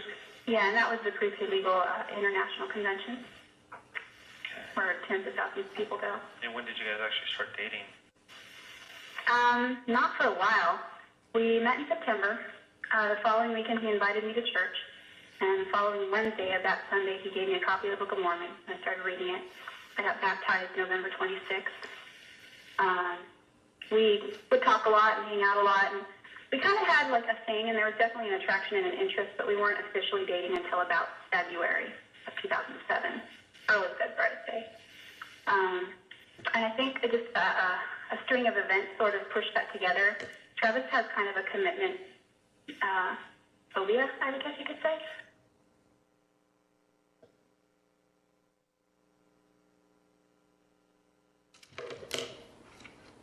Sir, did you then discuss with her the breakup? Yes. I'm going to show you Exhibit 309, clip number 9. And is that the one that discusses that? Yes. This conversation was quite lengthy, wasn't it? Yes, it was. Was it approximately an hour and 45 minutes? Right about that. I move for the admission of Exhibit 309. Brandon is admitted. And so, Down here. no, I didn't move down actually until June, which was right about the time we broke up, ironically. She went in June of 2007, and you guys broke up soon after. Yeah, we broke up right about the same time. Did you also ask her about the reason for the breakup? Yes, I did.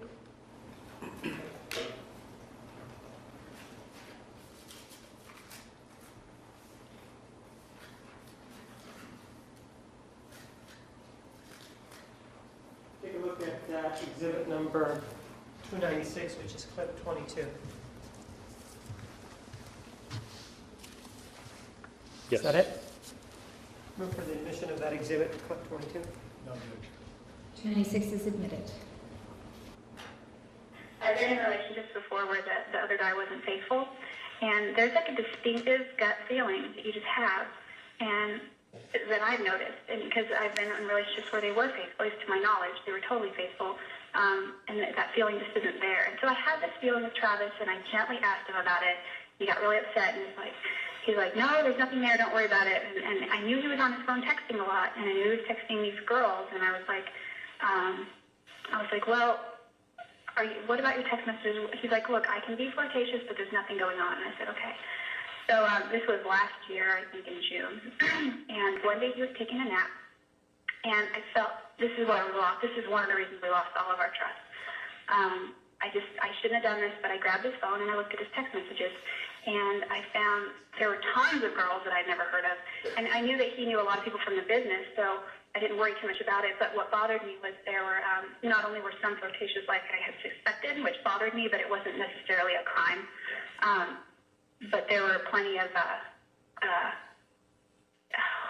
there were like plans, like things like, well, where do you want to meet? Well, I don't know, wherever the best place for us to make out is, And I was like, what? Oh my gosh, we'd been dating for a few months at this point, and he always said, well, we're not dating anybody else, and to him that was, I think, reasonable enough, because I think in his mind he was making out with other girls, but he wasn't dating them, was okay.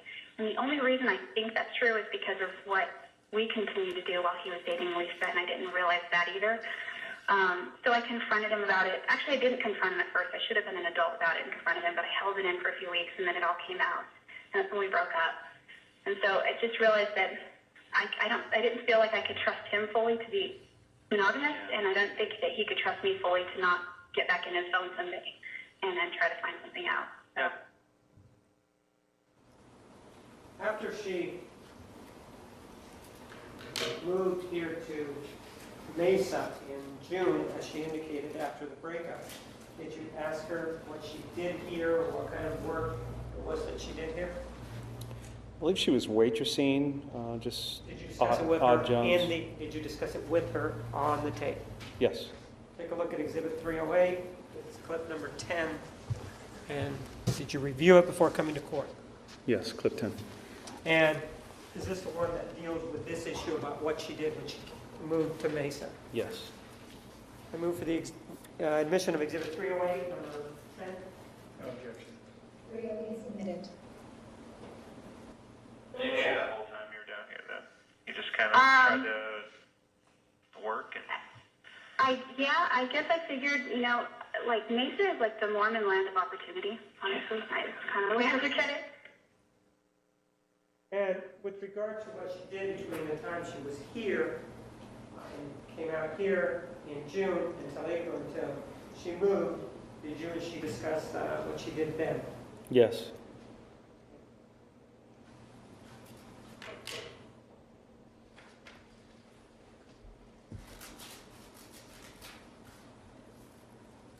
Take a look at Exhibit 306, clip number 12, and does that clip describe that portion of the conversation? Yes. Move for the admission of Exhibit 306, clip number 12. No objection. 306 is admitted. So you just kind of hung around town doing your thing till April or so, and then you left. Yeah, I hung around. I was in the University 6th Ward, went there. He was in his Desert Ridge Ward, and we didn't live that far apart, so, I mean, I was over there a lot.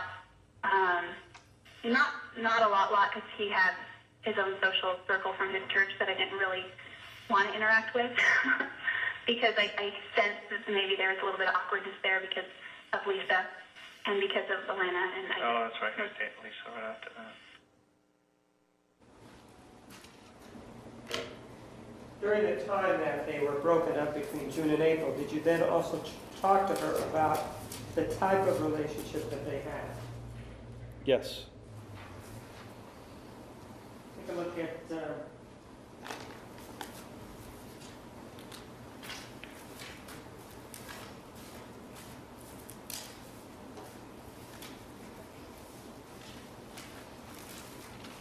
exhibits number 305, which is clip 13, and exhibit 312, which is clip number 5.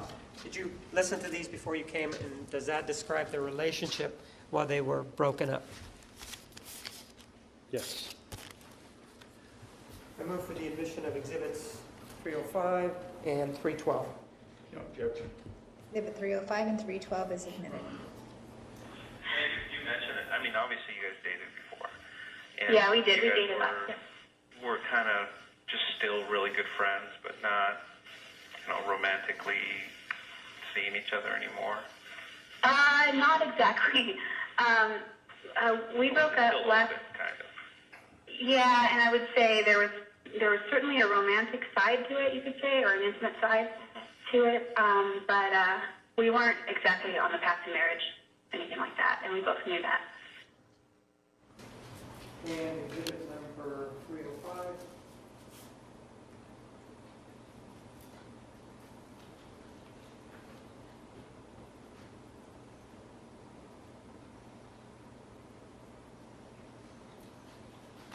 I mean, some people have some unpleasant stuff to say about you, and I don't know why. I mean, I talked to you and you seem like a great person, and they're just saying that you were kind of obsessive after the breakup and things like that. What was going on that would make them think that? The only thing I can think of, and I realize that, is because I was at his house a lot. But I didn't go to his house unless I was invited over, unless he knew I was coming over. He would send me text messages late at night saying, "Hey, I'm getting sleepy, ... with some Z's, ... And that was that became like my cue. That became like our code word for, I'm falling asleep, you can come over now and sneak into my room and wake me up kind of thing. And so that would happen a lot.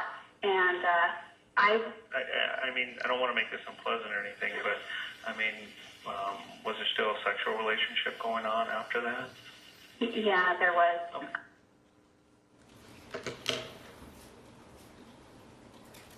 Did you then discuss, she's been out there since the breakup in June, did you discuss her leaving in April or the last time that she was at victim?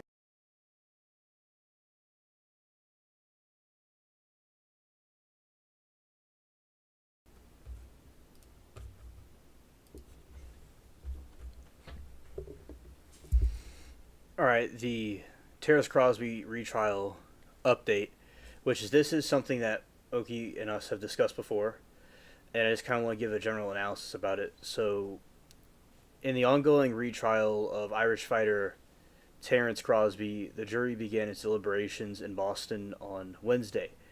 October 22, 25, Crosby is accused of raping a woman in a hotel room during the St. Patrick's Day festivities in March 24. What happened today in court? The jury began deliberations in the afternoon following the 3 days of testimony. Closing arguments were presented by both prosecution and defense. Assistant District Attorney Aaron Murphy argued against the defense's claims that the accuser was unreliable due to alcohol consumption.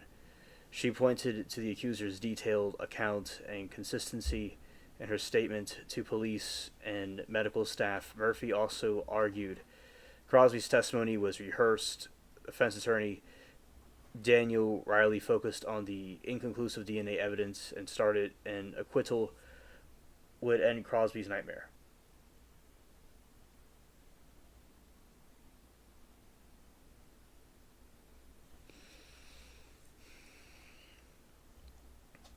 Defense attorney, nightmare, okay.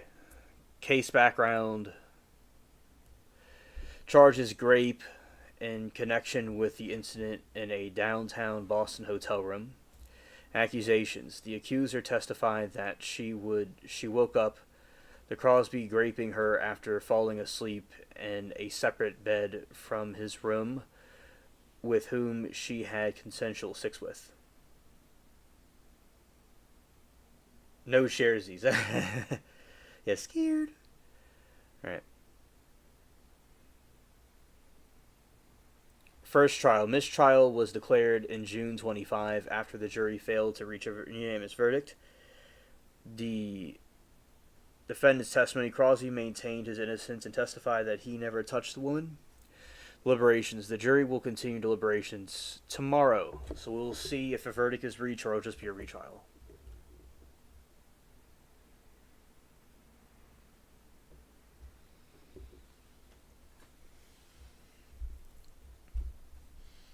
Loki says, Christine, I watched it sometimes pretty effed up. If you ask me, people risking their marriages to have someone else help with kids. There's a show, Seeking Sister Wives. I don't watch that. Yeah, exactly. I agree with that. Very wise. Very well said.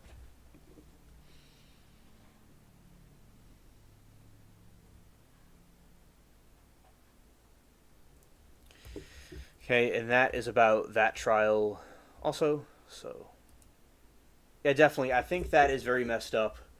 You know, these bizarre practices. Broodmare, okay. Yeah, these practices, you know, these people have, it could be very bizarre.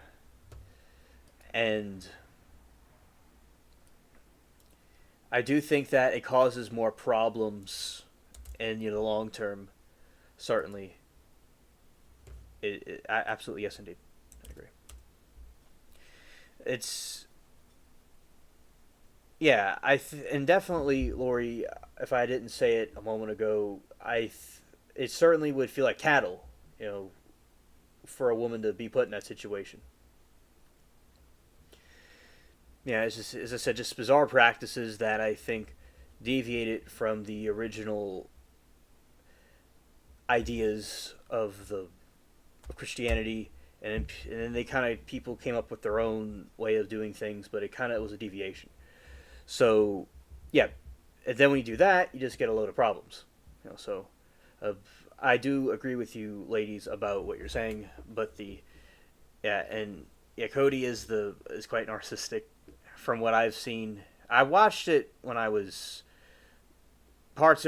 coming up, and I've seen parts of it on the internet. And yeah, it seems like from a sociologic way of viewing it, causes quite a bit of tons of chaos and conflict. Right. So I'll be now continuing this trial. Shout out to all of you. Appreciate y'all here with us. Oh yeah. Lori, I know what you're talking about. It's a type of horse. Yes. You know, like a horse, a female horse that is being used for that stuff. And I was adding another analogy about cattle. Yes. But thank you, Lori, for clarifying, though, what you meant. Thank you. He has so many kids he can't meet their emotional needs. Yeah, and I'll tell you, from the biblical perspectives about this, from what Christianity says, when, like, say there's an Old Testament, right? There's an Old Testament where the beginning and then the fulfillment of Jesus is the second part. Now, there is a situation a lot of there's Christians that will use these things to justify the behavior, but I'm going to refute these behaviors right now. So when I'll talk about, like, Abraham had another woman he was with, and you have different figures in the Bible that had multiple, different wives, but there's always a problem that happened when they did that. So it was not what God intended people to do, but even some of God's greatest prophets had problems. So it doesn't mean people should do it. And, like, there was Isaac, there's Ishmael, and that, to this day, there's a split in the Middle East because of that. Yeah, because Abraham wanted the promised child, and he was going to fulfill it through Hagar, but that's not what God's plan was. And then there's the Ishmaels, and then the Israelites, and you have wars going on to this day over it. But of course, God favored both of the children and their descendants. They're both part of God's separate covenants, and he had mercy on their descendants, of course. And on Hagar and Ishmael, God blessed them and their descendants, and they would be prosperous in the land. But it was not God's intentions. Anytime they did this, Solomon or any of these people, it led to a lot of problems. So, right, they can't lead to their children's emotional needs. It's not something that, God wanted what was best for us, and it wasn't something that people were supposed to do, but people are fallen. So, a very good point. I don't know about the baptizing thing. Isn't that a wee bit late to do it post-human? Oh, yes, absolutely, Lori. Now, I'm speaking from the canonical Christian perspective. I'm not speaking from the other perspective of whatever as I said, people could come up with something, or a extraterrestrial or some other type of being could tell them false information. So yeah, it has to do with the symbolic baptism when somebody's alive and their free will to do it. When someone is not alive anymore, it is not canonical, because Christ did not say people could be baptized after death. That's not true. But as I said, you could have something could come from the sky or from under the earth, or you can make it up in your head that he did say that. But no, the canonical Christianity would say no, like from the Bible. I mean, to each their own. It's not for me. I have extended family that I married into that are LDS. Oh, LDS faith. There's lots of good people in those religions. In LDS. Well, it's one religion. Very good people in there, and not everything. Like, say, Joseph Smith had interesting, having faith in God and Jesus and stuff. That was good. And it's interesting stories. I mean, with the Book of Mormon, I've read parts of it. So what they believe is that there was this prophet that came from Israel, and he came over here to the Americas, and there's these two different tribes that fought each other, and the indigenous Americans, the Native Americans, are part of this other tribe that was the bad group, and then there's this white group, and they had these wars with each other. So, and there's a special compass that was used to navigate. Now, I will say that there is, what the Mormons will point out, is that over in the Middle East, the region that he was describing was accurate in the Middle East. But it doesn't necessarily mean what they're saying is completely accurate, because, as I said, I mean, if there's like an extraterrestrial or a flying saucer, right? They gave him revelations. It was, it knew these other things from other places, and so it was able to give information. So, or he could have read it if he came up with it himself, in my opinion. So, yeah, it's interesting stories they have, but the silver lining here is that there's lots of good people that are in that faith, okay? Absolutely. And no one should be discriminated, or for what they believe. But, yes, we could disagree with people's beliefs and say refutations about them.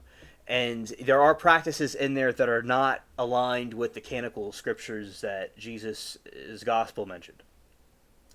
It makes sense. According to the other version of Christianity.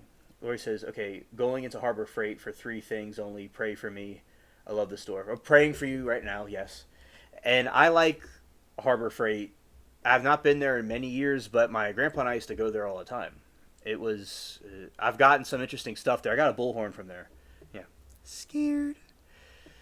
Yeah, so I will look up right now why they baptize the dead. I don't know why they do that. Let's see what the origins of that is.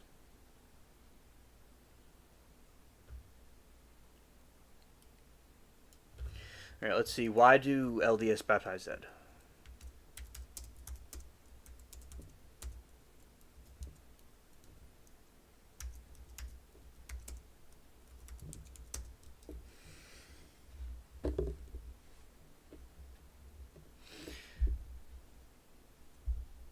All right, members of the Church of Jesus Christ Latter-day Saints perform baptisms for the dead to offer deceased individuals the essential religious ordinance they did not receive during their mortal life. The practice is based on belief that everyone deserves opportunity to accept the gospel even after death. A living church member acts as a proxy for a deceased in a temple ceremony. Key principles in this baptism essential ordinance. The Latter-day Saints believe that baptism is required ordinance for entering the kingdom of God.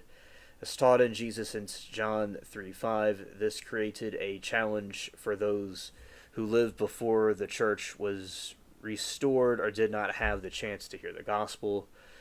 Post-mortal agency. According to the LDS doctrine, souls retain their free will in the afterlife. A proxy baptism is offering made on their behalf, but the deceased person is free to accept, reject the spirit world, not force conversion. The ceremony does not automatically convert the deceased to the LDS faith or add them to the church members' records. It provides deceased opportunity to choose. So someone that's dead can choose. Or he said, thanks, Alien. I'm just so literal-logical. I thought the idea was baptism, ASSV. In case one dies, they are recognized by God, go to heaven, etc. Simple terms. Yes. All right. Not forced conversion. The ceremony does not automatically convert the deceased LDS faith or add them to the church's membership records. It provides the deceased with opportunity to choose. Family history work. The practice encourages living members to research their family history and perform these ordinances for their ancestors. While the focus is on their ancestors historically, the church also allowed work for unrelated individuals identified through genealogical records. Our context in the LDS theology. Latter-day Saints believe that after death the spirits go to the spirit world, which is divided into paradise and spirit prison. Paradise for those who were righteous or accepted the gospel while alive. Spirit prison for those who died without knowledge of the gospel. And the spirit world, missionaries teach the gospel those in spirit person who can accept the savings ordinances perform on their behalf on earth. Practice that has drawn controversy, especially regarding the proxy baptism of the Jewish Holocaust victims. Many Jewish people consider the practice insensitive and an attempt to posthumously convert them. While the church has stated its policy since the 1990s is the only perform ordinance for ancestors with permission, breaches policy have continued. The church has apologized for those incidences and attempts to remove names do not adhere to the rules. And this is how it works from the canonical Christian perspective, or from the main perspective, is that if somebody passes away, say without knowing the gospel of Jesus, I believe that, from what I know from it, that God will judge them according to what they knew. And there are people that are in heaven that didn't know about these things, but God would have understood that and would have blessed them to be with him in his kingdom. So that's how it works, that the baptism isn't necessary when someone's passed away, and this is my opine. I could always change. I don't mind being refuted. Although it is I say the intentions are a good gesture, the person that is deceased is not willingly consenting to the behavior or to the baptism, and on earth they would have to be present for the baptism to happen. So I think that if they had a wish before they passed to be baptized, it's different. But they're not consenting, and we don't know if they would have wanted to accept it or not. And when you are gone, you are gone. You know, from this world, it's over. It's pretty much done, right? And they are wherever they were meant to be.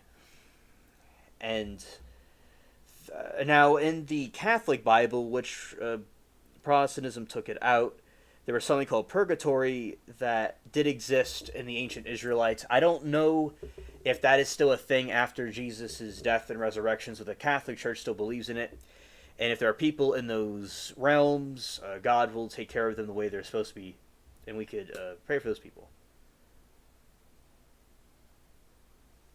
And Moki says, I believe people are judged on character and not water that are being sprinkled on them. That is true, Moki. Amen. And it's your character that is judged, because you could have somebody that it could be the baptism as a symbolic thing for you all to know. According to the Christian Bible, across platforms, it is a symbolic gesture. Now, the Catholic Church that I was baptized in was that they believed that it was washing away original sin. I do believe that, you know, that's what people in the ancient times did practice. The early Christians practiced that. But, of course, it's okay. It's not, like, completely necessary to do that. I'd say it's still a symbolic gesture. Because when someone accepts Jesus as their Lord and Savior, according to Christianity, their sins are forgiven. Now, you could still lose salvation if someone were to reject it, and there's a continuous repenting and growing that happens. So I'd say it's more of a symbolic gesture. And people could get that done if they want to, but it's not mandatory. It's your character. Because you have someone that's baptized, like you could have somebody like Darrell Brooks that could be baptized, but look what he did. It doesn't really matter, does it? Then you have somebody that accepts Jesus that was never baptized, and another person that never knew about Jesus but was a righteous person. You know, so yeah, you're absolutely correct, Mookie. It's a symbolic gesture that people have taken very seriously. I was baptized as an infant, by the way, by a priest from the Netherlands.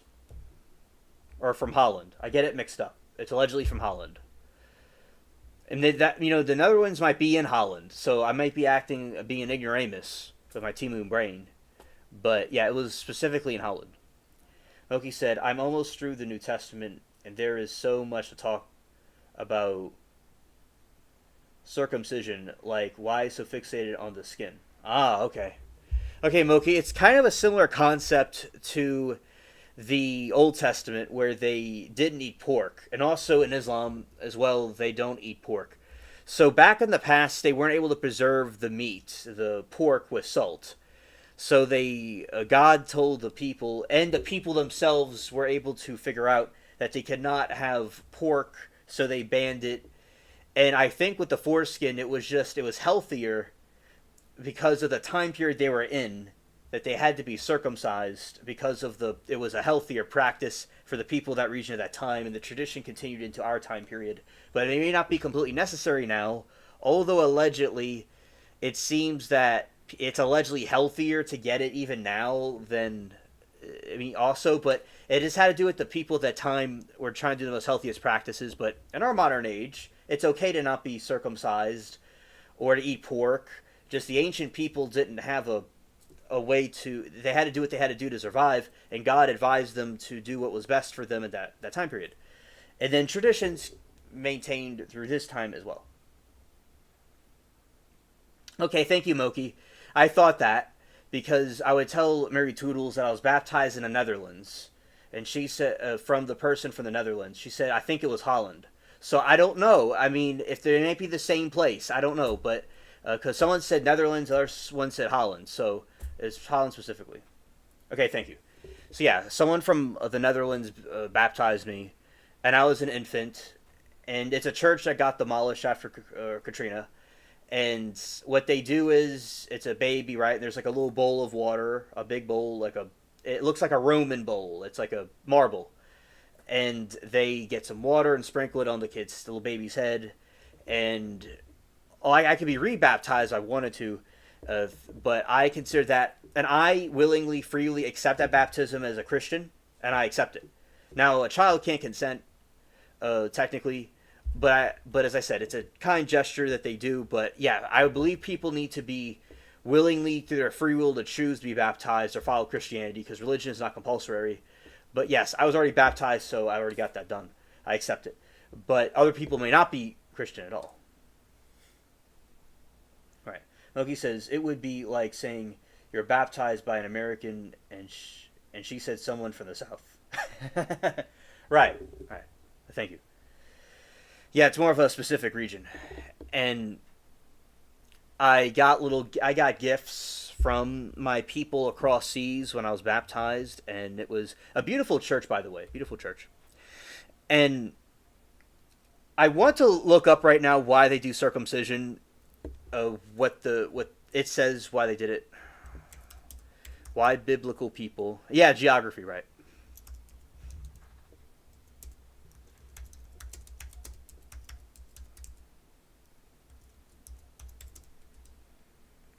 Scared. Let's see.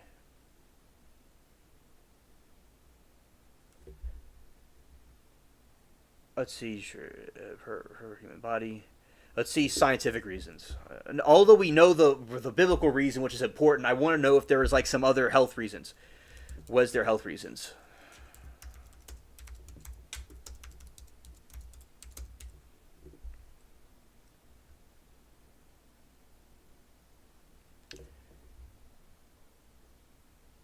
Moki says part of it is to separate Jews from Gentiles. Okay, Moki, thank you. Yeah. Biblical texts do not cite any health or hygiene related reasons for practice of circumcision. The text consistently presented as a command from God to Abraham, establishing a spiritual covenant and physical mark of the Israelites as God's chosen people. Any medical benefits are modern consideration, not original biblical one. Divine command. The Bible explicitly states that God commanded the ritual. It was not a cultural hygienic practice developed by the people. Symbolic, not medical. The physical act of cutting the flesh was symbolic representation of a spiritual cutting away of the sin and being set apart as holy. Later prophets like Jeremiah and Apostle Paul emphasized the importance of circumcision of the heart over physical act, reinforcing the symbolic, rather medical nature of the practice. So Paul is saying this. Remember I was telling you all symbolic gesture? Paul says about the symbolic of the heart. So the circumcision may have had to have done with the future thing that was going to be mentioned, where the circumcision of the heart, moving away the sin, and that is another factor too. A sign of faith. While powerful and considerate, the scientific sacrifice, the rite was indeed as a test of faith, marking a male as belonging to the covenant of the community. All right, historical context in modern medicine.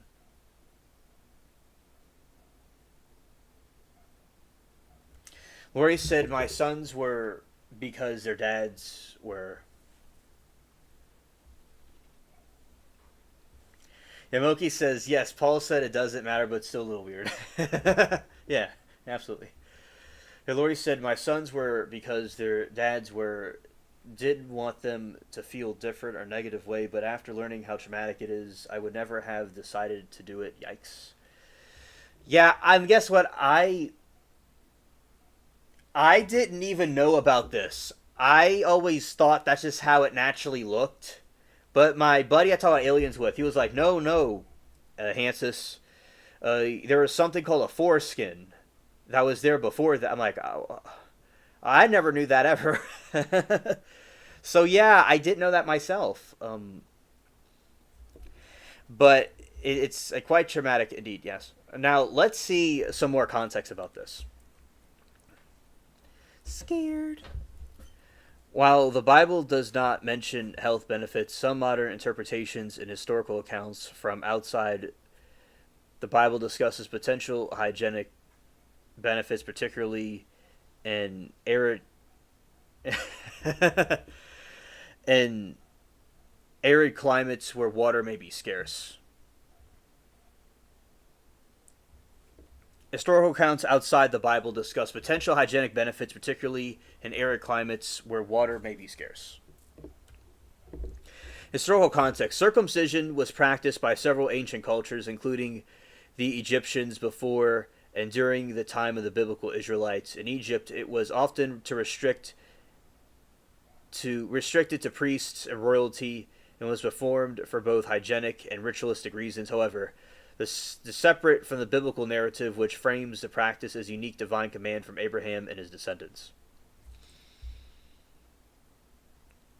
Modern medical views. Modern understanding of medical benefits associated with circumcision is relatively recent in development, not when understood biblical times.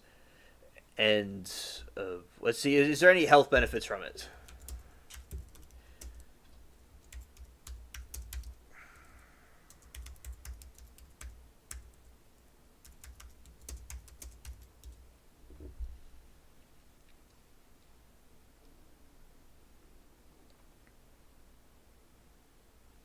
From modern medical and public health perspectives, there are several benefits associated with male circumcision, though overall risk of benefit profile has made it a debated topic among medical professionals. Health organizations like Centers of Disease Control and Prevention, American Academy, Pediatrics have acknowledged that the health benefits outweigh the risks, but they do not recommend routine circumcision for male newborns.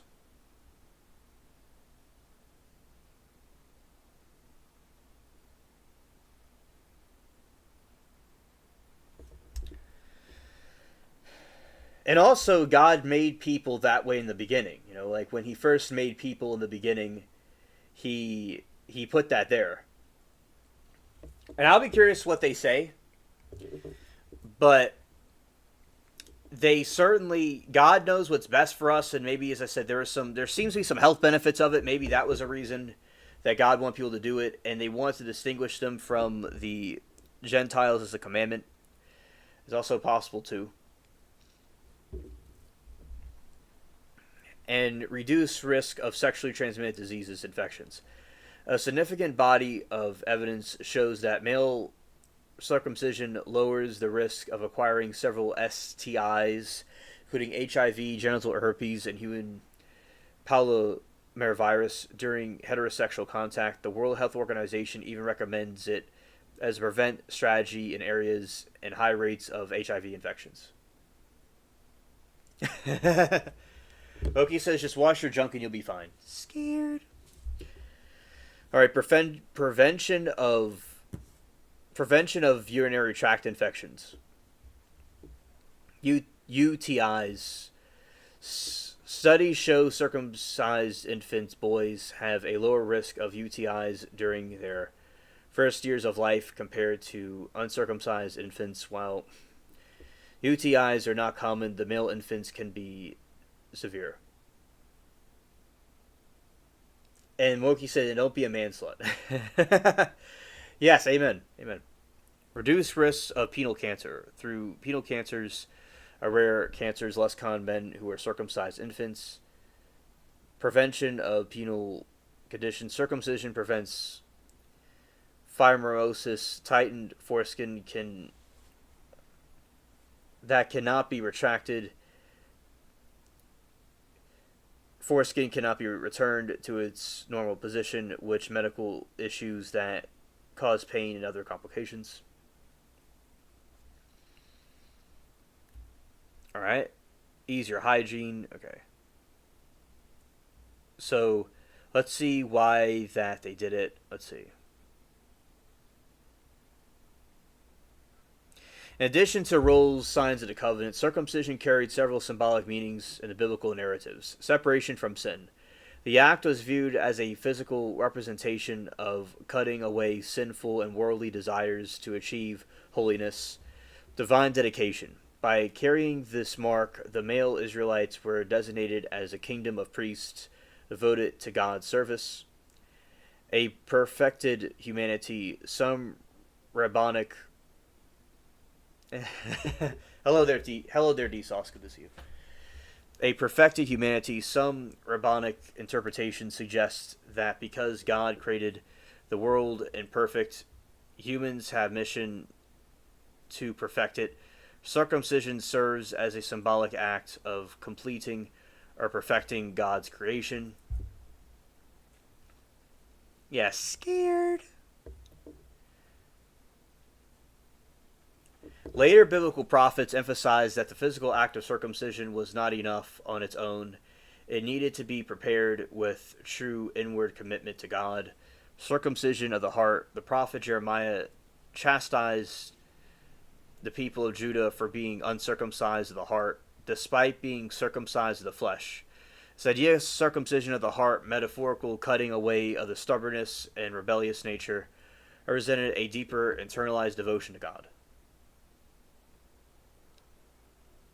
New Covenant perspective. The New Covenant teaches that with coming of Jesus, physical circumcision was no longer necessary for salvation. The Apostle Paul taught that it was circumcision of Christ and changed by the Spirit of that mattered. Now, facts, D-Sauce.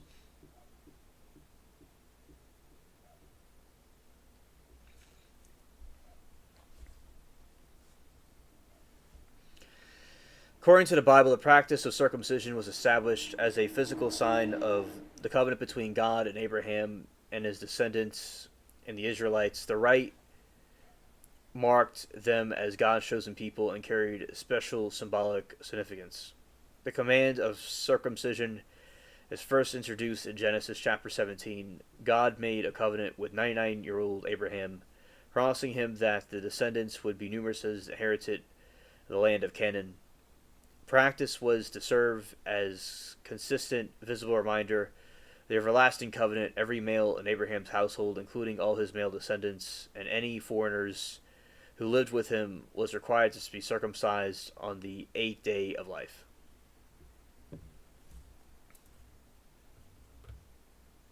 Okay, so that is their explanation about it. Yeah, so with the baptism of the deceased, yeah, it's probably something people should do when they're alive. That you could pray for people that have passed away, but the baptism, they're not consenting to the baptism. And I don't think that is really the most necessary practice.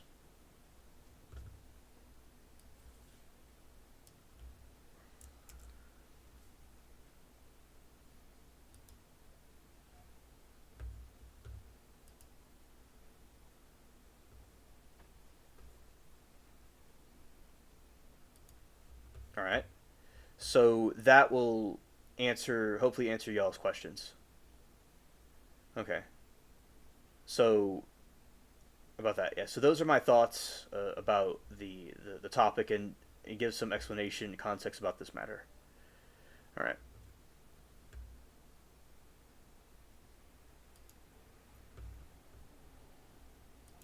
Now we'll be continuing over here. House where she indicated how long it had been. Yes.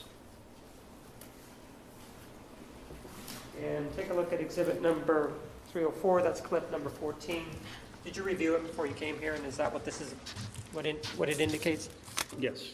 14. I move for the admission of exhibit number 304. 304 is admitted. You were actually at his house was in April when you left? Yeah, it was April. I spent, my friend Rachel that I originally moved down with gave me a futon to sleep on, and I gave that back about a week and a half prior to moving. Her and her husband came out with his truck and they loaded it up because they were just lending it to me, and I didn't want to move it. So they came and got it, and I didn't have a bed, and he was like, you just come stay with me. So I pretty much stayed there for the last week. left. Yeah, his roommate said something about you know, the last day you had a U-Haul and you were leaving, and you had stopped by to say goodbye or something.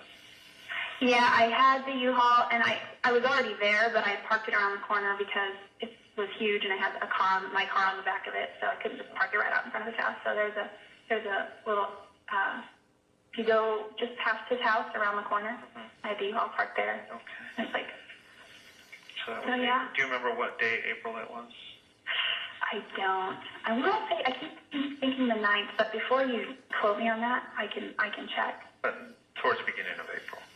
Sometime. Yeah, it was like more towards the middle, but it was maybe towards the beginning. Yeah.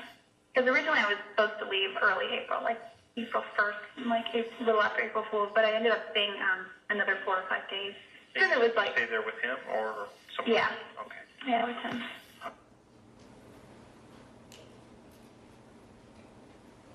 Did you then discuss with her the purchase by Mr. Alexander of the camera? Yes, I did.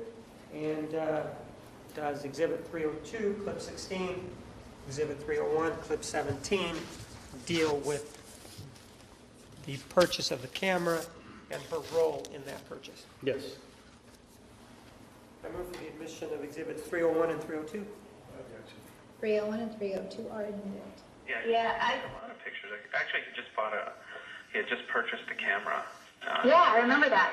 I mean, we found the box in his house and everything. Yeah, he Did you help him buy that, or? I did. Yeah, I was living here, but he called me for advice, and I was on the phone with him. That's who I I don't saw remember. somebody who knew what they were doing before I bought a camera. Yeah, and I guess since I'm a photographer, he texted me and he was like, "What do you think of this camera?" And I texted back, "Well, what about this?" And finally I was like, "Just call me. This is too complicated." So he called me and he was going over. I was like, "Ask her this." And so he was asking the sales rep, "Well, what about this, this, and this?" And where's the flash located, and megapixels, and the brand. And I was like, "Don't get anything Kodak, you know." Just different things. So eventually he settled on, I don't remember what he got, but it sounded like it was a really nice camera. And Exhibit 301.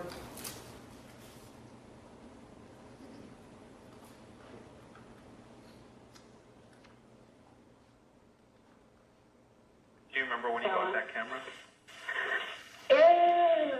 April, maybe? I know it was after I moved. It could have been in May. Okay. Could have been in May. I know it was after I moved up here because I was here while I was on the phone with him purchasing it. So you never got to see the camera then or anything? No, and I'm trying to remember. Well, Maybe. the reason I'm asking is because we found this camera and you know, it's pretty much ruined and we didn't know why. Oh. I can't, discuss why, but, or how it's ruined, but, we're just dumbfounded. We have no idea why somebody would, destroy his camera. And, I wonder if you could describe it to me, but obviously you haven't seen it. You've never touched it, never seen it, so. No, I'm thinking there's a picture of him on Facebook where he took a picture of himself in the mirror, and I think that's his camera. So, I mean, I can't tell what it is, though, because the picture isn't really sharp and it's a small resolution. But there's a picture of him on his profile picture on Facebook where he's kind of looking.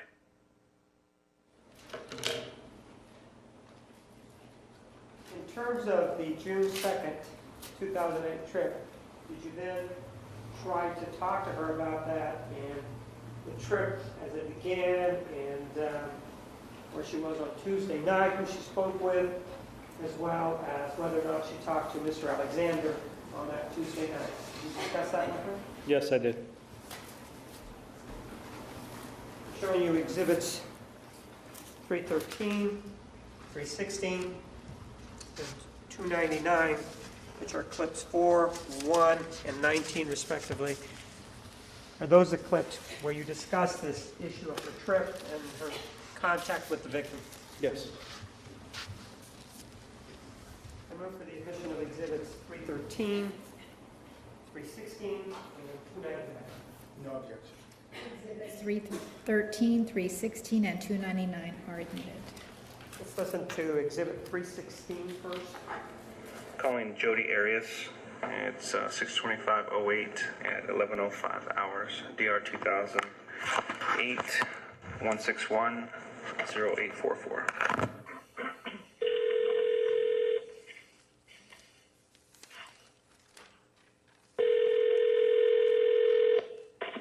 Hello?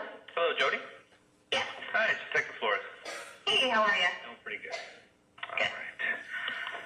time for you? I'm sorry, it's bad reception.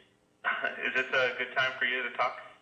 I'm sorry, this is fine. I'm just driving through a spot where I'm good. Okay, sorry. Got you driving. Hope I don't distract No, you too much. That's okay. All right. Yeah. All right. Hey, the reason I wanted to talk to you is just to kind of figure out what was going on the week just prior to when we found Travis. Because we're still not sure what day this incident happened. We're trying to figure out who had contact with them. And I know I talked to you a couple weeks ago about what was going on, but it was kind of brief, and I was just trying to get to everybody who had a theory or whatever. But can you tell me what was going on? Let's just say starting on Monday, I think it was the 2nd.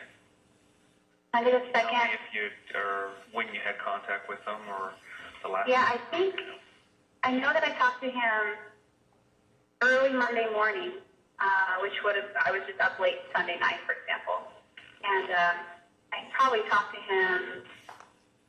It may have been a good 45 minutes that morning, and we were just talking about how he had a conversation with another person about Gordon Hinckley, and it was a really good conversation.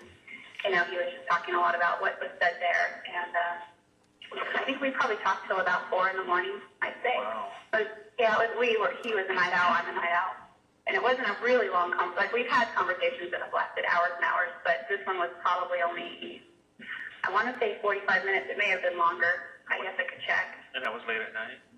Well, technically it was early Monday morning. Okay. That would have been the 2nd.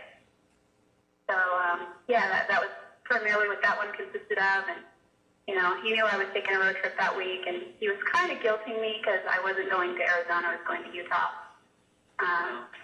Why was and there nice play. a conference or something in Arizona as well? Or? It was, the primary reason, and I didn't tell Travis this, but the primary reason I was going there was to meet somebody. And, we weren't, totally open about our dating lives just because it was just an area where we just kind of decided it would be best to not give each other all those details. And so, just because we had a past from before. And, we kept each other, moderately informed. He told me a little bit about this person, a little bit about this person, but we didn't go into a lot of details. So I didn't tell him that I was making this big trip out to Utah to go see somebody. I think he suspected it, though. He was just like, well, who are you going out there to see? And I'm like, oh, nobody. I'm just going out, to see friends. And because we both have a mutual circle of friends in Utah, from Prepay Legal. So I told him that was the reason I was going. Was there's a briefing out there. It's called a business briefing, which happens every week on Thursday nights. So I was leaving for that, and there was that reason because I knew I would see a lot of my friends that night, but also to spend time with my other friend that I was meeting, and his name is Ryan. So I talked to him that day, and later on that morning I got on the road. And my car isn't the best mechanically, so I stopped in Redding at the airport to rent a car, and someone had driven me there. My future soon-to-be sister-in-law drove me there. And let's see, I got the car, came back to my brother's house, and took a nap for a while because I'd been up all night. And then I got on the road, and I went to Santa Cruz, and I met up with some other friends. I'm from the Monterey area. Okay. So I have lots of friends there, and I stayed the night at a friend's house there and visited with some other friends the next day, and then drove to LA so that I could see my other friend's baby. I'm a photographer. I don't know if I told you that. Yeah. But, yeah, I'm a photographer. She just recently had a baby, and I'm trying to build my portfolio with, infants and things like that. And she was really excited. Again? Her name is Laura Brewer. She actually never called me back. She did call me back, but she called me back too late. So I couldn't just wait around for her. I had an itinerary. She was just a friend, or? She's a really close friend. I dated her brother for about 4 years, so we're a lot like family still. Oh, okay. Hang on just a quick second. I'm sorry.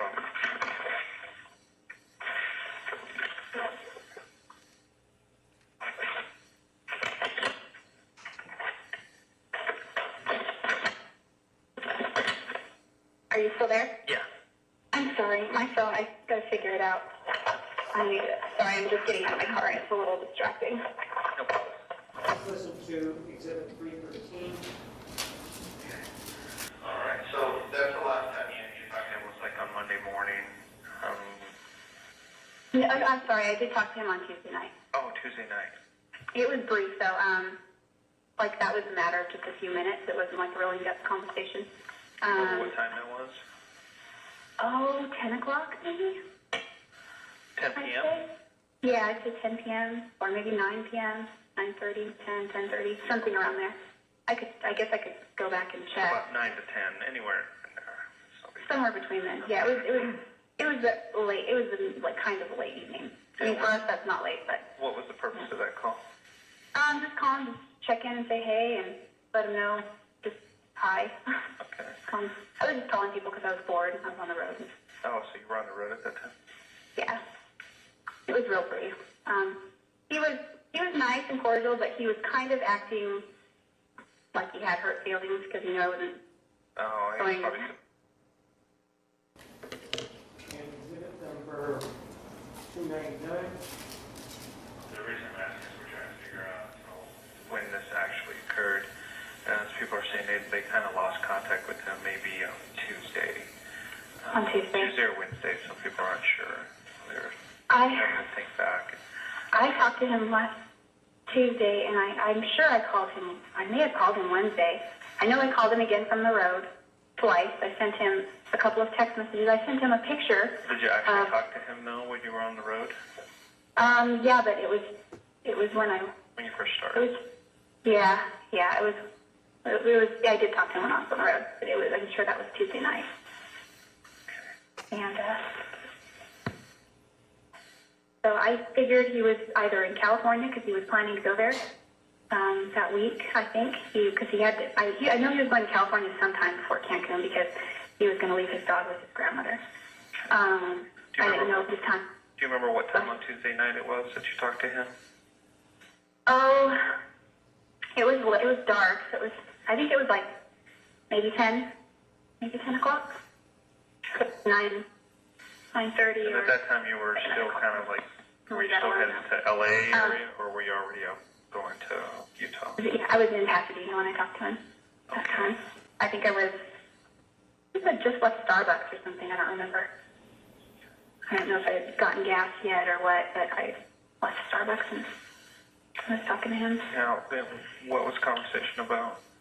It was really brief. It was 2 or 3 minutes, and I said, hey, I'm on the road still, and going, he knew I was headed to Utah, and I just called because I called my sister, and I think I may have called Ryan. I don't know if I called him yet or not at that point, but I was waiting around for a while for Laura, and I didn't know where she lived, and couldn't get with her brother because he was at work, and I didn't want to just show up at her house because I hadn't heard back from her, so I was just killing time and called him, talked to him briefly, and That's about the last time people were able to get a hold of him as well. And then what's unusual is, people are saying, we texted him and called him, and then pretty soon his voicemail was full. Yeah, that's unusual because he deletes messages. Like, he doesn't save anything, even if it's halfway sentimental. Like, he rarely saves that stuff. So the next time you tried to call him, you weren't able to get a hold of him? No, I left him a message, and I sent him text messages, and he doesn't always pick up, but he's usually pretty good, and he doesn't always respond to text messages either, but when I didn't hear from him for like 2 days, and I called him again, and I didn't want to be obsessive about it, because, we're not together anymore, and I'm just like, I don't like calling him too much, but he calls me or I call him, and it was a pretty good balance, but at one point it was like, okay, at what point do I start calling friends that live there? That thought crossed my mind, but I was like, no, he's in California. He's going to Cancun. Did you then also discuss with her about this issue involving Laura Brewer and how long it would take to get to Utah? And additionally, did you also discuss the route that she may have taken? Yes. And take a look at exhibits number 314 and 315. Do they include that part of the conversation? 2 and 3, yes, I do. Move for the admission of exhibits 314 and 315. Exhibits 314 and 315 are admitted.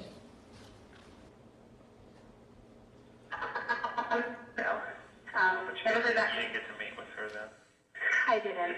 So I hung out there for a while at Starbucks and, just refueled and all that. And they talked on the phone for a little bit and then just got on the road and went to Utah. Slept in my car. Man, that's a long drive from LA.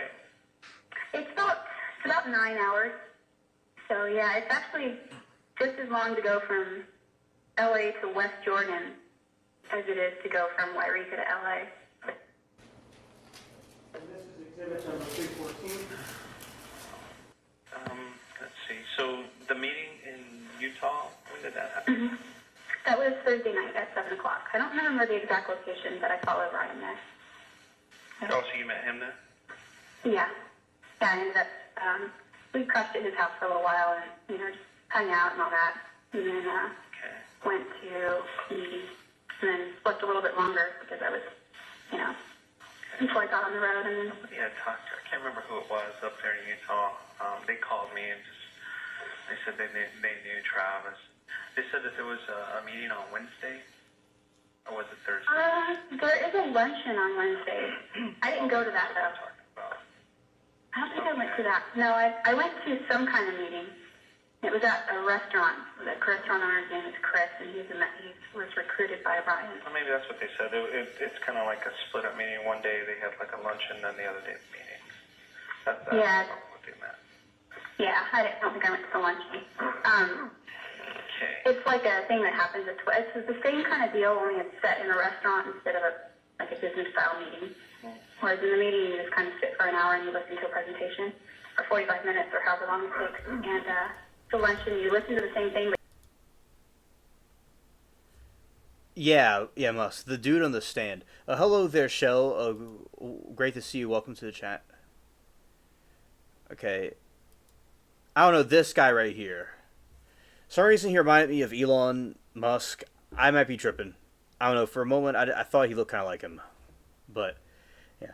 So, yeah, hello, Shell. Good evening to you. I hope that you're doing well. Thank you for joining us. That is the defendant, Jody Aris. Okay. And Shell, we're talking about different things in chat, and we are watching a replay of a trial from a long time ago.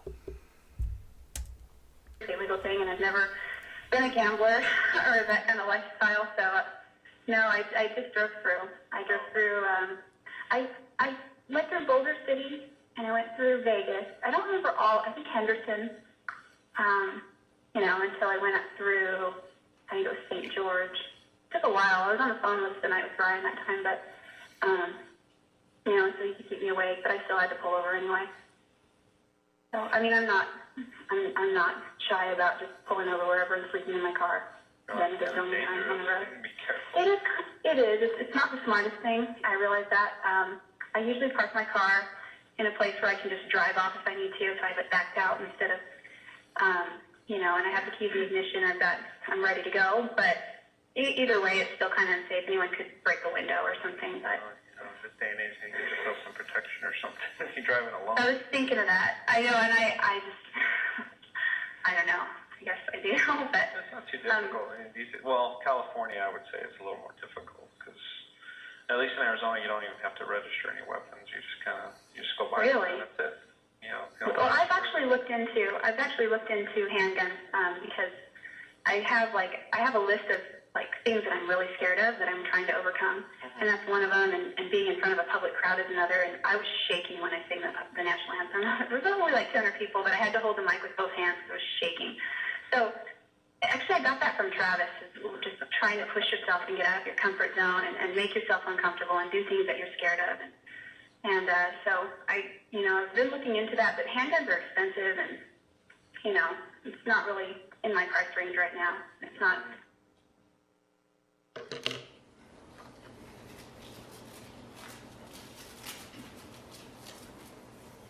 Did you You then discussed whether or not how long it had been before she heard from the victim after she went to Utah, and also how it was that she heard of the victim's death.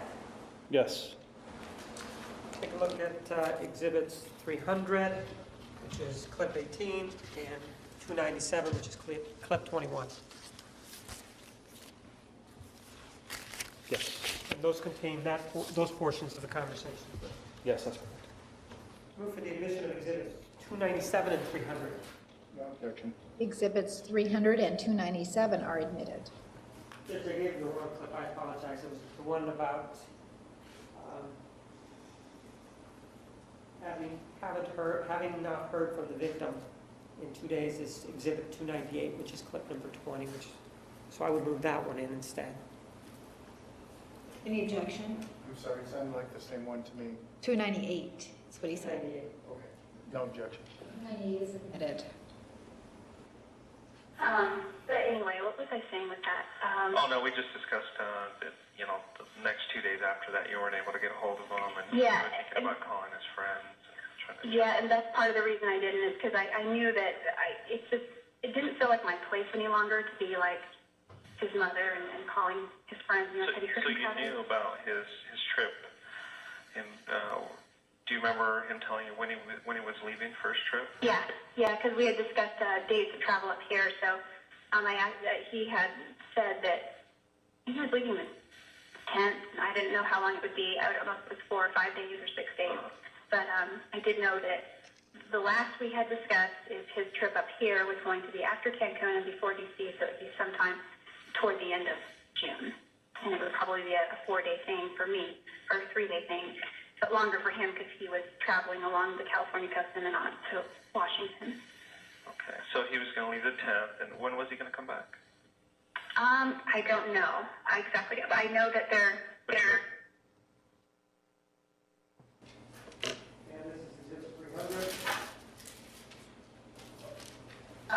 Yeah, have you heard anything? Well, when did you first find out what happened to him? Dan called me. Dan who? Dan Freeman, I'm sorry. Dan Freeman.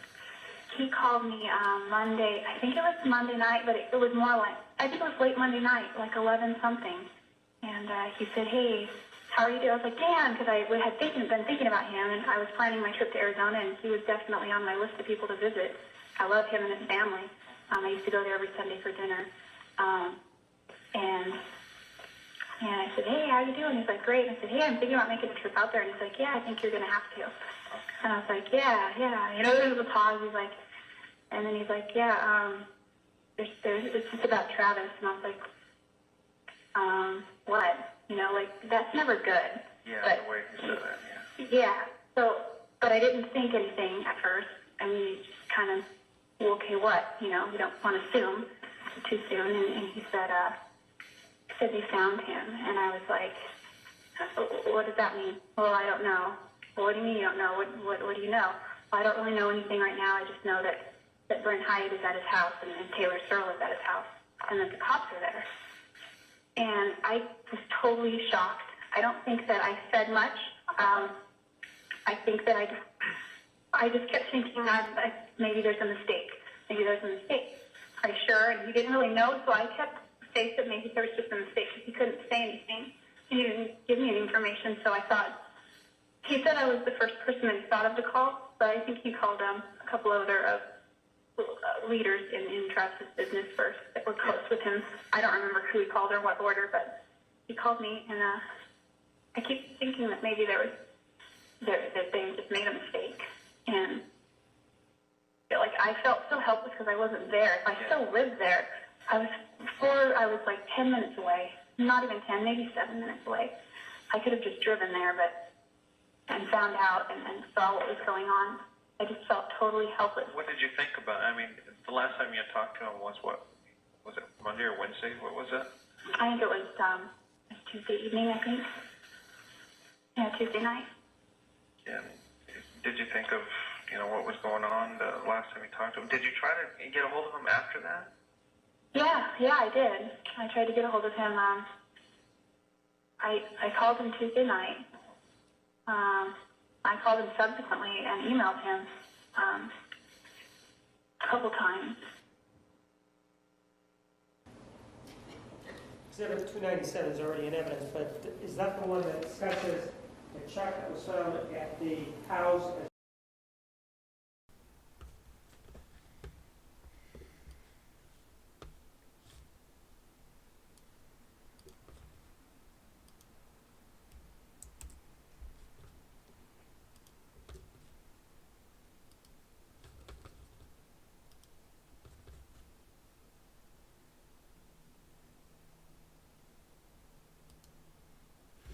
All right, Moki. Good night to you. Thank you so much for coming. And also to you two, Sauce, as well. Thank you for coming.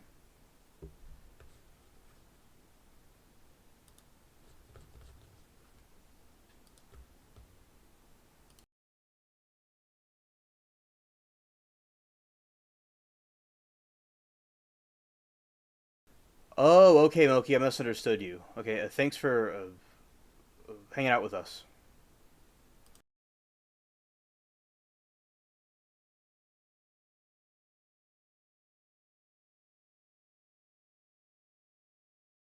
As well as whether or not the defendant sent her condolences to the family. Yes.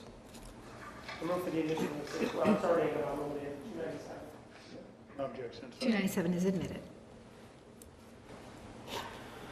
Is there anything else that you can remember or think of, or any theories or anything that can help us?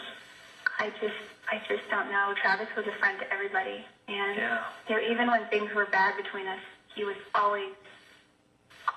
give his last dollar, his last whatever. He was selling me his BMW, and I was actually supposed to email.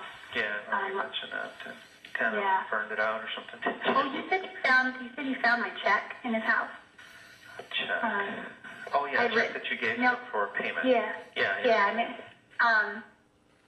I guess, this is so dumb, it seems so unimportant, but I guess I need to know if that check is going to be deposited anytime soon. No.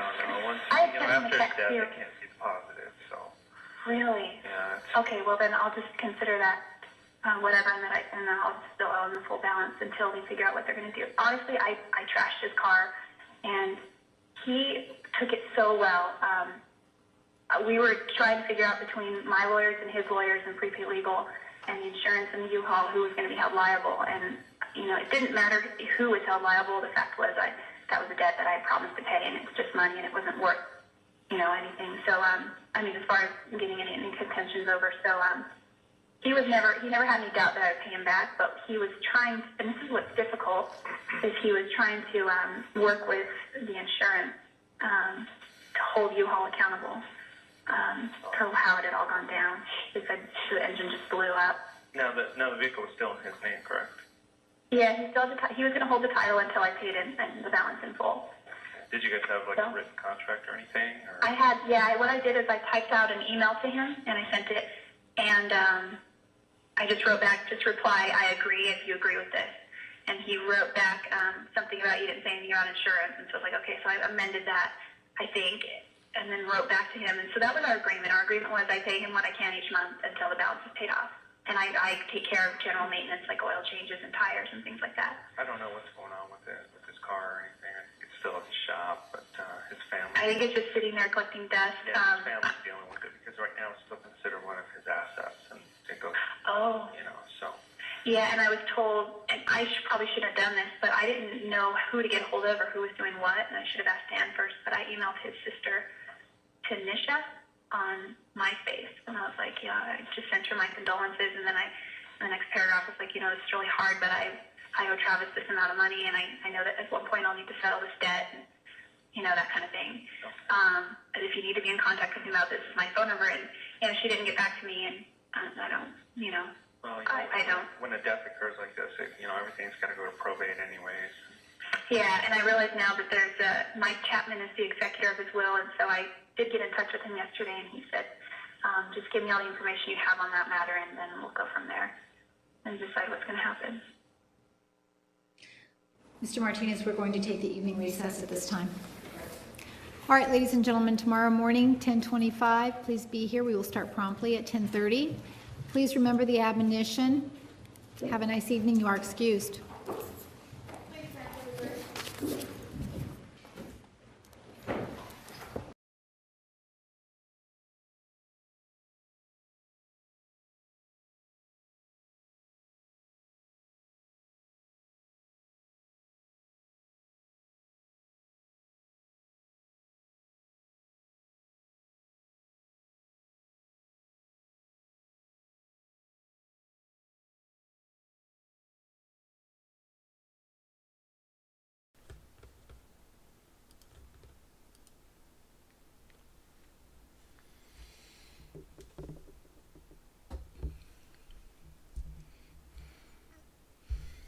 Yeah, so Moki says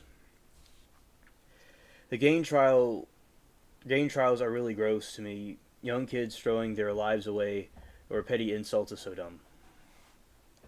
Oh, I think it's very disturbing and creepy indeed that these people lose their lives that way, and it is disgusting. These kids have so much of their lives ahead of them, so I can understand it's a disturbing trial, and not every trial is like YSL. It was a different circumstance. So yeah, I could understand why it's disturbing to people. Definitely, a loss of life is cringe, and there seems to be a lot of trolls in that chat room. Tomorrow I'll be checking all the trials because it's what I do, but we'll, we'll see, what happens. Hopefully tomorrow hopefully there's more trials going on so people could watch them. I know, Moki, it's very hard to understand. And people are so in the moment and so in their emotions. They're not seeing the logical outcome of what their behavior is. It's quite shameful. It's quite a disappointment in society that these people thought in a first world country that this is how they have to be, and over insults. I've heard that people will shoot people over stepping on their shoe or bumping into them. Is people just have no self-control, and just a waste of a life. Those people have their whole lives ahead of them, and all that's just wasted. So it is definitely disgusting.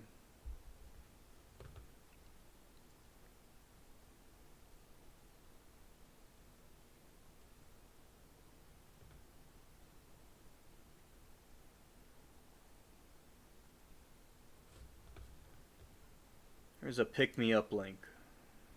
Okay. Let's see what this is.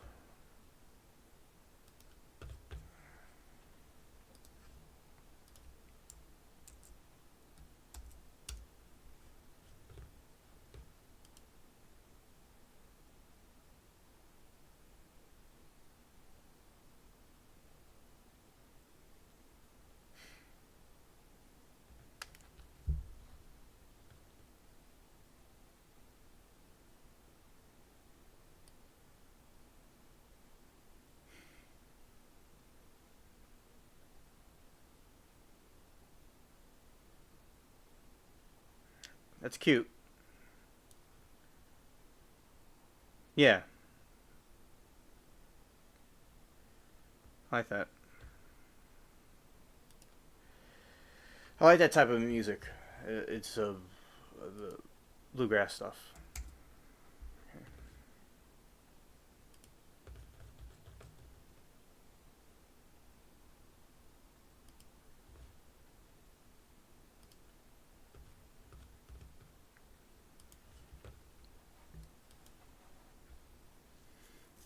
Alright, and this link, here's a pick me up link. Now, yeah, so, me either. It's crazy how these rappers and gangs want to do all this nonsense. Yeah, definitely. Okay, and yeah, Moki, that was a very uplifting link. I like that. I like the banjo and the country music. It's nice. It would be nice if more people would be like that. Over being like this of these gang violence. And I do think a lot of the music does influence and encourage that type of behavior, and it glorifies it. Like they're in glory battle, but it's not the same thing. So it certainly must end at some point, indeed. And it said the chat also being an unhealthy, toxic environment is also messed up too.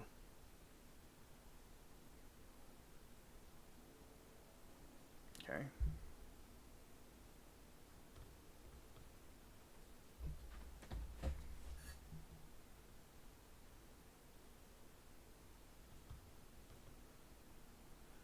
See if there's anything in here. No, let's see.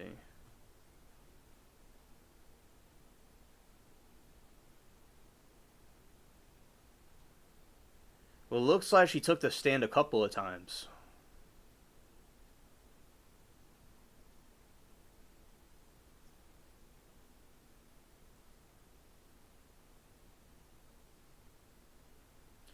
Okay, prayers for you, Lori. Amen. That everything goes well. In the name of Jesus. And you get in and get out. I want now, Lori, I'm curious. With the Walmarts in your region, do they have lots of like outdoor supply stuff, like camping and hunting stuff over there? Because in different Walmarts in different regions will have different stuff. Like I'll be at the Walmarts like in the city, and they don't really have, they have outdoors things, but I remember like in Mississippi they'll have tons of mossy oaks like and camouflage for people that hunting with. I thought that stuff was so cool. So I'm just curious, like what if the Walmart has stuff like that, or if it's like a city Walmart. I don't know, because different Walmarts can be completely different in different regions. Oh, okay, Lori, that's cool. That's my type of Walmarts. I love those Walmarts. I remember I would get these meat things, these like little, I don't know what you call them, these rounded meat things, and they were very good. It was chicken popcorn. That was delicious. So I got that at the City Walmart too, but it's so cool. So cool.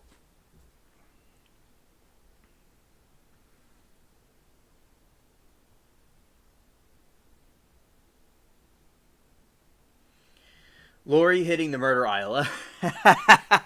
Yes. Yes. And Lori said we are uncivilized rednecks here. Oh, okay.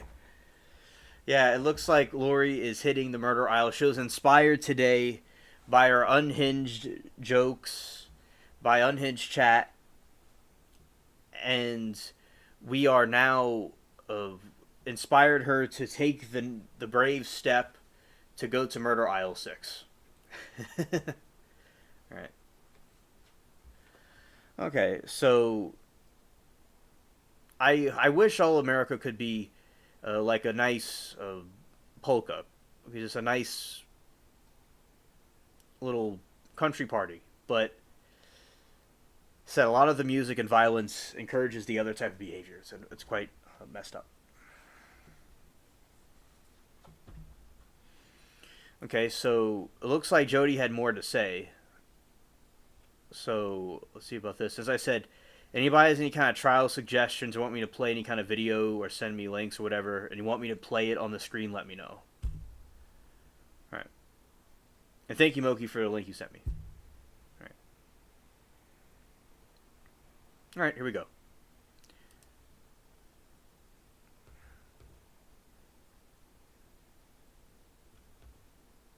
Please be seated. The record will show the presence of the jury, the defendant, and all counsel. To sustain the last objection, Mr. Martinez, you may continue. Ma'am, we were talking about the car rental in Redding, California, and you ultimately were given a second car, correct? Yes. And the color of this car was white, correct? Yes. And that was more to your liking because of this issue involving the traffic citations, correct? Yes. And this car had a capacity of over 12 gallons per tankful, correct? It was 10 or 12. I don't remember. Well, okay. Do you remember, this is exhibit 237.018. Do you remember filling up with gas in Winnemucca, Nevada? I remember running out of gas in Nevada, and When you say that you ran out of gas, there was absolutely no gas in your car, or you were just running low? it was, the gas light was on, so. When you say that the gas light was on, doesn't mean that you're not moving. It means that you are low on gasoline, correct? Yeah, it was kind of below, below. Are you the- saying that that's where it happened in Winnemucca, Nevada? No, I was probably, I think he said I was 15 or 20 miles from there. And you were able to make it to Winnemucca, correct? No, I pulled over. And you pulled over and did what? I went in and asked the guy where the nearest gas station is. He said it's about 15 miles. I think he said 15 miles further. I didn't think I would make it on E, so I went and started putting gas in the car, and he came out and assisted me. And you were putting gas from what? From one of the gas cans. All right. And let's just take a look at this exhibit right here. And it indicates that it's your name, right? Yes. It's from Winnemucca, right? Yes. And it indicates that the amount that you purchased was 12.175 gallons, right? Yes. And you paid $49.91, correct? That's right. And this issue involving you running out of gas, that's not something that you told us on direct examination, correct? Yes or No, I was not. And so you have this car that has at least a capacity of 12 gallons, correct?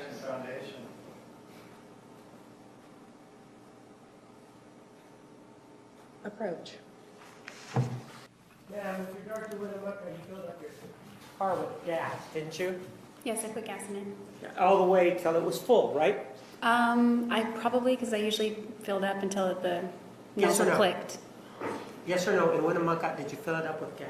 I put gas in it. I probably filled it up.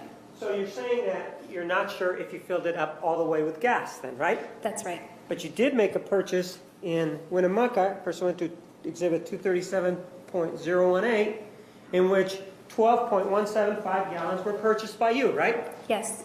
And so it could be that the tank was 15 gallons of gas, right? That's, Overruled, you may answer. Right? that's possible. But at least we know that this gas tank could hold at least 12.175 gallons of gas, right? Right.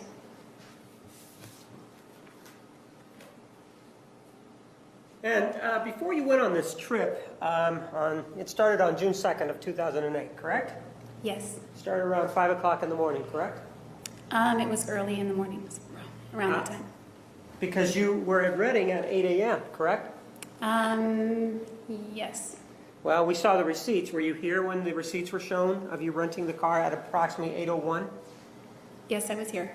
And so if it takes you 1 to 2 hours to drive down there, that would mean you would have to get up pretty early, right? Yes. And so you got up pretty early, you drove down to Reading, but in anticipation of that, you actually called somebody by the name of Daryl Brewer, right?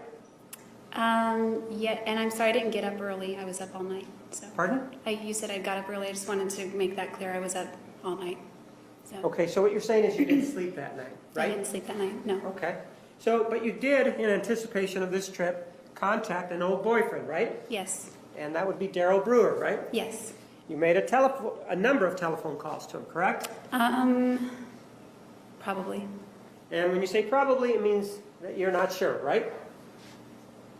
I'm not sure. No. So you at least made 2 calls to him, though, right? If that's what my phone records reflect, then that would be right. Now, I'm asking what your memory reflects. I don't remember actually calling him before leaving on my trip. And So you have no idea as to whether or not you even called him before you went on the trip, then, right? I don't recall. Well, of course I called him before the trip, but I don't know how soon before the trip. So you don't remember whether or not it was in May, then? Is that what you're saying? I did talk to him in May. And it was toward the end of May, correct? Probably. And when you keep saying probably, it means that you're not sure, but that you do not deny that you made a call, right? That's right. And so you made this call to him at the end of May, and you asked him whether or not he had any spare gas cans for you to use, right? That sounds right. No, I'm not asking what sounds right. Is that what you did?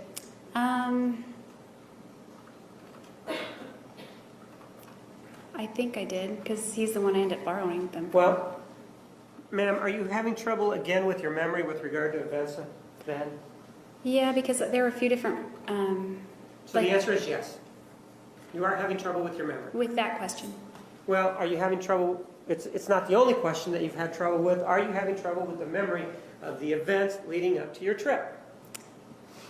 Leading up to, yeah, I probably, Okay. a little bit. And you would agree then that the events leading up to your trip were probably the end of May, and the murder was, or the killing was on June 4th of 2008. So are you saying that that whole period you're having problems with your memory? Or is it just the end of May? Well, there are some things I recall and some things I don't. So my question is, are you having trouble with both or just the end of May? I'd say my whole life is like that, so both. So you're saying that you're having trouble remembering everything. She doesn't recall. She's like like a lot of trials we see, they don't recall. That's what she is. She doesn't recall. Scared. She's playing her psychological manipulation tricks. Or events throughout your life. Is that what you're saying? Some things, not everything. And sometimes you know what you can remember very well, and sometimes you can't. Is that what you're saying? You mean can't at all or can't remember well? Can't remember.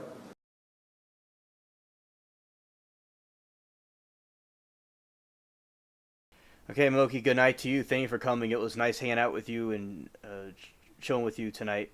Always appreciate you, dear. All right.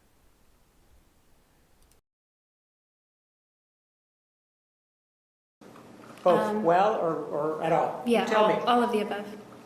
And so at the end of May then, you're saying that you really don't remember whether or not you made a telephone call to Mr. Brewer. Is that what you're saying? I don't remember specifically, but I know I called him at one point. All right. And you did call him because you wanted to talk to him about some gas cans, right? That wasn't the purpose of the call. Well, that was what was discussed during that call, correct? I think so, yes. You're saying you think so? Yes, correct? That's Yes. what you're saying. And so one of the things that you told him in discussing these gas cans was that you were going to take a trip, right? Yes. And that the purpose for the gas cans was that you could put gas in them, right? Yes. And the other thing that you told him was that the trip that you were going to make was going to be to Mesa, Arizona, right? No. You were here when he testified, correct? Yes. And he's somebody that you've had I guess, a long-term relationship with, correct? Yes, about 4 years. Pardon? About 4 years we were in a relationship. Right, and then even after that, you have had, if not a close friendship, you've had a friendship after the two of you split, correct?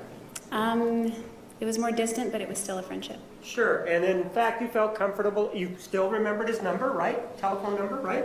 Yes. And you felt comfortable enough to ask him for a favor, right? Certain favors, yes. Well, that particular favor, you felt comfortable in asking him for that, right? Which one? The gas cans? Well, which other favor are we talking about? Are there more than one favor here that we've talked about? I want to know what you're talking about. No, I'm asking you. Do you remember that we started talking about gas cans? Do you remember that? Yes. That we've talked of nothing else other than gas cans so far. Is there anything else that you believe that we've talked about? I wasn't sure, that's why I asked. Ma'am, is there anything else that we have talked about? Now, the other night we did a review on depth psychology, and let's do this one about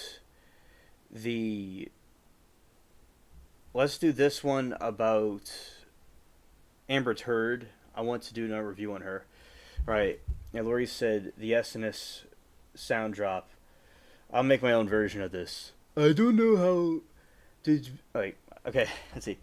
I don't know nothing how to do anything. I made my own version of it. Okay. So now I want to look at some of this Amber Turd and kind of go into the way her mind works. All right, let's go here. Let's go to this one.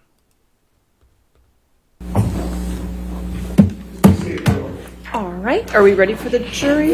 Oh, we have things, okay. Yes. What do we have?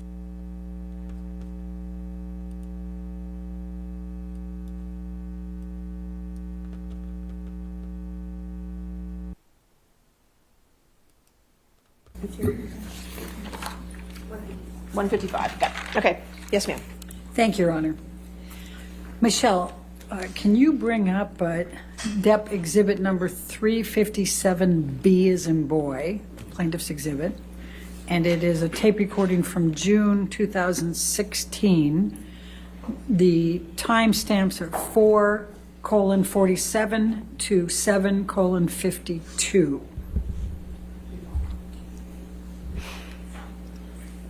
All right. Is that in evidence yet? I'm going to move the admission of it. Okay, so was that going to be for the whole 357, or is that 357A, or is that? That's just B. I have that as B as in boy. I think there was a portion that Okay, was put in there. 357B. Any objection to 357B? No, Your Honor. All right, 357B in evidence. Thank you. I can just tell you the basic facts is like it was private for days after I filed. You did not have to file. That's not a move that the other party has to make. Okay. And it's just not. Okay. And you did. Okay. Well, your team did. Okay. And then within 5 minutes, it was private in T&Z. You just do the math yourself without any other thing, and that's why it's very clear. Okay. And I don't know if you knew that. No, I didn't know that, and if that's the case, I'll acknowledge it. And if you say I approve it, then I'll acknowledge it. Look, it doesn't shock me that any fucking Yeah, it seems to make sense. attorney would do something like that. It doesn't, Yeah. it doesn't shock me. But I'm telling you now, if they file the fucking papers tomorrow, which means the shit I gotta file before we go to court on Friday. If they file those papers, it's first of all, it's very bad for both of us. Okay. Well, your team's not gonna file anything that they think is bad for you. Trust me. No, you're what you're saying. You got to do something to protect yourself, which means throwing me under the bus for some video about me beating. Not me. I have to respond. Legally, meaning I'll have to go and pursue I have to pursue the whole course of action, because here's what you don't understand. If we do this, and no, because I called my lawyers and I said, why aren't we negotiating more? What is going on? Where are we? And they're like, everything is in their court. We literally they won't settle. Your agents won't. Your lawyers won't settle, baby. I'm telling you. No, we want to mediate. We even have we even found mediators and everything. Like that was all worked out. The thing that Laura didn't agree to was she did not want to agree to a mutual gag order, and that's the problem. Like she doesn't want the gag order. Why, Johnny? Why? Why wouldn't she? Why wouldn't she want both parties to not talk about this in the press? By the way, just talking about the press, not even talking about the court. Okay, Why? I tell you what, Amber, let me get on that right now. I'll fucking get on it right now, and I'll get a message back to you somehow. Just but I'll get on it right now. I just want you to know I've not done anything and have not been doing any moves. Like, look it up, the timeline. Nothing was on the offense. Everything has been a defensive move because I'm being called a liar and a gold digger. And I'm not lying about any of this shit. And I am not after a dime of your money. And Do you remember when you had this discussion with Mr. Depp? Yes. When was that? I believe that was June of 2016, so after the divorce, while we still had the restraining order. Okay. And what, if anything, was going on with respect to a gag order at that point? Objection calls for speculation. I'm asking her. I haven't. All right, overruled. Good. I was trying to get Johnny to stop the smear campaign that he Objection, launched. Your Honor. Hearsay. Lack of foundation. What, if any, discussion did you have with him about a smear campaign? Johnny told me that he would ruin me, that no one would ever touch me, meaning professionally, no one would ever work with me again, that I'd never work again, that I'd be selling Depends, is what he said, and that he'd ruined my career, and he refused to not engage with, up until that point, he refused to not engage with the press by leaking. Objection, Your Honor. Calls for speculation. How is that speculation? This is what he's telling her, correct? Right. Okay, all right, I'll overrule the objection. And up until that point, I was trying to, get him to call the dogs off, call it off, because it was forcing me into a position where he was calling me a liar, and he was forcing me to prove it. And I knew that wasn't going to be good for him. And I kept saying, don't make me prove it. I don't want to. But he was calling me a liar and having a really sophisticated, very, very well-paid, very sophisticated PR machine. Objection, Your going Honor. overtime. Calls for speculation. All right, I'll sustain the objection. I'll move on. Let's go to DEP exhibit, that's plaintiff's exhibit 357C. That's 12:30 to 16:30. I'm going to move the admission. Any objection? No objection, Your Honor. All right, 357C in evidence. All right. Michelle, if you complain. It's not about that. It would not be about me throwing you under the bus. You know what it would be? It would be released through documented people coming on the record and having the protection to do so that haven't had yet. It would be eyewitness statements. It would be evidence, tons of it, and it would be through years. And it would be unbelievable to imagine that either I'm in A, secret fake club, or B, I've had A secret what? I've had a secret fight club, or that I have been plotting to do this for 3 years, and while taking pictures of it and documenting it, just saving it up for the right time when I'm not asking for any money and have nothing financial to gain from it.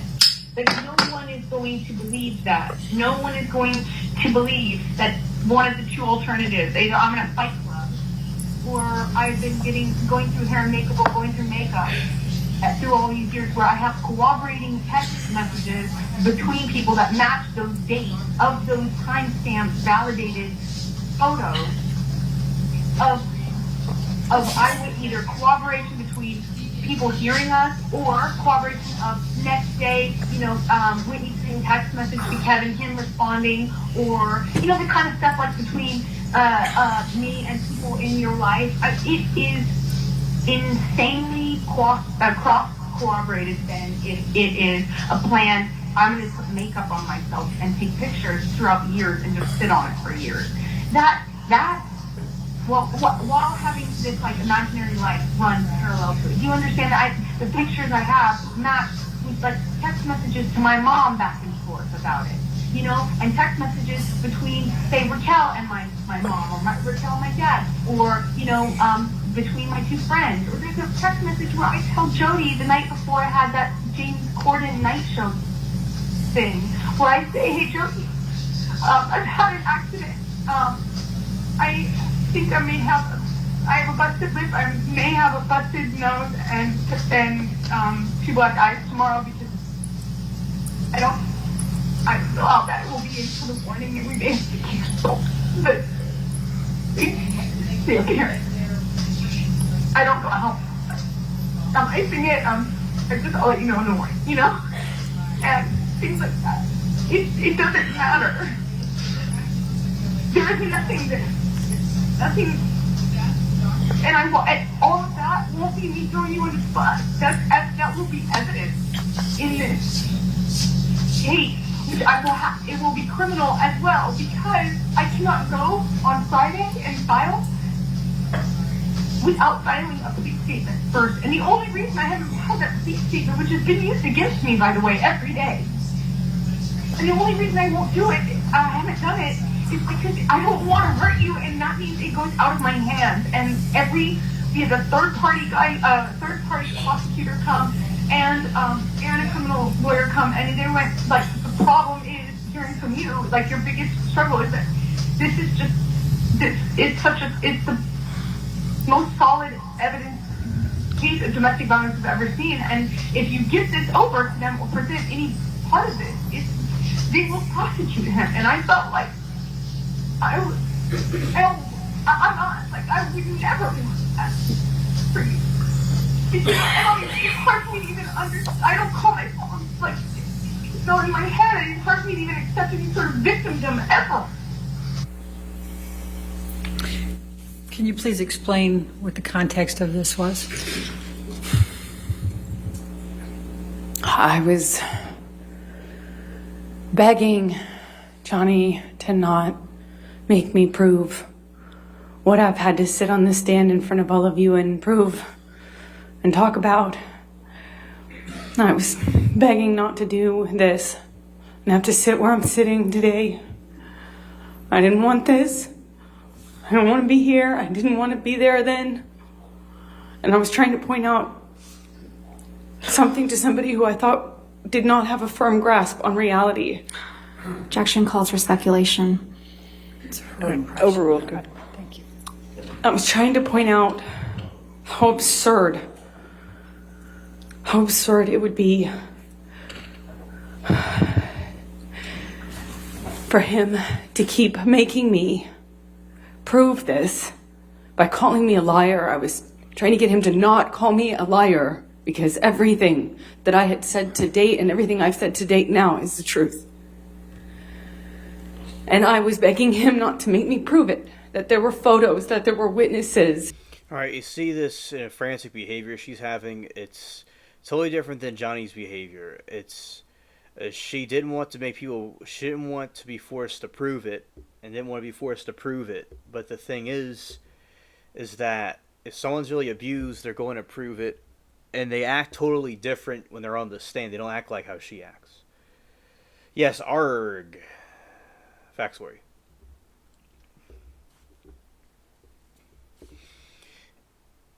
And yeah, it was more how his mother acted from what he described. Yeah, definitely. That there was my testimony. There were years of me with injuries on the dates where we were fighting, and they were documented. I mean, pictures from 2012. So I was trying to say to him, either you'd suppose that people would rather believe this is a hoax, elaborate, well-orchestrated, year-long campaign for what? Or that, what? It just seemed crazy. And I thought no one was advising him in his best interest. I thought no one was telling him the truth. I know he's surrounded by yes men, and I thought nobody was saying to Johnny, this is crazy, don't do this. And I didn't want to hurt him. I didn't want to hurt him. I loved him. I loved him so much. That's why I'm explaining to him why I didn't file criminal charges. I didn't file a police report, even though it was being used against me. I didn't want this to go to a prosecutor. I didn't want this to hurt Johnny. I don't want this to hurt Johnny. Michelle, can you bring up Dep Exhibit 357D as in David? And that is 17:25 to 17:37. I'm going to move the admission, Your Honor. All right, any objection? No objection. All right. Any evidence? 357D. I've been called a liar. Baby. And I've been called Baby. a gold digger. Baby. Everyone is. Baby. Amber, I didn't call you those things. I didn't call you those things. I'm going to go on now to, can we go to Plaintiff's Exhibit 357E? And this is 21:47 to 22:37. I'm going to move the admission, Your Honor. Any objection? No objection. 357E. Thank you. And you're stronger. It's the way I think that I thought you could kill me, that doesn't mean you counter with you also that you lost your own finger. I am not trying to attack you here. I'm just trying to point out the fact of why I said call 911. Because you had your hands on me after putting the phone in my face, and I just got crazy in the past, and I truly thought I need to stop this madness before I get hurt. Oh my God. And I never think about myself that way. I never defend myself that way. I never see myself as a victim. It's your fault, you know? All right, yeah. And I, when they came, I did not cooperate with them. It has been used against me, not by the media, by your side. And what are you referring to there?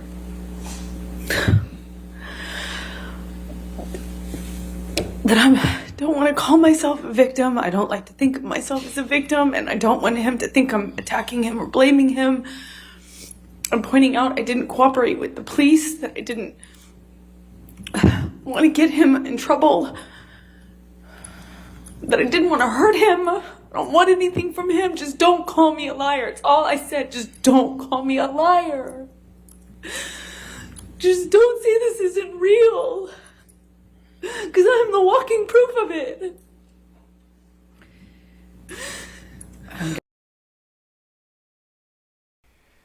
Yeah, this is very annoying. The way she acts is very annoying.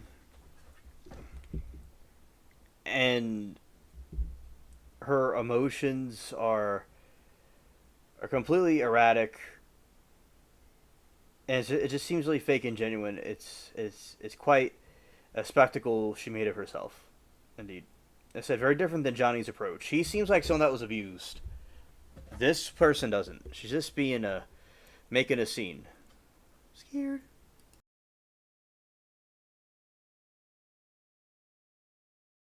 I'm going to ask to bring up Plaintiff's Exhibit, Dep Exhibit 357F as in Frank, 24:04 to 24:48, and move the admission. All right, any objection? No objection. All right, 357F. I have said only this from the very beginning. I only have my integrity. And the unfortunate thing is What about mine? taking it a step further. What about mine? They keep taking, that's what I'm trying to say to you, literally in words. I'm out of my mouth, that's what I'm trying to say to you. Every step of the way, I have said to them, the thing is, they're hurting Johnny by this, because every time that they call me a liar, or they say this is not true, or Stevie, that this text message is not actually happened, or that your security guard, which by the way was a follow-up to your security guard saying they never saw abuse happening. The same security guard who, by the way, have said to me multiple times that I was going to get killed.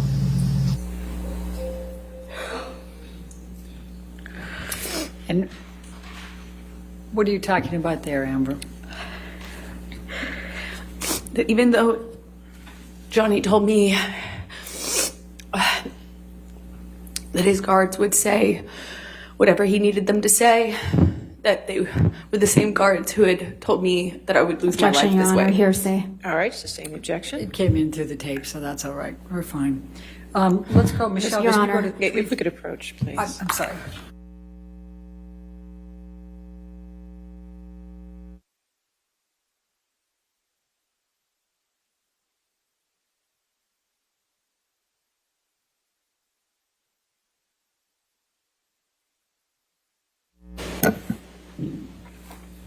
Michelle, can you bring up Dep Exhibit 357G, Plaintiff's 357G, and it's 26:00 to 26:28.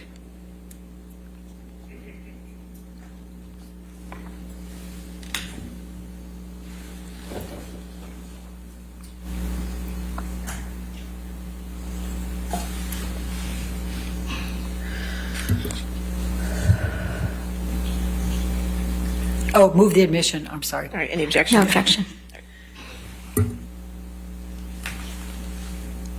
Oh, obviously, they're going to have to say they didn't see it in front of me and other people that have heard them. You're gonna have to do this under oath too, you know.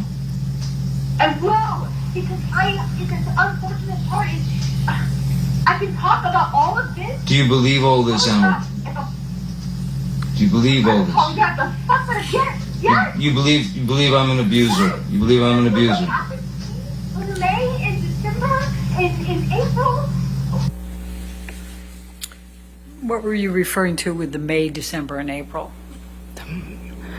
Just listing some of the times in which he beat me up and that he knew about. So I'm going to take you now fast forward into the July 2016 timeframe. There was a mediation that came about during that time. What, if any, intent did you have to reconcile with Mr. Depp at the time of the mediation? I wanted there to be no animosity. I wanted to minimize animosity. I wanted to reconcile in that way. I didn't want to get back together with him, if that makes sense. Okay.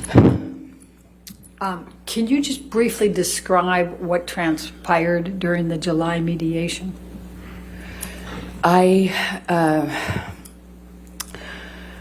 Even though I had a TRO and I wanted to move on with my life, the campaign I mentioned earlier, the smear campaign, the article after article, the hounding me, the, leaking fake. Objection, Your Honor, non-responsive. All right, I sustain the objection. Okay. Please explain. What I was meeting with him about is because he had, put these things out in the media. It seemed like every day Objection, there Your was a new Honor. attack. Calls for speculation, lack of foundation. All right. Did Mr. Depp discuss with you that he was putting these out in the media? Objection, leading. Overruled, I'll allow it. Yes. Okay, please explain. He told me he would tell his team to back off and to back off effectively if I agreed to do certain things. One of which, he wanted me to drop charges. He wanted, or some version of that. He wanted me to get back together with him and go on tour with him in the tour bus. He wanted me to do certain things that I thought were impossible and that would definitely go against all of everything that I stood for and had earned in getting my TRO, getting my restraining order and moving on. But I had to break the TRO in order to beg him to stop the machine, the press machine, because I was feeling like I couldn't live my life. I was being dropped from commercial opportunities. People were turning on me. A campaign I shot dropped me. I mean, it was just, I had never been inundated with that much press. Every single day, me and my family were, and every witness, anyone who even indirectly supported me got bombarded. And the media campaign calls for speculation, lack of foundation. I'll stay in just the last part of that, all right? Okay. Next question. Okay. We heard Christian Carino testify earlier. Can you describe to the jury what your relationship was with Christian Carino? He was my commercial agent, meaning he handled things like campaigns for a short amount of time, and then became Johnny's agent around the time of the divorce. He was a kind of mutual friend at the time between Johnny and I, and so he helped us kind of negotiate or mediate a time where we could meet, and my goal in that was to just beg Johnny to stop doing this. Objection, non-responsive. Overruled, that's right. What, if any, desire did you have to return to Mr. Depp after the divorce? None. Okay. Now, you heard Mr. White testify that he engaged in negotiations with you during the settlement process of the divorce. What, if any, discussions did you have with Mr. White? None. The first time I saw him was on the testimony screen in the UK during the UK trial. I've never spoken to him. So he didn't negotiate your settlement? No, he did not. Okay. What was important to you in the divorce negotiations? The statement. That was it. The statement. I wanted a mutual statement, and I wanted him to call get the press out of this. Just make a statement, and in that statement, clear my name. I wanted to clear my name. It's all I have. I said this to him too, and he knew this. All I have is my name. I come from nothing. All I have is my integrity. All I have is my name. And that's exactly what he promised to take from me. Why did you agree to accept $7 million as your settlement? I didn't care about the money. I was told if I didn't agree to a number, that it could be overturned. That this would never actually, it would never get completed, would never settle. Objection, and then it would be hearsay. overturned. What was your Sustained, go ahead. What was your understanding? That if I didn't agree to a number, it would be overturned. So I took far less than what they were offering and what I was entitled to. And why did you donate it to charity? I promised the entirety of it to charity because I was never interested in Johnny's money. And in the divorce, I just wanted my safety. I wanted to move on from my life. I wanted my future. And then he started compromising that, calling me a liar, making it impossible for me to move on by doing so. So then I wanted the truth. I wanted him to clear my name and to leave me alone. I've been saying that since 2016. So why did you donate 3.5 to Children's Hospital and 3.5 to ACLU? Well, I pledged the first half, or 3.5, to Children's Hospital because I'd been working there as a volunteer for well over a decade. I knew the facility well. I'd worked there with another nonprofit is how I got affiliated with them, and I knew they could use the resources. I was familiar with it. And what about the ACLU? And then ACLU because I was a supporter, because I believed in the work they were doing. I believed that they were doing good work for people who deserved it. Why did you make the donations over a period of time as opposed to just a lump sum? Two reasons. The short of it is because I was receiving the settlement in installments. I was receiving the installments over time. Second of all, so I could get the tax benefit of paying overtime. You know, it's my understanding that's how you pay these like large sums. You pay it over time. Did you make any payments towards these donations? I did. Okay. Approximately how much? I allowed for the first installment, which is $100,000 to each. That came straight from Johnny in 2016. I followed up with $350,000 that year, 2016. 2018, I did another. Oh, and I also donated to $250,000 to Art of Elysium, which is the affiliate I was just speaking about, that does the work in the Children's Hospital. It was not going to count towards my overall pledge, but I did that too.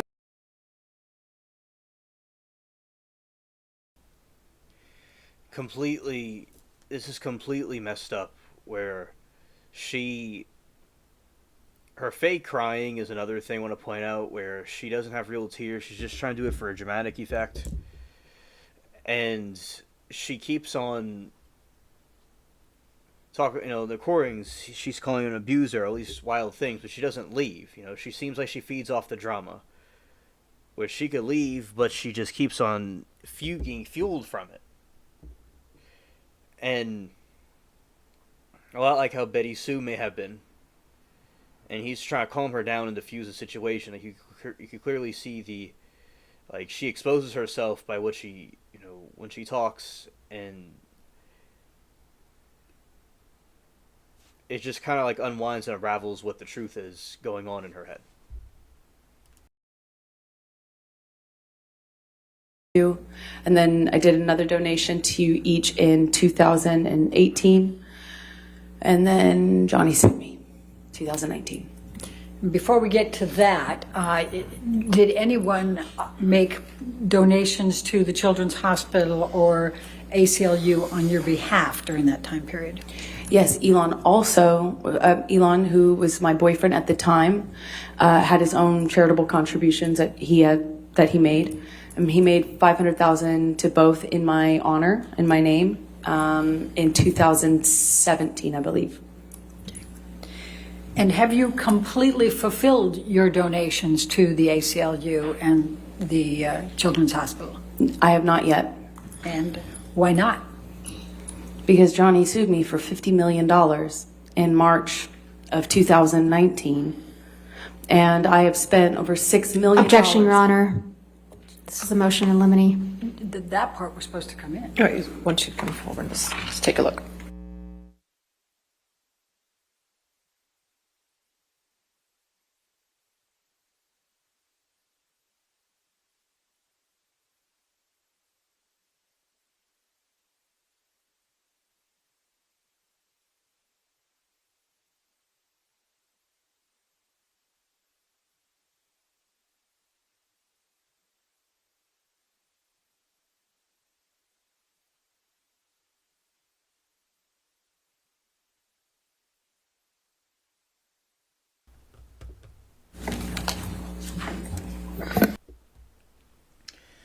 Lori, so my battery's at 7% and I'm still at Wally World, so I may get kicked out. Oh, okay. Yeah, Lori, and if your phone goes out or if you do leave to come later, it was nice having you with us tonight, and I enjoyed everything that we, having you with us and the jokes and stuff that we did. I think we went well.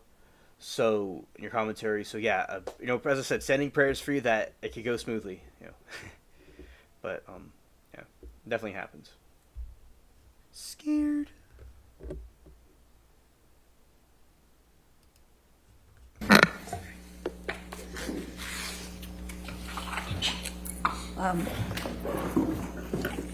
So going back to that, then, could you afford to continue making payments to the ACLU and Children's Hospital?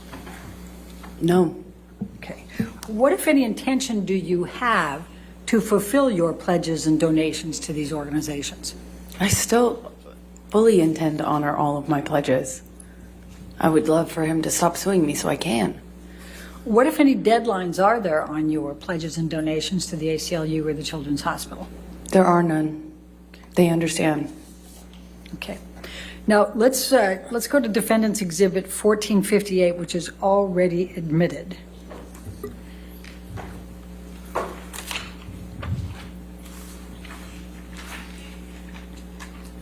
Now, I'm going to just direct your attention to paragraph 27, where it says, neither party has made false accusations for financial gain.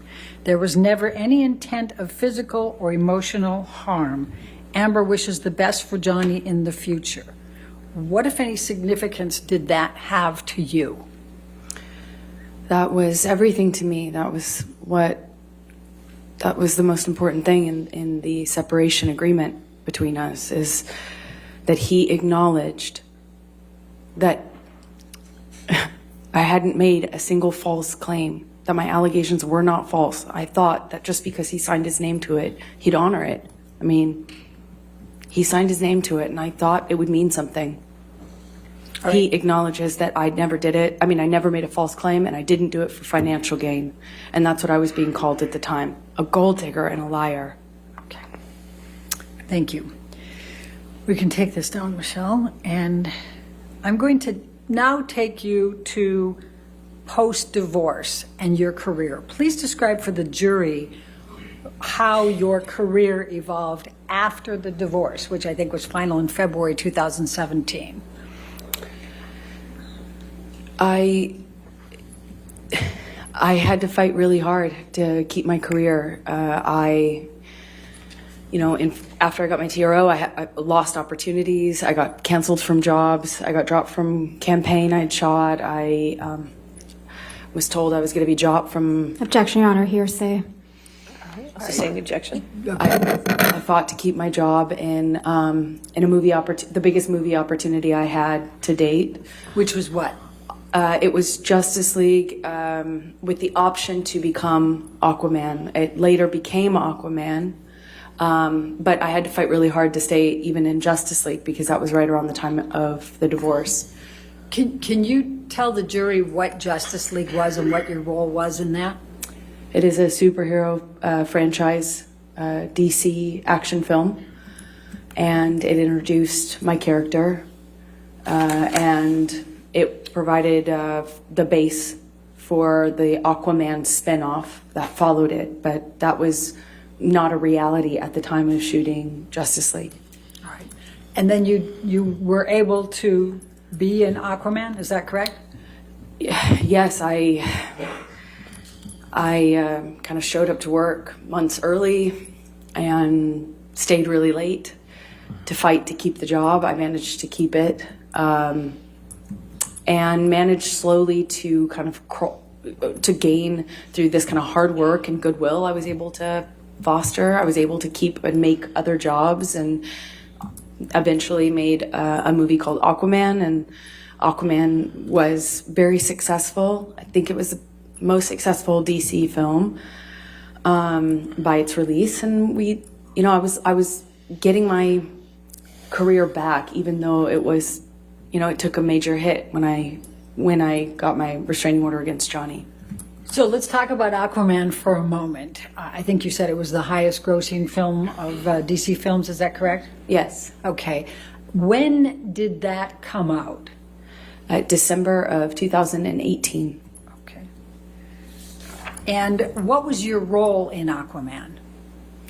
I play Mira. And was that a lead role? Yes, it is one of the leading roles. It's the female lead opposite Jason Momoa's character of Aquaman. Okay, so you were his mate?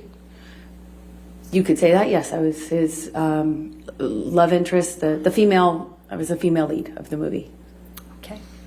So in December of 2018, as Aquaman's coming out, why did you agree to participate in the op-ed? Well, because I believed in some of the causes that the op-ed was seeking to advance. There was a lot of attention and energy around gender-based issues, gender-based violence issues in general. I had just recently become an ambassador for the ACLU.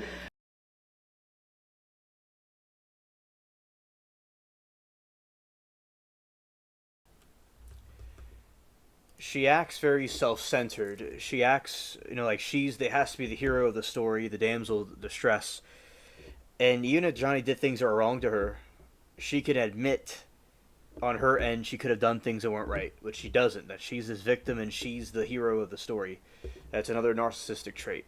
Her demanding persona on the stand really reflects this type of behavior. I said Johnny was very humble and soft-spoken, and this is a completely different type of person we're dealing with here.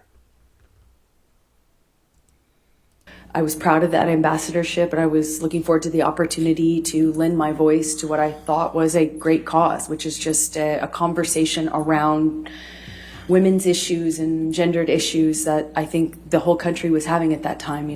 Quite a political conversation and cultural conversation at the time, and I was happy to lend my voice if I could. Who drafted the first draft of the op-ed? The ACLU. Did you initially want to include Mr. Depp by name or reference? No. What were you trying to accomplish by the op-ed? I was trying to raise awareness around some of the issues that I just mentioned. There was some legislative reform, Title IX being one of them, and there was just a greater cultural conversation being had around gender issues, and I was happy to weigh in on what I saw as the unique phenomena that women and typically women experience in our culture when they come forward against somebody more powerful, when they speak up about gender-based violence. And I thought I could lend my voice to that conversation. I thought I had something to say about that. Were you trying to boost your sales for Aquaman since it was coming out in that same time frame? It doesn't work like that. I don't think any op-ed, a major motion picture or major franchise like that is not aided by the publication of an op-ed in the Washington Post. I'll put it that way. But the other way around can be said. I was wanting to lend my name at that specific time to potentially advance the causes within the op-ed. Because of your success as Mira with Aquaman? Yeah, just the publicity of the movie and the success of the movie would hopefully, in best case scenario, only add and lend itself would lend attention to the issues that the op-ed aimed to address. What did you do once the ACLU had your agreement to be the spokesperson for the op-ed, to put your name to it? I sought the advice of my attorney. And why did you do that? Well, because I didn't want to get into any sort of legal issue. I didn't want to have any sort of legal problems for talking about what happens to women or people when they come forward and speak about these sorts of issues, especially when they come forward against someone more powerful than them. And that... You see, she's not even talking about what happened to her. She's just talking about her mission and her goal and going on and on about that. When you have a situation like this, all she cares about is herself and her own, glorifying herself.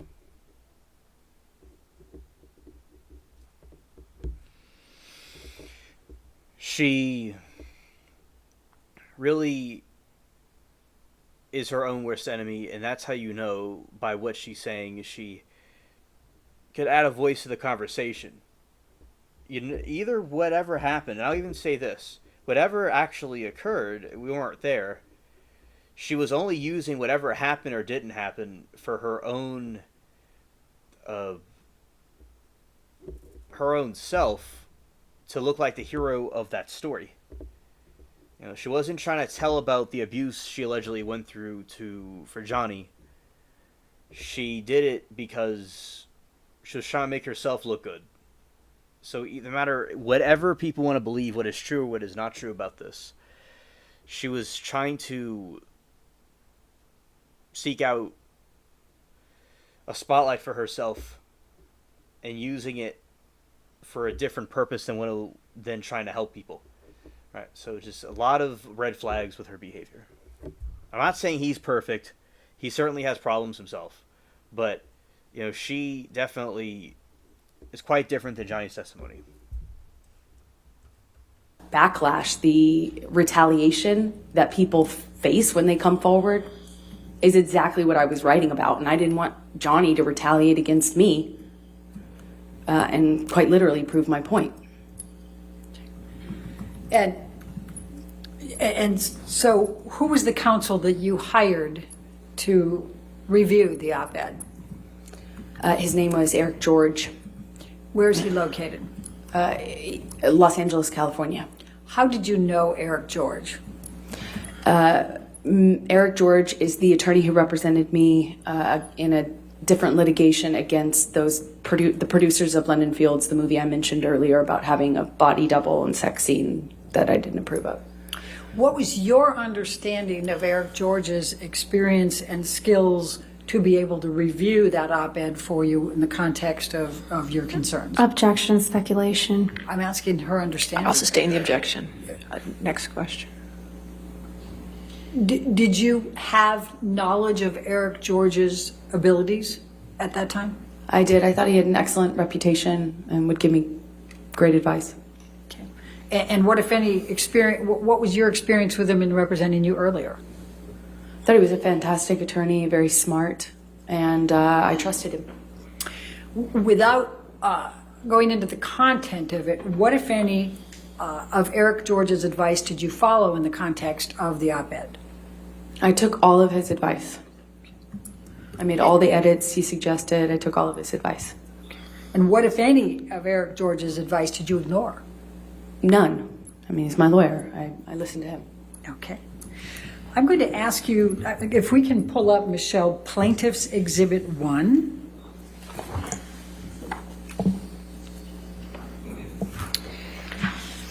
Now, this is the online version of the op-ed, and it has this title, Amber Heard, I spoke up against sexual violence and faced our culture's wrath. That has to change. What, if any, role did you play in this title? None. What, if any, role to your knowledge did the ACLU play in this title? None to my knowledge. Okay. Are these exact words anywhere in the article? No. No, they're not. When did you first become aware of this title being included in the online version of the op-ed? I think in this litigation is the first time I realized that. Okay. I'm going to now ask, Michelle, can you bring up Plaintiff's Exhibit 2? And this has also already been admitted into evidence, Your Honor. Yes, ma'am. And this is the paper version, if you will, of the Washington Post with your editorial. And if you go to the second page, this one has a title, A Transformative Moment for Women. What, if any, role did you play in that title? I didn't. Okay. None. Now, do you recall seeing this version, the newspaper version, at the time? Yes, this is the version I saw. I'm very proud of it. I had it framed. You had the newspaper version, not the online? I did. I had the newspaper framed. Okay. And now I'm going to ask you to turn to, and Michelle, can we pull up Plaintiff's Exhibit number 3?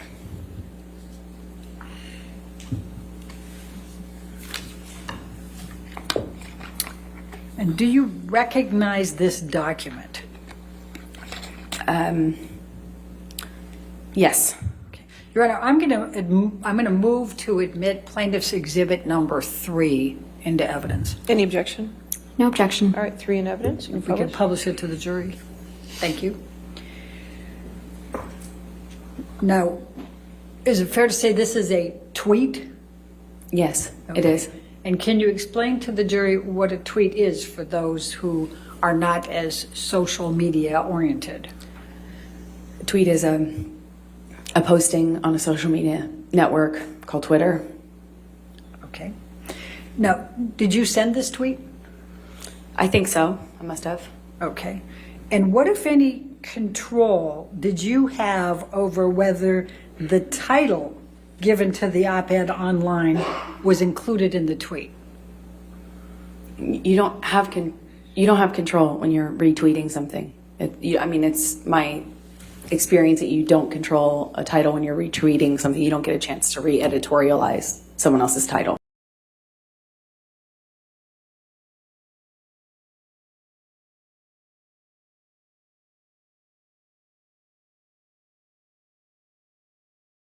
Okay, going to go over this way.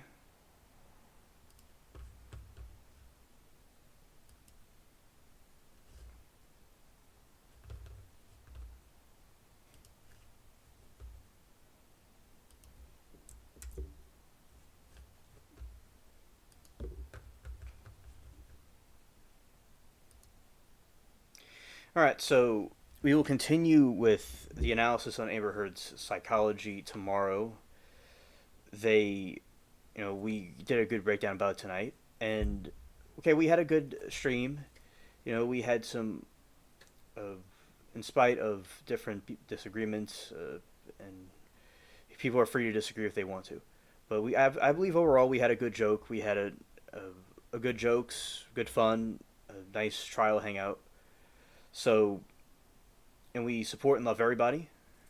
And I want to thank you all for hanging out with me and chilling with me during this live stream. And everyone, take care and peace.